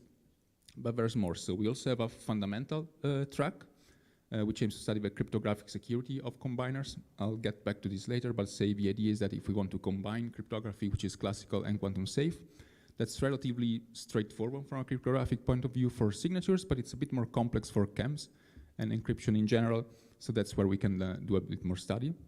And finally, also say a non-technical, non-mathematical, non-cryptographical part, which I call here the policy and management part, which involves things such as a governance study, really detailing, well, who should make decision, who should wait for who, when do we move to the steps. So really something which doesn't need an IT expert to do, but something that maybe a CEO could use. And then more things to say help us in this migration, which is not technical, but parts as in detailing the social impact assessment of a migration or a lack of migration to quantum safe PKIs, and tools to raise the awareness of the urgency of the topic. So this is the reason number one why I will give less details compared to previous presentation, because, well, say it's a bit more spread. We're doing a bit more, so I will not be able to go into the deep details of each part. There's also a second reason that I'll detail later on. Okay, to give a couple more, say, general remarks on the project. It's a 5-year project. We started, well, now 1.5 years ago, so we still have quite a time to go. It's financed by a public body, so the Dutch Research Council, and it is a Dutch organization, but we don't aim to be only relevant for the Netherlands. So that's also why we're here. We actually want to gather input to connect, say, do something which is relevant for hopefully more countries. As per project proposal, we have 4 sectors to work with, even though right now that's not that crucial, but say that's what we promise to deliver results on. Okay, I'm going to introduce the consortium, which also gives me the opportunity to present my own organization, which I will normally keep for the first slide, but for this time, let's keep it to slide number 5 or so. So I'll start with the cryptographic research that's done by CWI or CWI in Amsterdam. It's a research center on mathematics and computer science, and among them are some researchers who submitted candidates to the NIST competition. For what concerns the policy and management part, so the non-technical track, that's the Delft University of Technology, so forget about the technology part, it's really like policy and management. But we don't only have research institutes, we also have like companies, such as Microsoft, here mostly the Dutch branch, in a role of trusted service provider, and in a role of party that can help us to move to a higher technology readiness level. We have KPN, a very large telecom provider in the Netherlands, used to be, say, the national telecom providers, which is also a trusted service providers, but also very interesting for us. They have a test lab where you can actually simulate a very large PKI with a lot of parties and simulate all sorts of users and entities in that party. So like a very nice test setup to test, say, your new fancy hybrid PKI and see if it actually works and works as well as you expected. Then we also have on board Logios, which is essentially the digital government branch of the Dutch government. They're also the policy authority of the PKI governance, of PKI overheid in Dutch. So essentially the PKI which manages, for instance, rules for certificates for websites of the government, and much more related to, say, government related aspects. Then a couple more. Zenio, that's a company that provides essentially digital identification and signing services. Say if you're a financial firm and you want to digitally sign, so say replacing the pen and paper signatures on some financial transactions, you can call this company and do that for you. So we'll also provide insights on this topic. And last but not least, organization I'm working for, that's TNO, that's the Dutch Organization for Applied Scientific Research. If I had to express in one sentence what we do, well, we try to bridge the gap between universities and academic research and, say, the real world or a more applied world. We do 2 things here, the coordination, even though I have to say I'm not myself a project coordinator, but I did bring with me the project coordinator who's there in the audience. So if you want to talk about this project and you're unable to corner me, you'll be able to corner Age very soon. And we're also in charge of a technical part of a proof of concept development. Okay, so before I get into the details of the different parts that we're studying, already aware of a focus which we've had so far, which is on document electronic signatures. So at least for this first part of the project, probably not for the entire project, not for the whole 5 years, we're focused on PKIs, which are used to manage the tools or the digital signature schemes to digitally sign, say, PDF documents. There are more variants than that, so it doesn't have to be PDF documents, but say think of it as the electronic version of with pen and paper signing a contract. Notice that this is quite often legally binding, so if you have a digitally signed, according to some rules, a document that's often, well, you're held to that word, so the government will say, okay, you've signed that, so you agree with that. And it's regulated in different regulations and laws. For us, which is quite relevant, it's the eIDAS initiative. It's a European framework for digital identity, so mostly relevant on the other side of the Atlantic, but quite large, so it affects quite a lot of people, so might have ramifications globally. Relevant standards for it, by the way, are managed by ETSI, so it's actually very nice that, as Paul mentioned this morning, that there's a connection soon coming up between ETSI, CyberQSC, and the ETSI group that looks into these things. Also, nice part is that if you want to use some software to digitally sign a document and have it, say, readable in a PDF form, There's a free and open source software, which is sort of sponsored by the European Commission and published by the European Commission, and of course in classical form, so no quantum safe cryptography involved. And the reason why we focus on this instead of, say, TLS, well, it's double. First of all, we feel like this is a sector which is, or an application of PKIs, which is much, much less studied than TLS. So if you said TLS, it's a very crowded arena. It was for us also a bit unclear where exactly we could contribute, what could we do that other people are not already doing. So this is like a much less studied problem, so there seems to be much less attention and also much less progress in transition into a quantum safe variant. Also notice that there is some overlap between the two, say for instance use the same certificate format, but the challenges are quite different in this migration. And also a more, say, practical for us, and less interesting for you, but I want to mention it here. This is also relevant to pretty much all consortium partners, so all of them can contribute to this. Okay, I'm now going to give you some more details, but not too many, because indeed, I'm staying a little bit high over, on the programs for the different tracks we have. And I'm going to start with the policy and management track. So these are three main lines of work so far. So one of them is the societal impact assessment. Now this was supposed to be the past and present of a project. Unfortunately, this report is soon to be finished and not quite finished yet, so I cannot yet present the results of it. But if you stay tuned, that's hopefully in the coming weeks or months, you'll have this nice societal impact assessment to be found on our website. In terms of governance, of course, the first nice result is a paper published online on the challenges in the transition to a quantum safe public infrastructure for the public sector. Now I have to say, so if you are an expert on PKIs or post-quantum cryptography, probably many things in here are going to be more or less known already, but the goal of this paper is actually to bring the knowledge from the expert to people who make decisions. So I think it's actually a very nice first result to try to move outside of, say, technical area and to move this knowledge and to turn into something that CEOs and people who make decisions can understand and act upon. And another part which is very interesting is the creation of a serious game, so actually a video game, but meant to raise awareness and let people understand what exactly they can do and should do in a transition to quantum safe PKIs. Now this track started a little bit later, so for now we mostly gather the requirements and the goals of such a serious game, and we're now moving to the next phases of conceptual development and then eventually development of it. Then for the cryptographic track, and here I'm gonna give something which is also interesting for people who wanted some details and some cool math and stuff, even though it's gonna be mostly like, say, something to gather attention, and then you have to look for the details online. So again, we're focusing on cryptographic combiners. And brief word for those of you who don't know them, well, the idea of a combiner is that you take several cryptographic schemes that do the same thing, say several digital signature schemes, and you combine them into one, which performs the same things, which does the same thing, with the property that at least that the scheme is secure if at least one of the components is secure. And so far, well, all good. That's what we actually want in general from a hybrid scheme. Notice that this actually turns out to be quite tricky, especially if you look at CHEM combiners, so combiners for CHEM, because there's often no security in the quantum random oracle model. So in terms of cryptographic research, there's quite some work that can be done there into proving that these schemes are secured. And the first nice result, well, we also have more, but I want to mention one in here. Well, so it's a generic construction. So if you're into cryptography and math, you can read the first sentence. Otherwise, you might skip to the second one. But we already have, say, a first technique to prove that a particular construction of CHEM combiners from a particular class of pseudo-random function, not any pseudo-random function, is secure in the quantum accessible random oracle model. I'm linking here the ePrint, but it's also published online. Won't be able to say much more about that because I also want to talk about other things, and namely the progress of a technical track.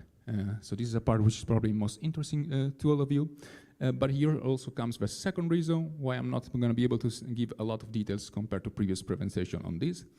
Namely, the first proof of concept we deliver is only due at the end of the year, so we don't have it yet. We're on track for that, but we're not ahead of track, so I cannot yet show you like super nice results, tables, and numbers. For that, you'll have to wait a little bit. But I could already give some first preliminary observations. So recall, you are focusing here on PKIs to manage digital signings of documents, so not TLS. And already some first observation. Well, the first point, so this sort of like changes So I think it was pretty much correct when I wrote it. Now it's sort of like, it is to be nuanced and it might be incorrect in a few months. But let's say, so if we look at hybrid certificates, at least in some forms, these have been around for a while, actually more than 3 years. I think it's now approaching 4 years. But the situation, if you want to use them, is evolving a little bit. So also depending on the IETF hackathons, you might be able to find something in your favorite tool or not, but say it's a very fastly evolving situation. So it's not that you can go there and everything is documented and you can use it and you can go forth. You need to figure out what exactly is there and what you can use. Second observation is that, well, I'm also going to talk about crypto agility today. Well, I don't have a formal definition for crypto agility, but we'll say probably if we look at the software which is used to sign a document, that I wouldn't call crypto agile. And the problem here is not really that the problem here is not changing the cryptography schemes that you're using, but the fact that you need to substitute one schemes with two if you want to do a hybrid approach. So say, but this is also an aspect which, in my opinion, is quite important from crypto agility, is that if you're looking at the hybrid, that doesn't only mean substituting one component, but potentially expanding the number of components, which can be tricky depending on exactly how that's done. And last but not least, this is also a part that we're now more actively working upon. In terms of standards, this is still quite, not much has been done yet. So things are starting only now, so it's going much more slowly than, say, TLS. But luckily things are in motion, but I guess just like for any other important protocols, input for everybody involved in these topics is important. So this is sort of like call to action to gather efforts in the topic. Okay, I'm gonna get to the second part of my presentation, which is actually quite short, and I think I even have some time, so I can even slow down. Nice for me, more breathing. Which is the future of Akpilo. So again, it's a 5-year project. We're now 1.5 years through the project, so we have still quite some time to go. So let's look forward at what we're planning to do in the short and then in the medium to long term. First, the short term, so this year. Well, what I sort of like promised, I'm sorry, in the previous slides, well, a first proof of concept. So something like showing something nice that you can be used and where we can give numbers on performance and on compatibility and so forth. That's due at the end of the year.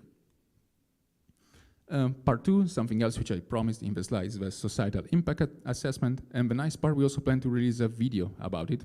So they can be shared not only as a long like paper or a study you need to, that you need to read, but also in a, say, relatively short video, easier to disseminate and hopefully to raise engagement about it.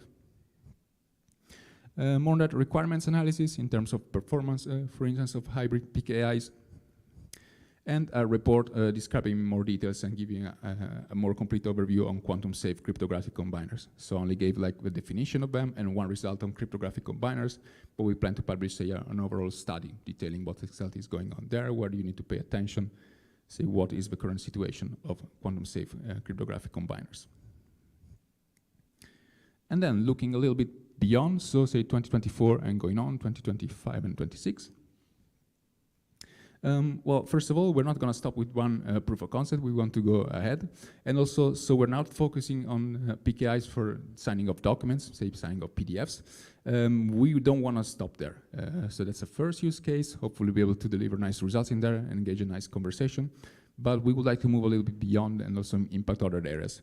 Where exactly we still don't know, but hopefully we'll be able to have a broader impact than only document signing. Something else which I teased about in previous slides is this awareness creation game or serious game. Again, we're now mostly rounding up the process of gathering the requirements and goals for such a game, but then eventually we aim to publish it and to ensure that people can use it. And what's more, a massive open online course on the topic, a self-assessment tool for organization to understand exactly how are they exposed to the problem, what they can do about it. Do we need to delegate it to vendors, or can they do something themselves, or do we need to do something themselves?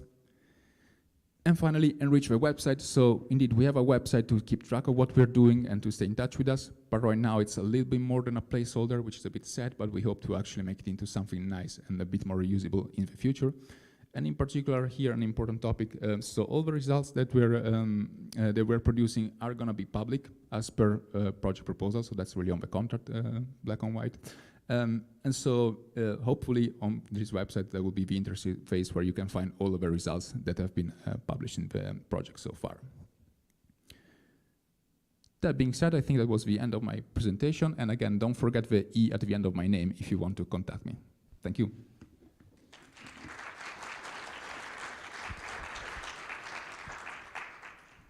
Thank you, Gabriel. Gabriel. So. Also good. Again, thank you.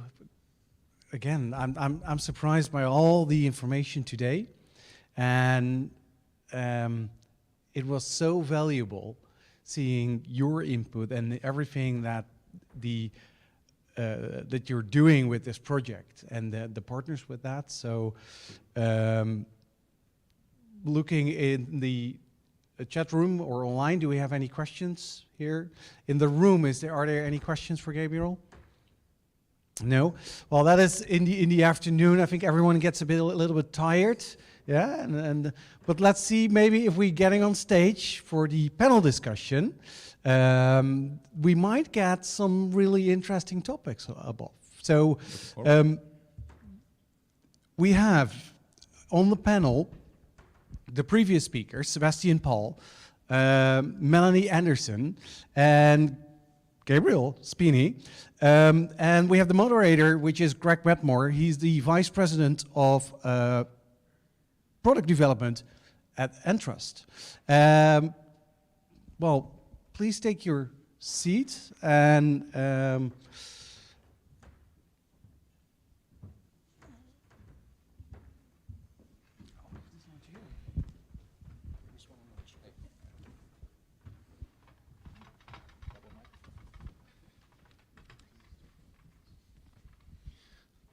Thank you very much, Paul, and first of all, welcome to my fellow panelists. The theme this afternoon has really been transition to post-quantum and quantum safe, so I think we're going to at least start our panel with that topic and talk a little bit about different aspects of that transition. So maybe I'll ask my fellow panelists to just introduce themselves quickly one more time for those online who might be watching on video later. Maybe we'll start at the end there. Yeah. Hi, I'm Sebastian from Bosch Research. Gabriel Spini from TNO, Dutch Organization for Applied Scientific Research.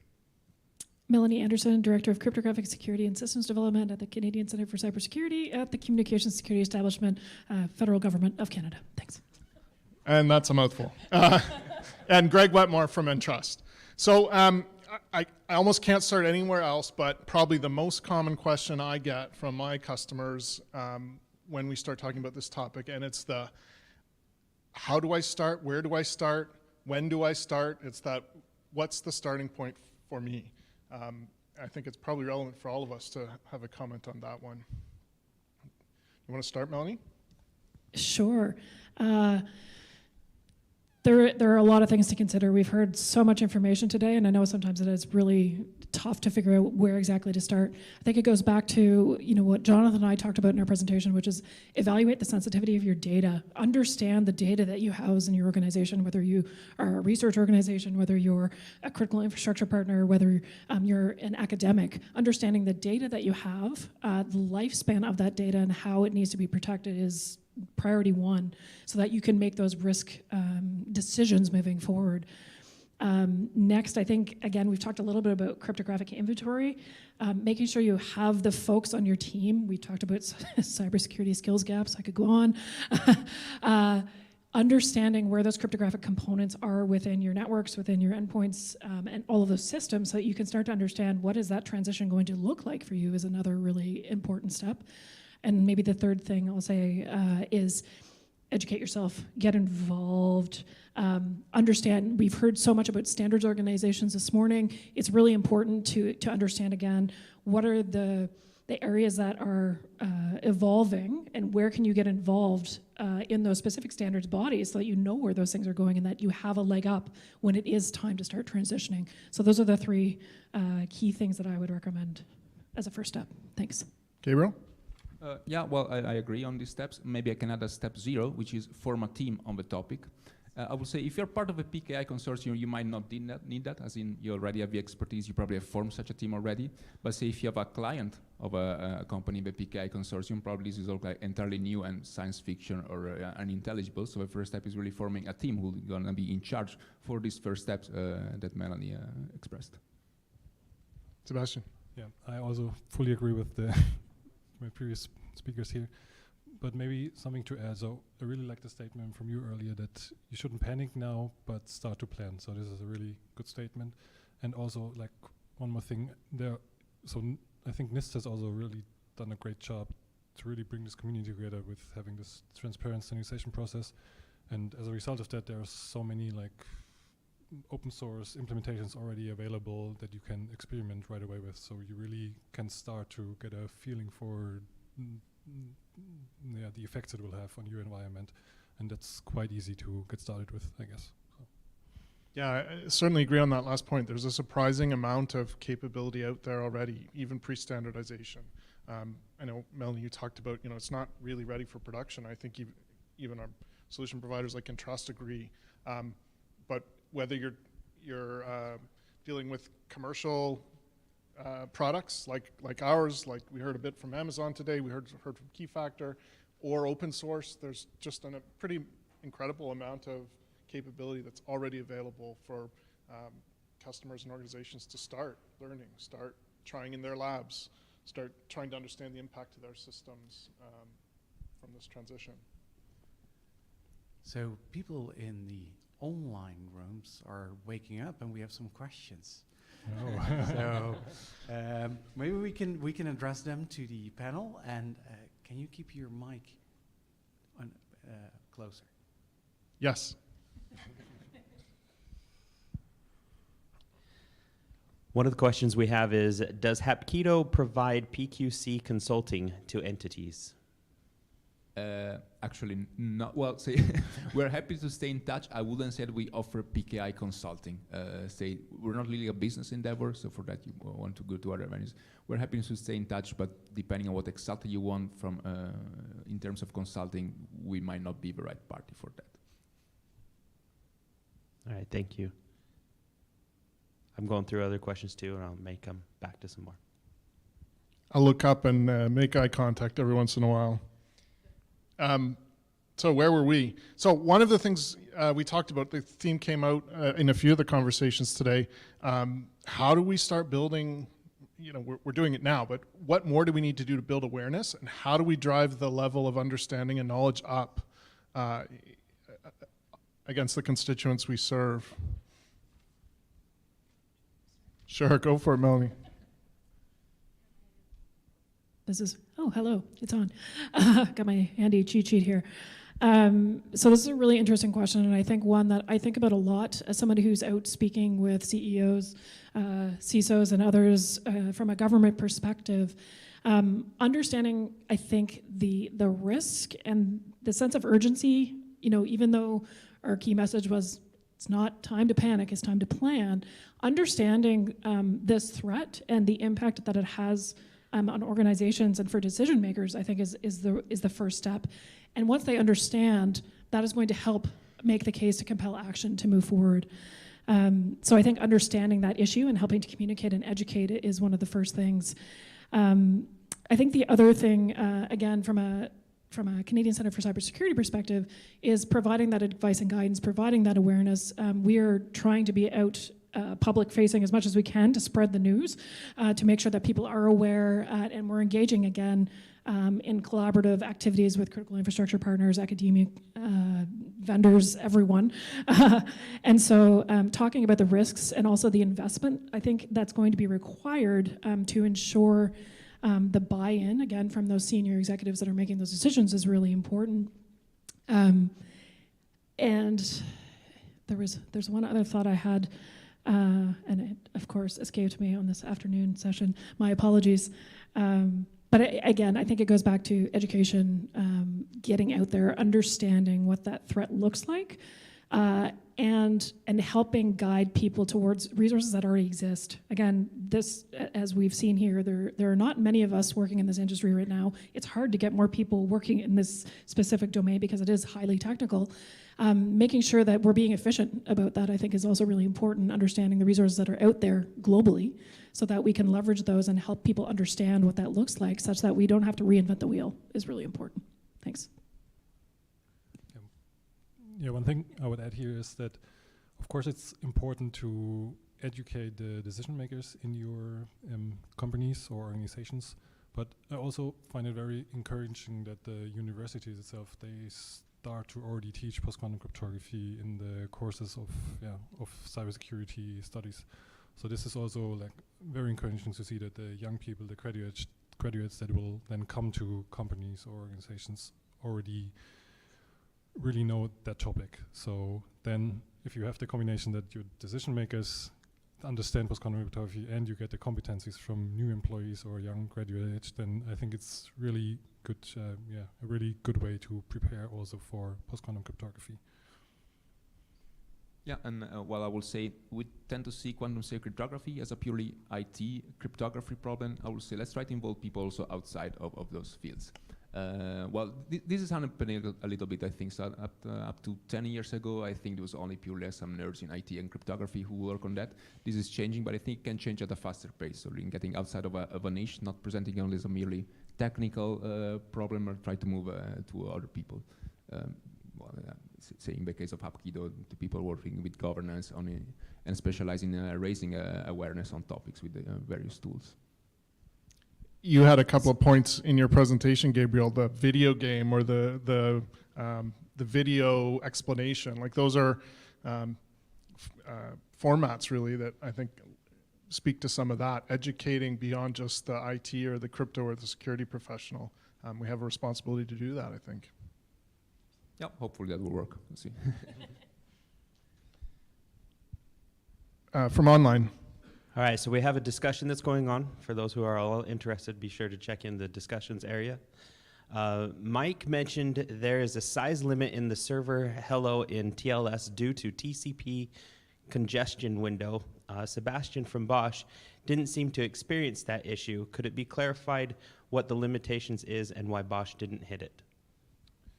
Yeah, I think Mike mentioned this also in his talk today. So we basically ignored that issue with the TCP congestion window in our experiments. So we just let the TCP stack handle the fragmentation.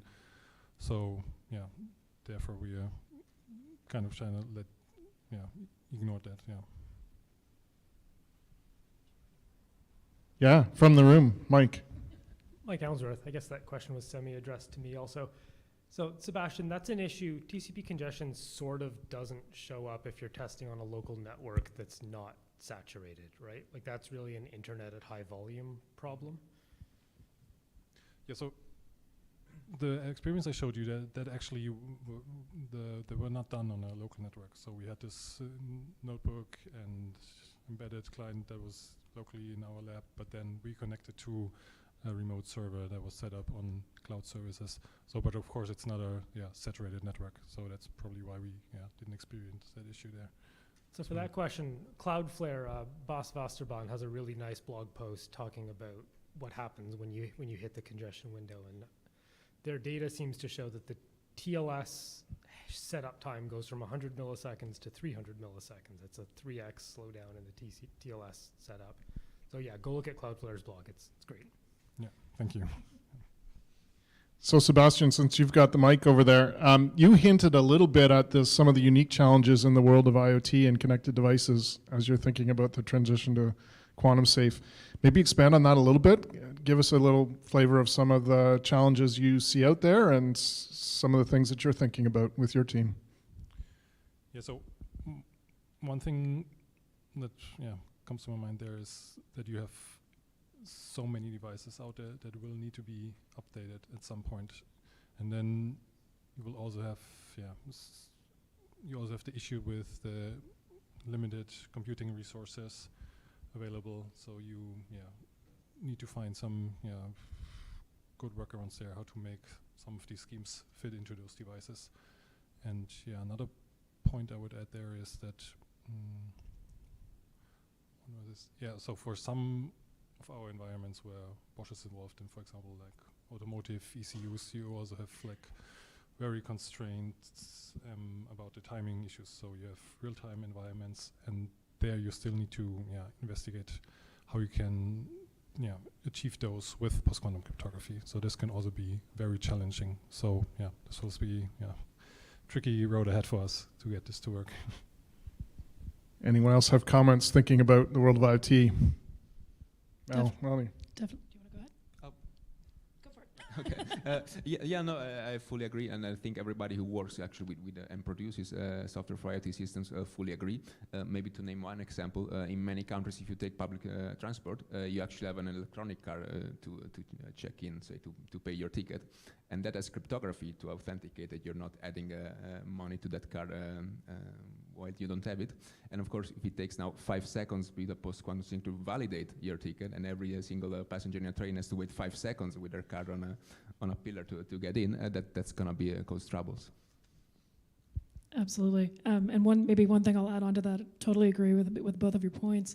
Lifecycle management of some of these devices is going to be an extra challenge.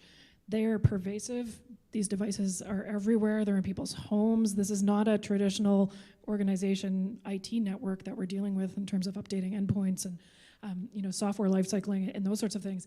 I think that's going to pose an added challenge that we haven't necessarily, we're starting to get there, but when it comes to the crypto that's embedded in these actual systems, it may end up having to be large-scale actual hardware replacement versus just updating the software, and how are we going to manage that such that we don't have legacy hardware, software sitting in people's homes that they're still trying to use and connect that are vulnerable to the quantum threat. Maybe one thing I would add here again, it's also important to be aware of how long the data you send needs to be secure. So because of the good point, or one point about these IoT environments, is that some of the data that gets sent through those devices or sensors, it doesn't need to be secure for decades. So therefore you don't have to start migrating right away, but you can still plan for this migration. So Yeah, it came up today, I think in Matt's presentation, talking about long-term root of trust, which is a big deal in IoT devices or devices that have long in-service lifetimes. It kind of brings me to the CSNA timeline. I think that timeline showed device firmware as one of the first and leading use cases for quantum safe. Maybe you guys could comment a little bit on what you think of the CSNA timeline. We've got a pretty diverse national group here, and certainly that guidance came from the United States. So how do you think about that timeline as a whole, and what do you think about some of those first use case milestones that are identified there?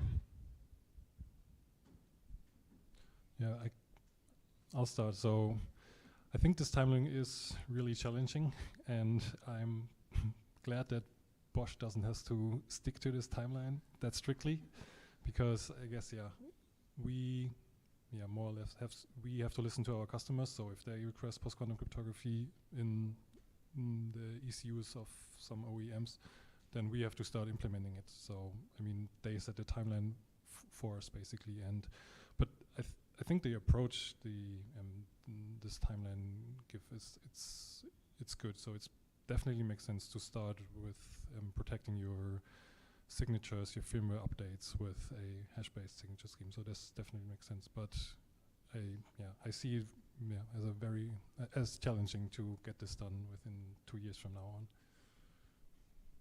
Well, I'm in a very privileged position of being just a researcher, so in a way, I don't have to deliver on that. It does look very challenging to me, indeed. So in that sense, I'm happy to only doing research on this, because they do seem like quite demanding timeline. On the other hand, I can imagine if you want to push organizations to move, you don't want to give a lot of time, right? So maybe you can account it to the fact, okay, not everybody's going to be able to, but I can imagine that you want to give circumstances to be demanding, and then maybe be flexible in people not respecting the deadline. And maybe I'll jump in to add, from the government perspective, as we discussed earlier, we're working very closely with our partners in the U.S. on this. To note, once the NIST standards are published, and as anticipated in 2024, This NSA 2.0 will be added to the Committee for National Security Systems Policy in the US. And then the NIAP protection profiles, which is with all the FIP certifications, will be updated as well. And I think the timelines, specifically the focus on national security systems, is there to create that sense of urgency, such that anybody who does have specific government contracts that they're supporting really take this seriously and invest now. I think we're going to have more time than I know that the timeline, when you look at it blankly, it looks, wow, this is going to be hard, right? Noting at the pace that we need to change. But I'll just note again, I think from a US perspective at ICMC, Troy Lang from NSA did note that the US national security systems are planned to be upgraded by 2033, excuse me, that's 10 years, yeah, 10 years is a big difference, 2033. So there is time, so there is a focus on those national security systems first, because there is that, when you look at the lifespan of the data, that is a critical component for our entire international community to have those systems upgraded. So I know that from a US government standpoint, at least from my understanding of where they're going, that is the focus with the CSNA 2.0 first, understanding that the other stuff is obviously going to follow suit, but we do have a little bit more time. So I hope that helps to alleviate a bit of the, we have to get everything done now and we don't have enough resources and enough time. And again, if you have questions about the specifics of those, please don't hesitate to talk to myself or Jonathan, and we can help clarify exactly what they meant. The language, there is some subtleties in it, so it's not necessarily obvious if you're not working within government to how to interpret those, but we're very happy to answer any follow-up questions you might have on that. Thanks. I think we might have a couple from online. Correct. Jeff says, Sebastian, about the Wolf SSL implementation, was a different implementation considered for the performance testing, like OQS, Open Quantum Safe? So we integrated the selected schemes into the Wolf SSL stack, and then we did the performance measurements with the Wolf SSL library. But we didn't compare the performance of these algorithms against other libraries, because we basically reused the reference implementations of the PQC schemes and integrated them into Wolf SSL. And we were we weren't so much interested into the individual performance of the algorithms, but more or less how they perform in TLS and what this means for the mixed certificate chains approach. Yeah. All right, thank you. And another question from the chat says, shall we expect something similar to the Quantum Preparedness Act approved by the US in December 2022? If yes, how long will it take to have our own act? Assuming from Canada's point of view? That's what I'm assuming too. I think that's you, Melanie. Hello, great question. What I'll say, there are a number of activities that are happening right now within the Canadian government.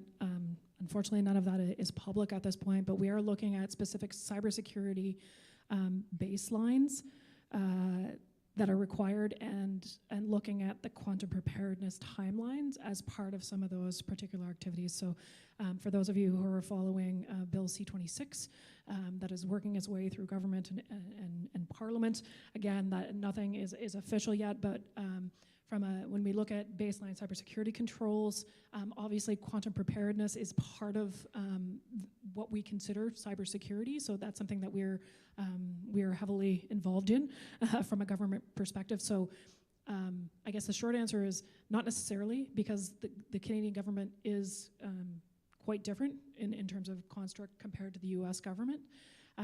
But even though we're not necessarily as public and overt about it, I'll reiterate, we are taking this very seriously, and we are working within our government and the mechanisms that we have within government and Parliament to address and to help create that sense of urgency. So I hope that helps answer the question. Thank you. Thank you. So maybe switch gears just a little bit, but on a sort of government topic, we heard today from NIST, we heard today from ETSI, we heard today from ITF, which isn't quite government, but standards. and we've got a couple representatives from sort of government affiliate agencies here. Like, this is happening all over the world. We have all of these standards bodies and governments creating recommendations and laws in the United States. How do we coordinate this? How do we make things work together? Maybe some comments on how you think about that challenge? Well, I have to say, right now, it seems like a coordination is going quite well, at least from my perspective. I don't have a feeling that there's, say, concurrent standard organization pushing concurrent standards.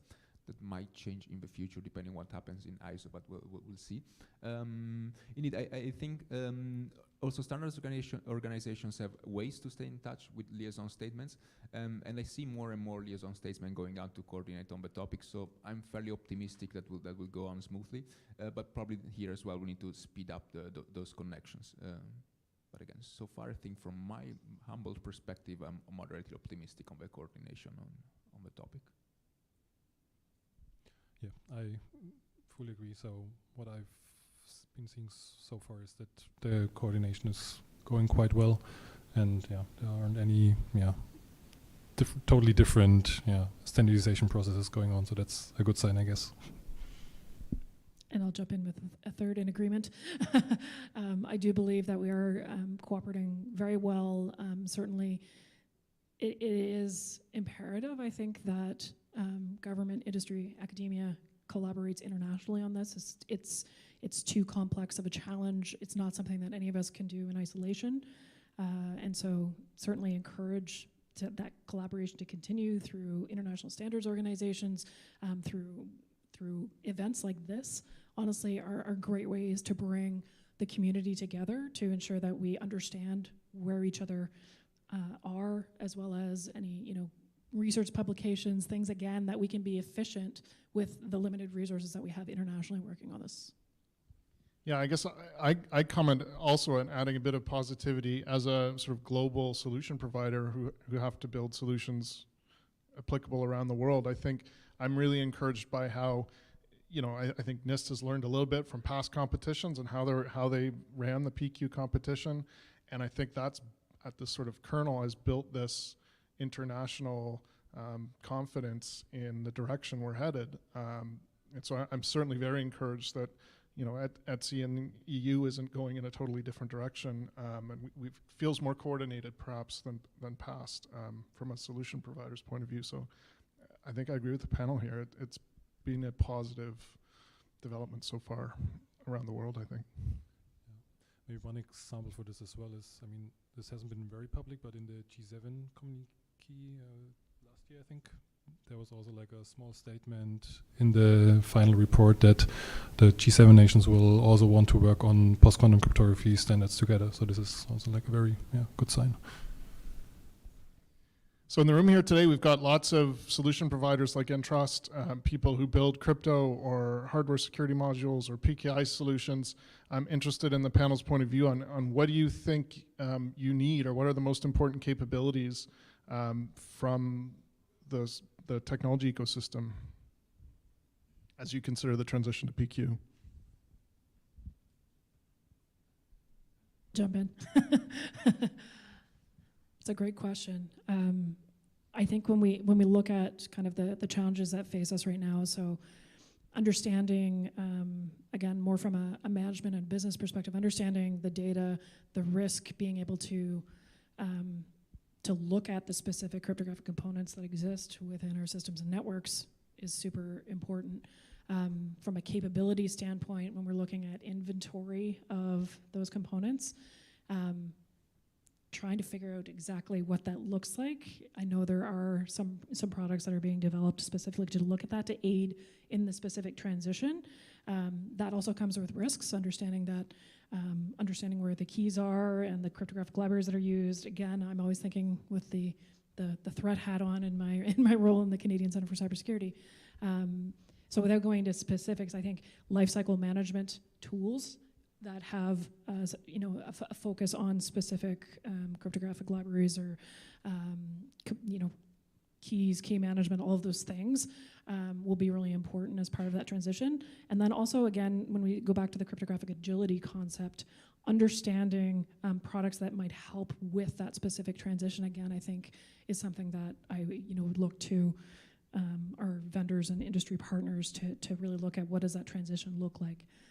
I will say from a government perspective, we never endorse a product just because we have to remain fair and transparent and neutral in those situations. But I think anybody could glean from our presentation. These are the types of things that we really are looking for, and I know that consumers are starting to look for as they start to plan for that transition. So I hope that helps address your question. Thanks.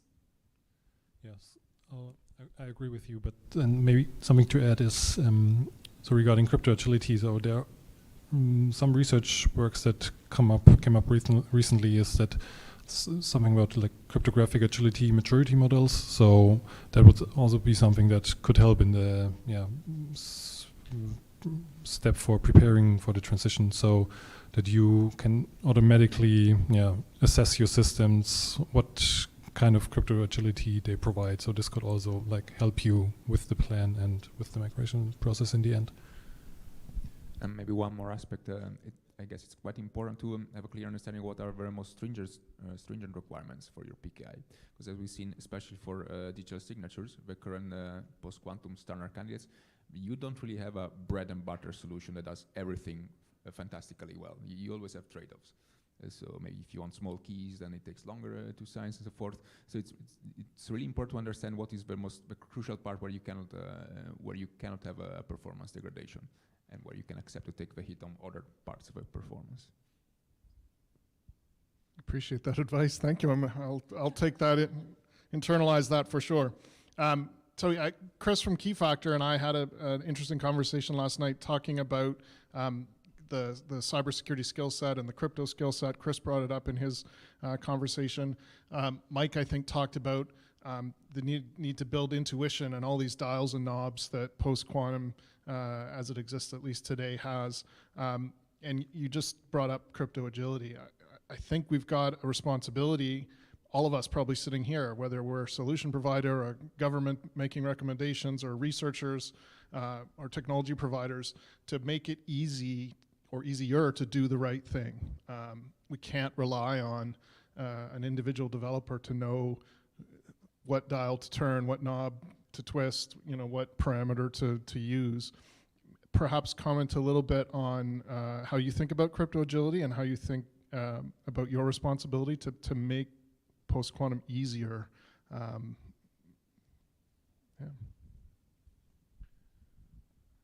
Yeah, so I think crypto agility in general is like a very broad term, and probably every organization or every product department maybe needs to find its own definition that suits them or fits them. So if it's more about protocol agility, then it's something else. If you think about replacing algorithms inside your hardware or embedded devices. So therefore, I guess you need to start thinking about what crypto agility is for you, and then use the resources that are available to you, and then define it in your own terms, and then start to assess if the system has enough crypto agility for the upcoming transition. Well, I have to say, I don't have myself a very clear definition of crypto agility, but I have a feeling that's a very common thing. So from my perspective, what's important is actually that we soon agree on a much more specific, much more concrete definition of crypto agility. That might also be something for standards organization, but I have a feeling nobody really means something extremely concrete and very precise with crypto agility. It's pretty much for everybody and not very concrete concept, and I think that's actually the number one, say, the next task for us in the list, make it universally acceptable, accepted and then concrete. So agree that the concept of cryptographic agility can mean many things depending on what specifically you're talking about. I will say we do have a publication on our website that talks about cryptographic agility, specifically with respect to algorithm implementation, such that, again, as things continue to evolve and standards are set, if a vulnerability is discovered in the implementation of a particular algorithm, being able to move away from that quickly is something that we talk about in that publication. So I agree. Again, if you're speaking at high level terms, you could be talking protocols, algorithms, in general, from a management perspective, because sometimes policies, if specific algorithms are baked into a particular policy, an IT security policy, or it could be larger government policy, that can take a lot more time. So it's not necessarily just the technical implementation, but also all of the surrounding pieces that I think are really important for that. So I agree. Getting a definition within the community and making sure that we know what specifically we're talking about in any given instance is probably priority one. But just from my perspective, those are the types of things that we've been talking about within Canada, and also in groups like the Quantum Readiness Working Group under the Canadian Forum for Digital Infrastructure Resiliency. It's a topic that's come up as we look at that transition and how do we be cryptographically agile. Yeah. If I can. Yeah, please. I would say there's even more topics and say more concepts for which there's no universally agreed upon definition. One thing also, if we speak of hybrid cryptography, hybrid certificates, well, if you talk to a cryptographer, I will say, sure, you have two components that is secure as long as one of two components is secure. If you talk to other people, well, no, that means that it's compatible with legacy systems, so that you can shut off one component and still be compatible. And if you talk with other people, will say, well, it's both. So if you use it both, then it's secure as long as one of the two components is secure, but you're free to choose that or not. So even there's surprisingly many topics and definition for which actually there's no universally accepted definition. And we all think we know what we're talking about, but we're actually thinking of different things when we say one concept. You bridged interestingly to the next topic I wanted to ask about, and that's hybrid. I think you can sense from Jonathan's presentation on hybrid, there's some caution from some bodies and some jurisdictions who are being very careful about recommending hybrid. There are others like BSI in Germany who've come very clearly out and say hybrid is the only acceptable mechanism, at least at this time, for PQ adoption. Maybe you could add a little bit about how you're thinking about hybrid, its value. My sense is that there is a place, and it offers a valuable tool during this transitional phase.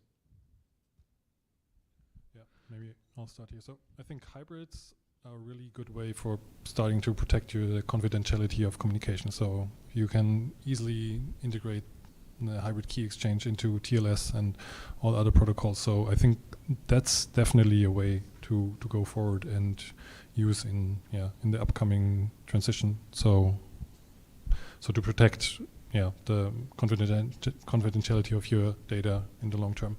For PKIs, I'm not so sure if hybrids are actually like the right approach, since we already saw today that this transition is probably not that urgent already to start with.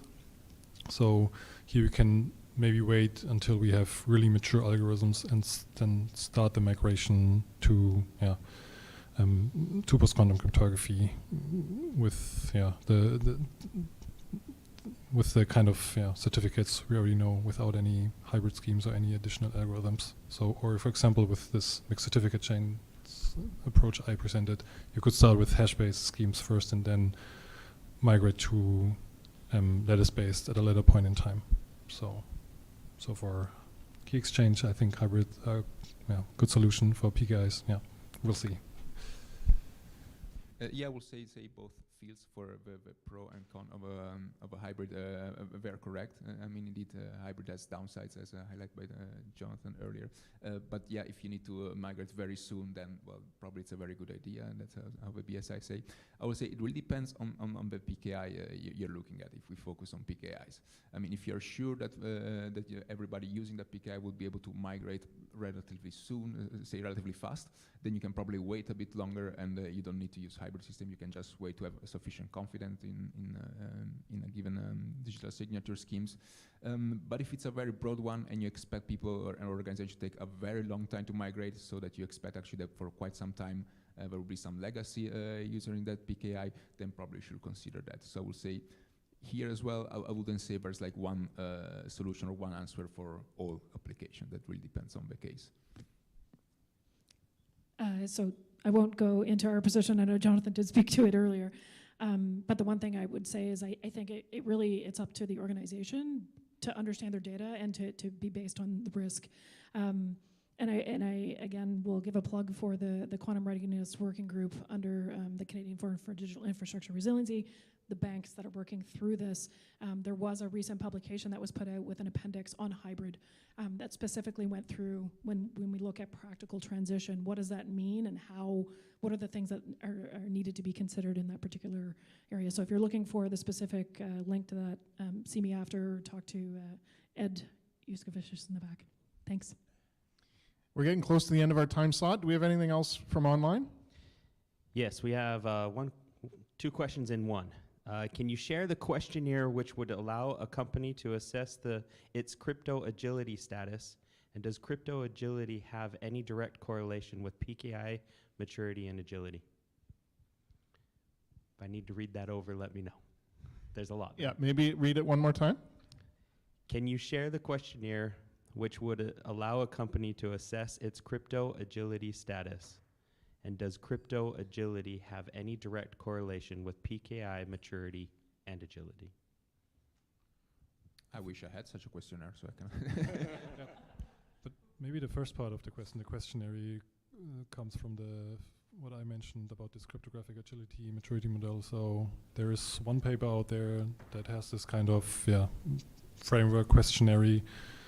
And I can, I guess, share the link afterwards with the community, if that's possible, to that paper.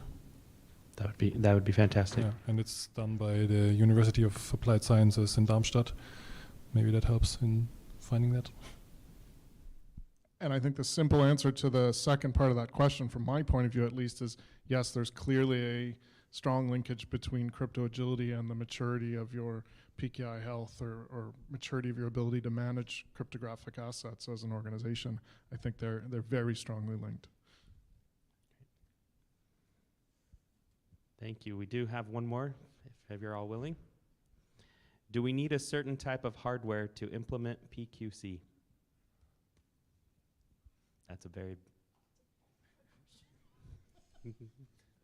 Well, I'm probably not the best person to answer it, but I would say, well, possibly yes. It depends. It depends on what exactly you need to upgrade.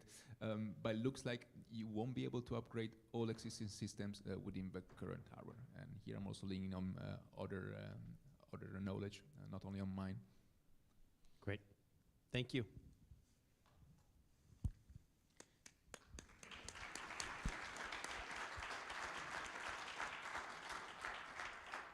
Just want to say thank you to my fellow panelists. Thank you, Paul. Thank you. Again, a great panel, a great closing of the day. I created a few slides basically about the day, what we talked about, what are our findings. So stay on stage for a few more minutes, and maybe if you have any other questions for the other panelists of the day, this is your moment when you can still ask them. So I'm going to give a little summary on my takeaways of the day, and I would like to hear yours as well. Maybe here in a question, maybe in a comment, or in our survey. We'll send them out probably next week or so.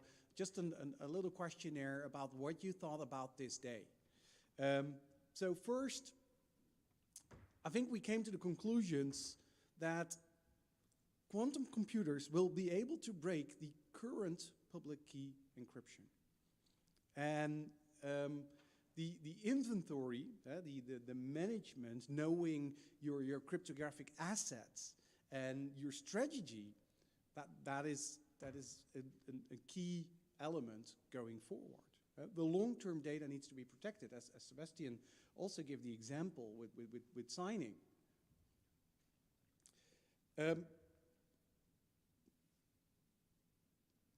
But if we're not able to mitigate the post-quantum threat, then our data might be at risk.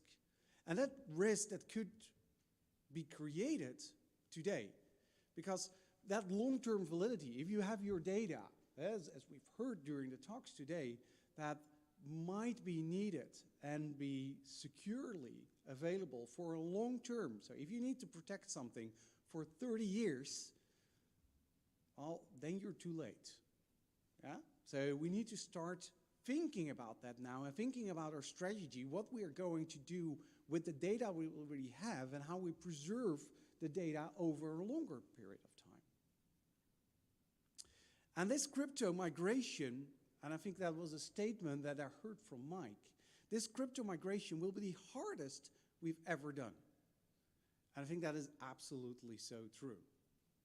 So now is the time to plan, to prepare, and to budget for an effective transition to resistant algorithms.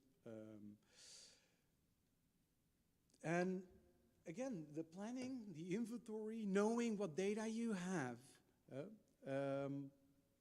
that is what is needed if you want to migrate it.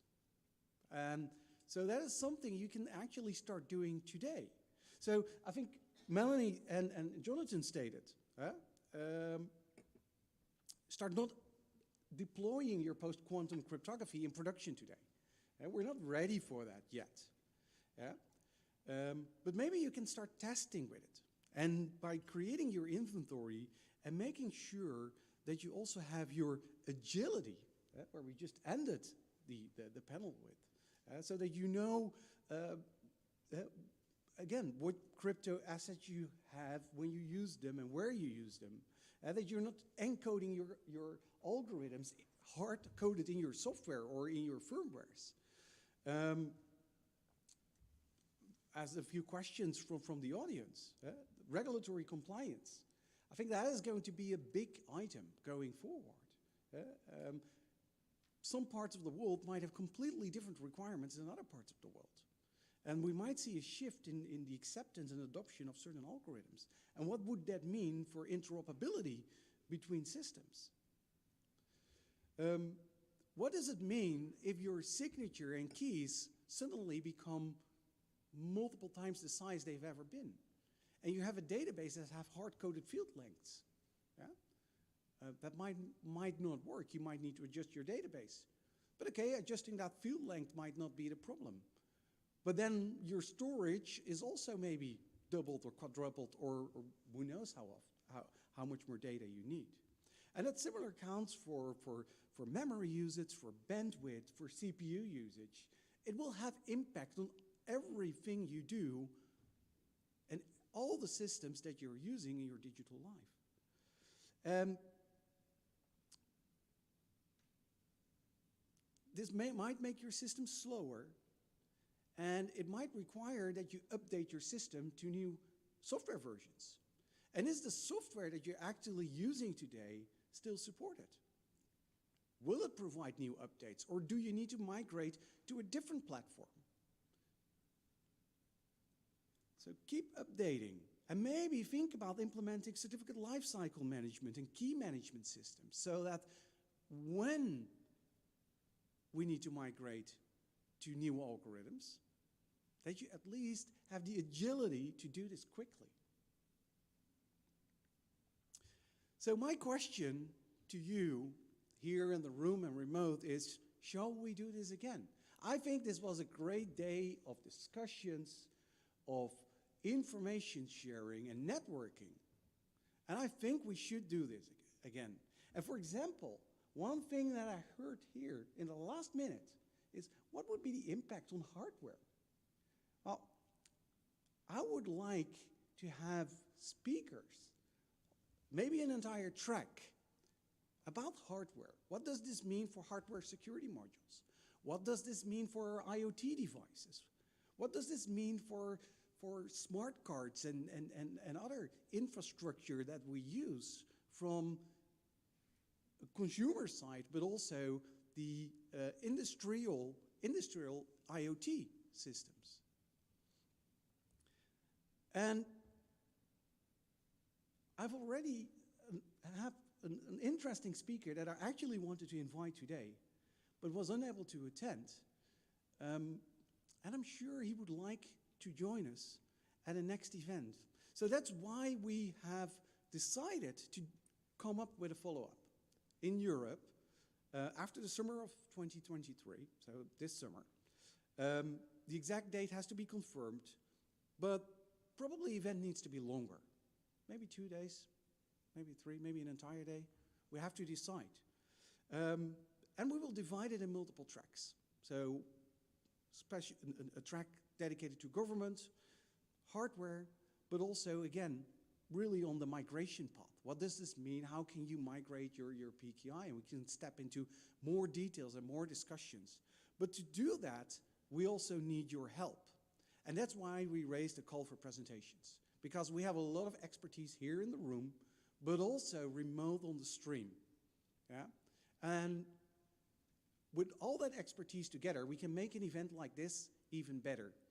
Today, we have learned a lot of things, not only about post-quantum, but also how we run this event as a consortium and what we would do better the next time. So scan this QR code or go to pkic.org/call, and if you have an interesting talk that you would like to present, or you know people that you say, okay, I would like to hear that presentation or that person speaking, let them know about it. Again, this event would not have been possible without our sponsors. Yeah? So if you would want an event like this, maybe consider sponsoring. And it doesn't have to be a big contribution. Even small contributions are really welcome. But things like this do not come for free. Yeah? And we all learn from this, and some organizations have this easily available, but for others it's much more complicated. So if we all work together, we can make the industry a little better. So with that, I would like to conclude the day and thank you for everyone who was here present in person and everyone who was following us at the stream. I'm very happy and glad that we did this. I think it was a very successful event, and I hope to see you again at our next event with the date to be announced, but somewhere after the summer. Thank you.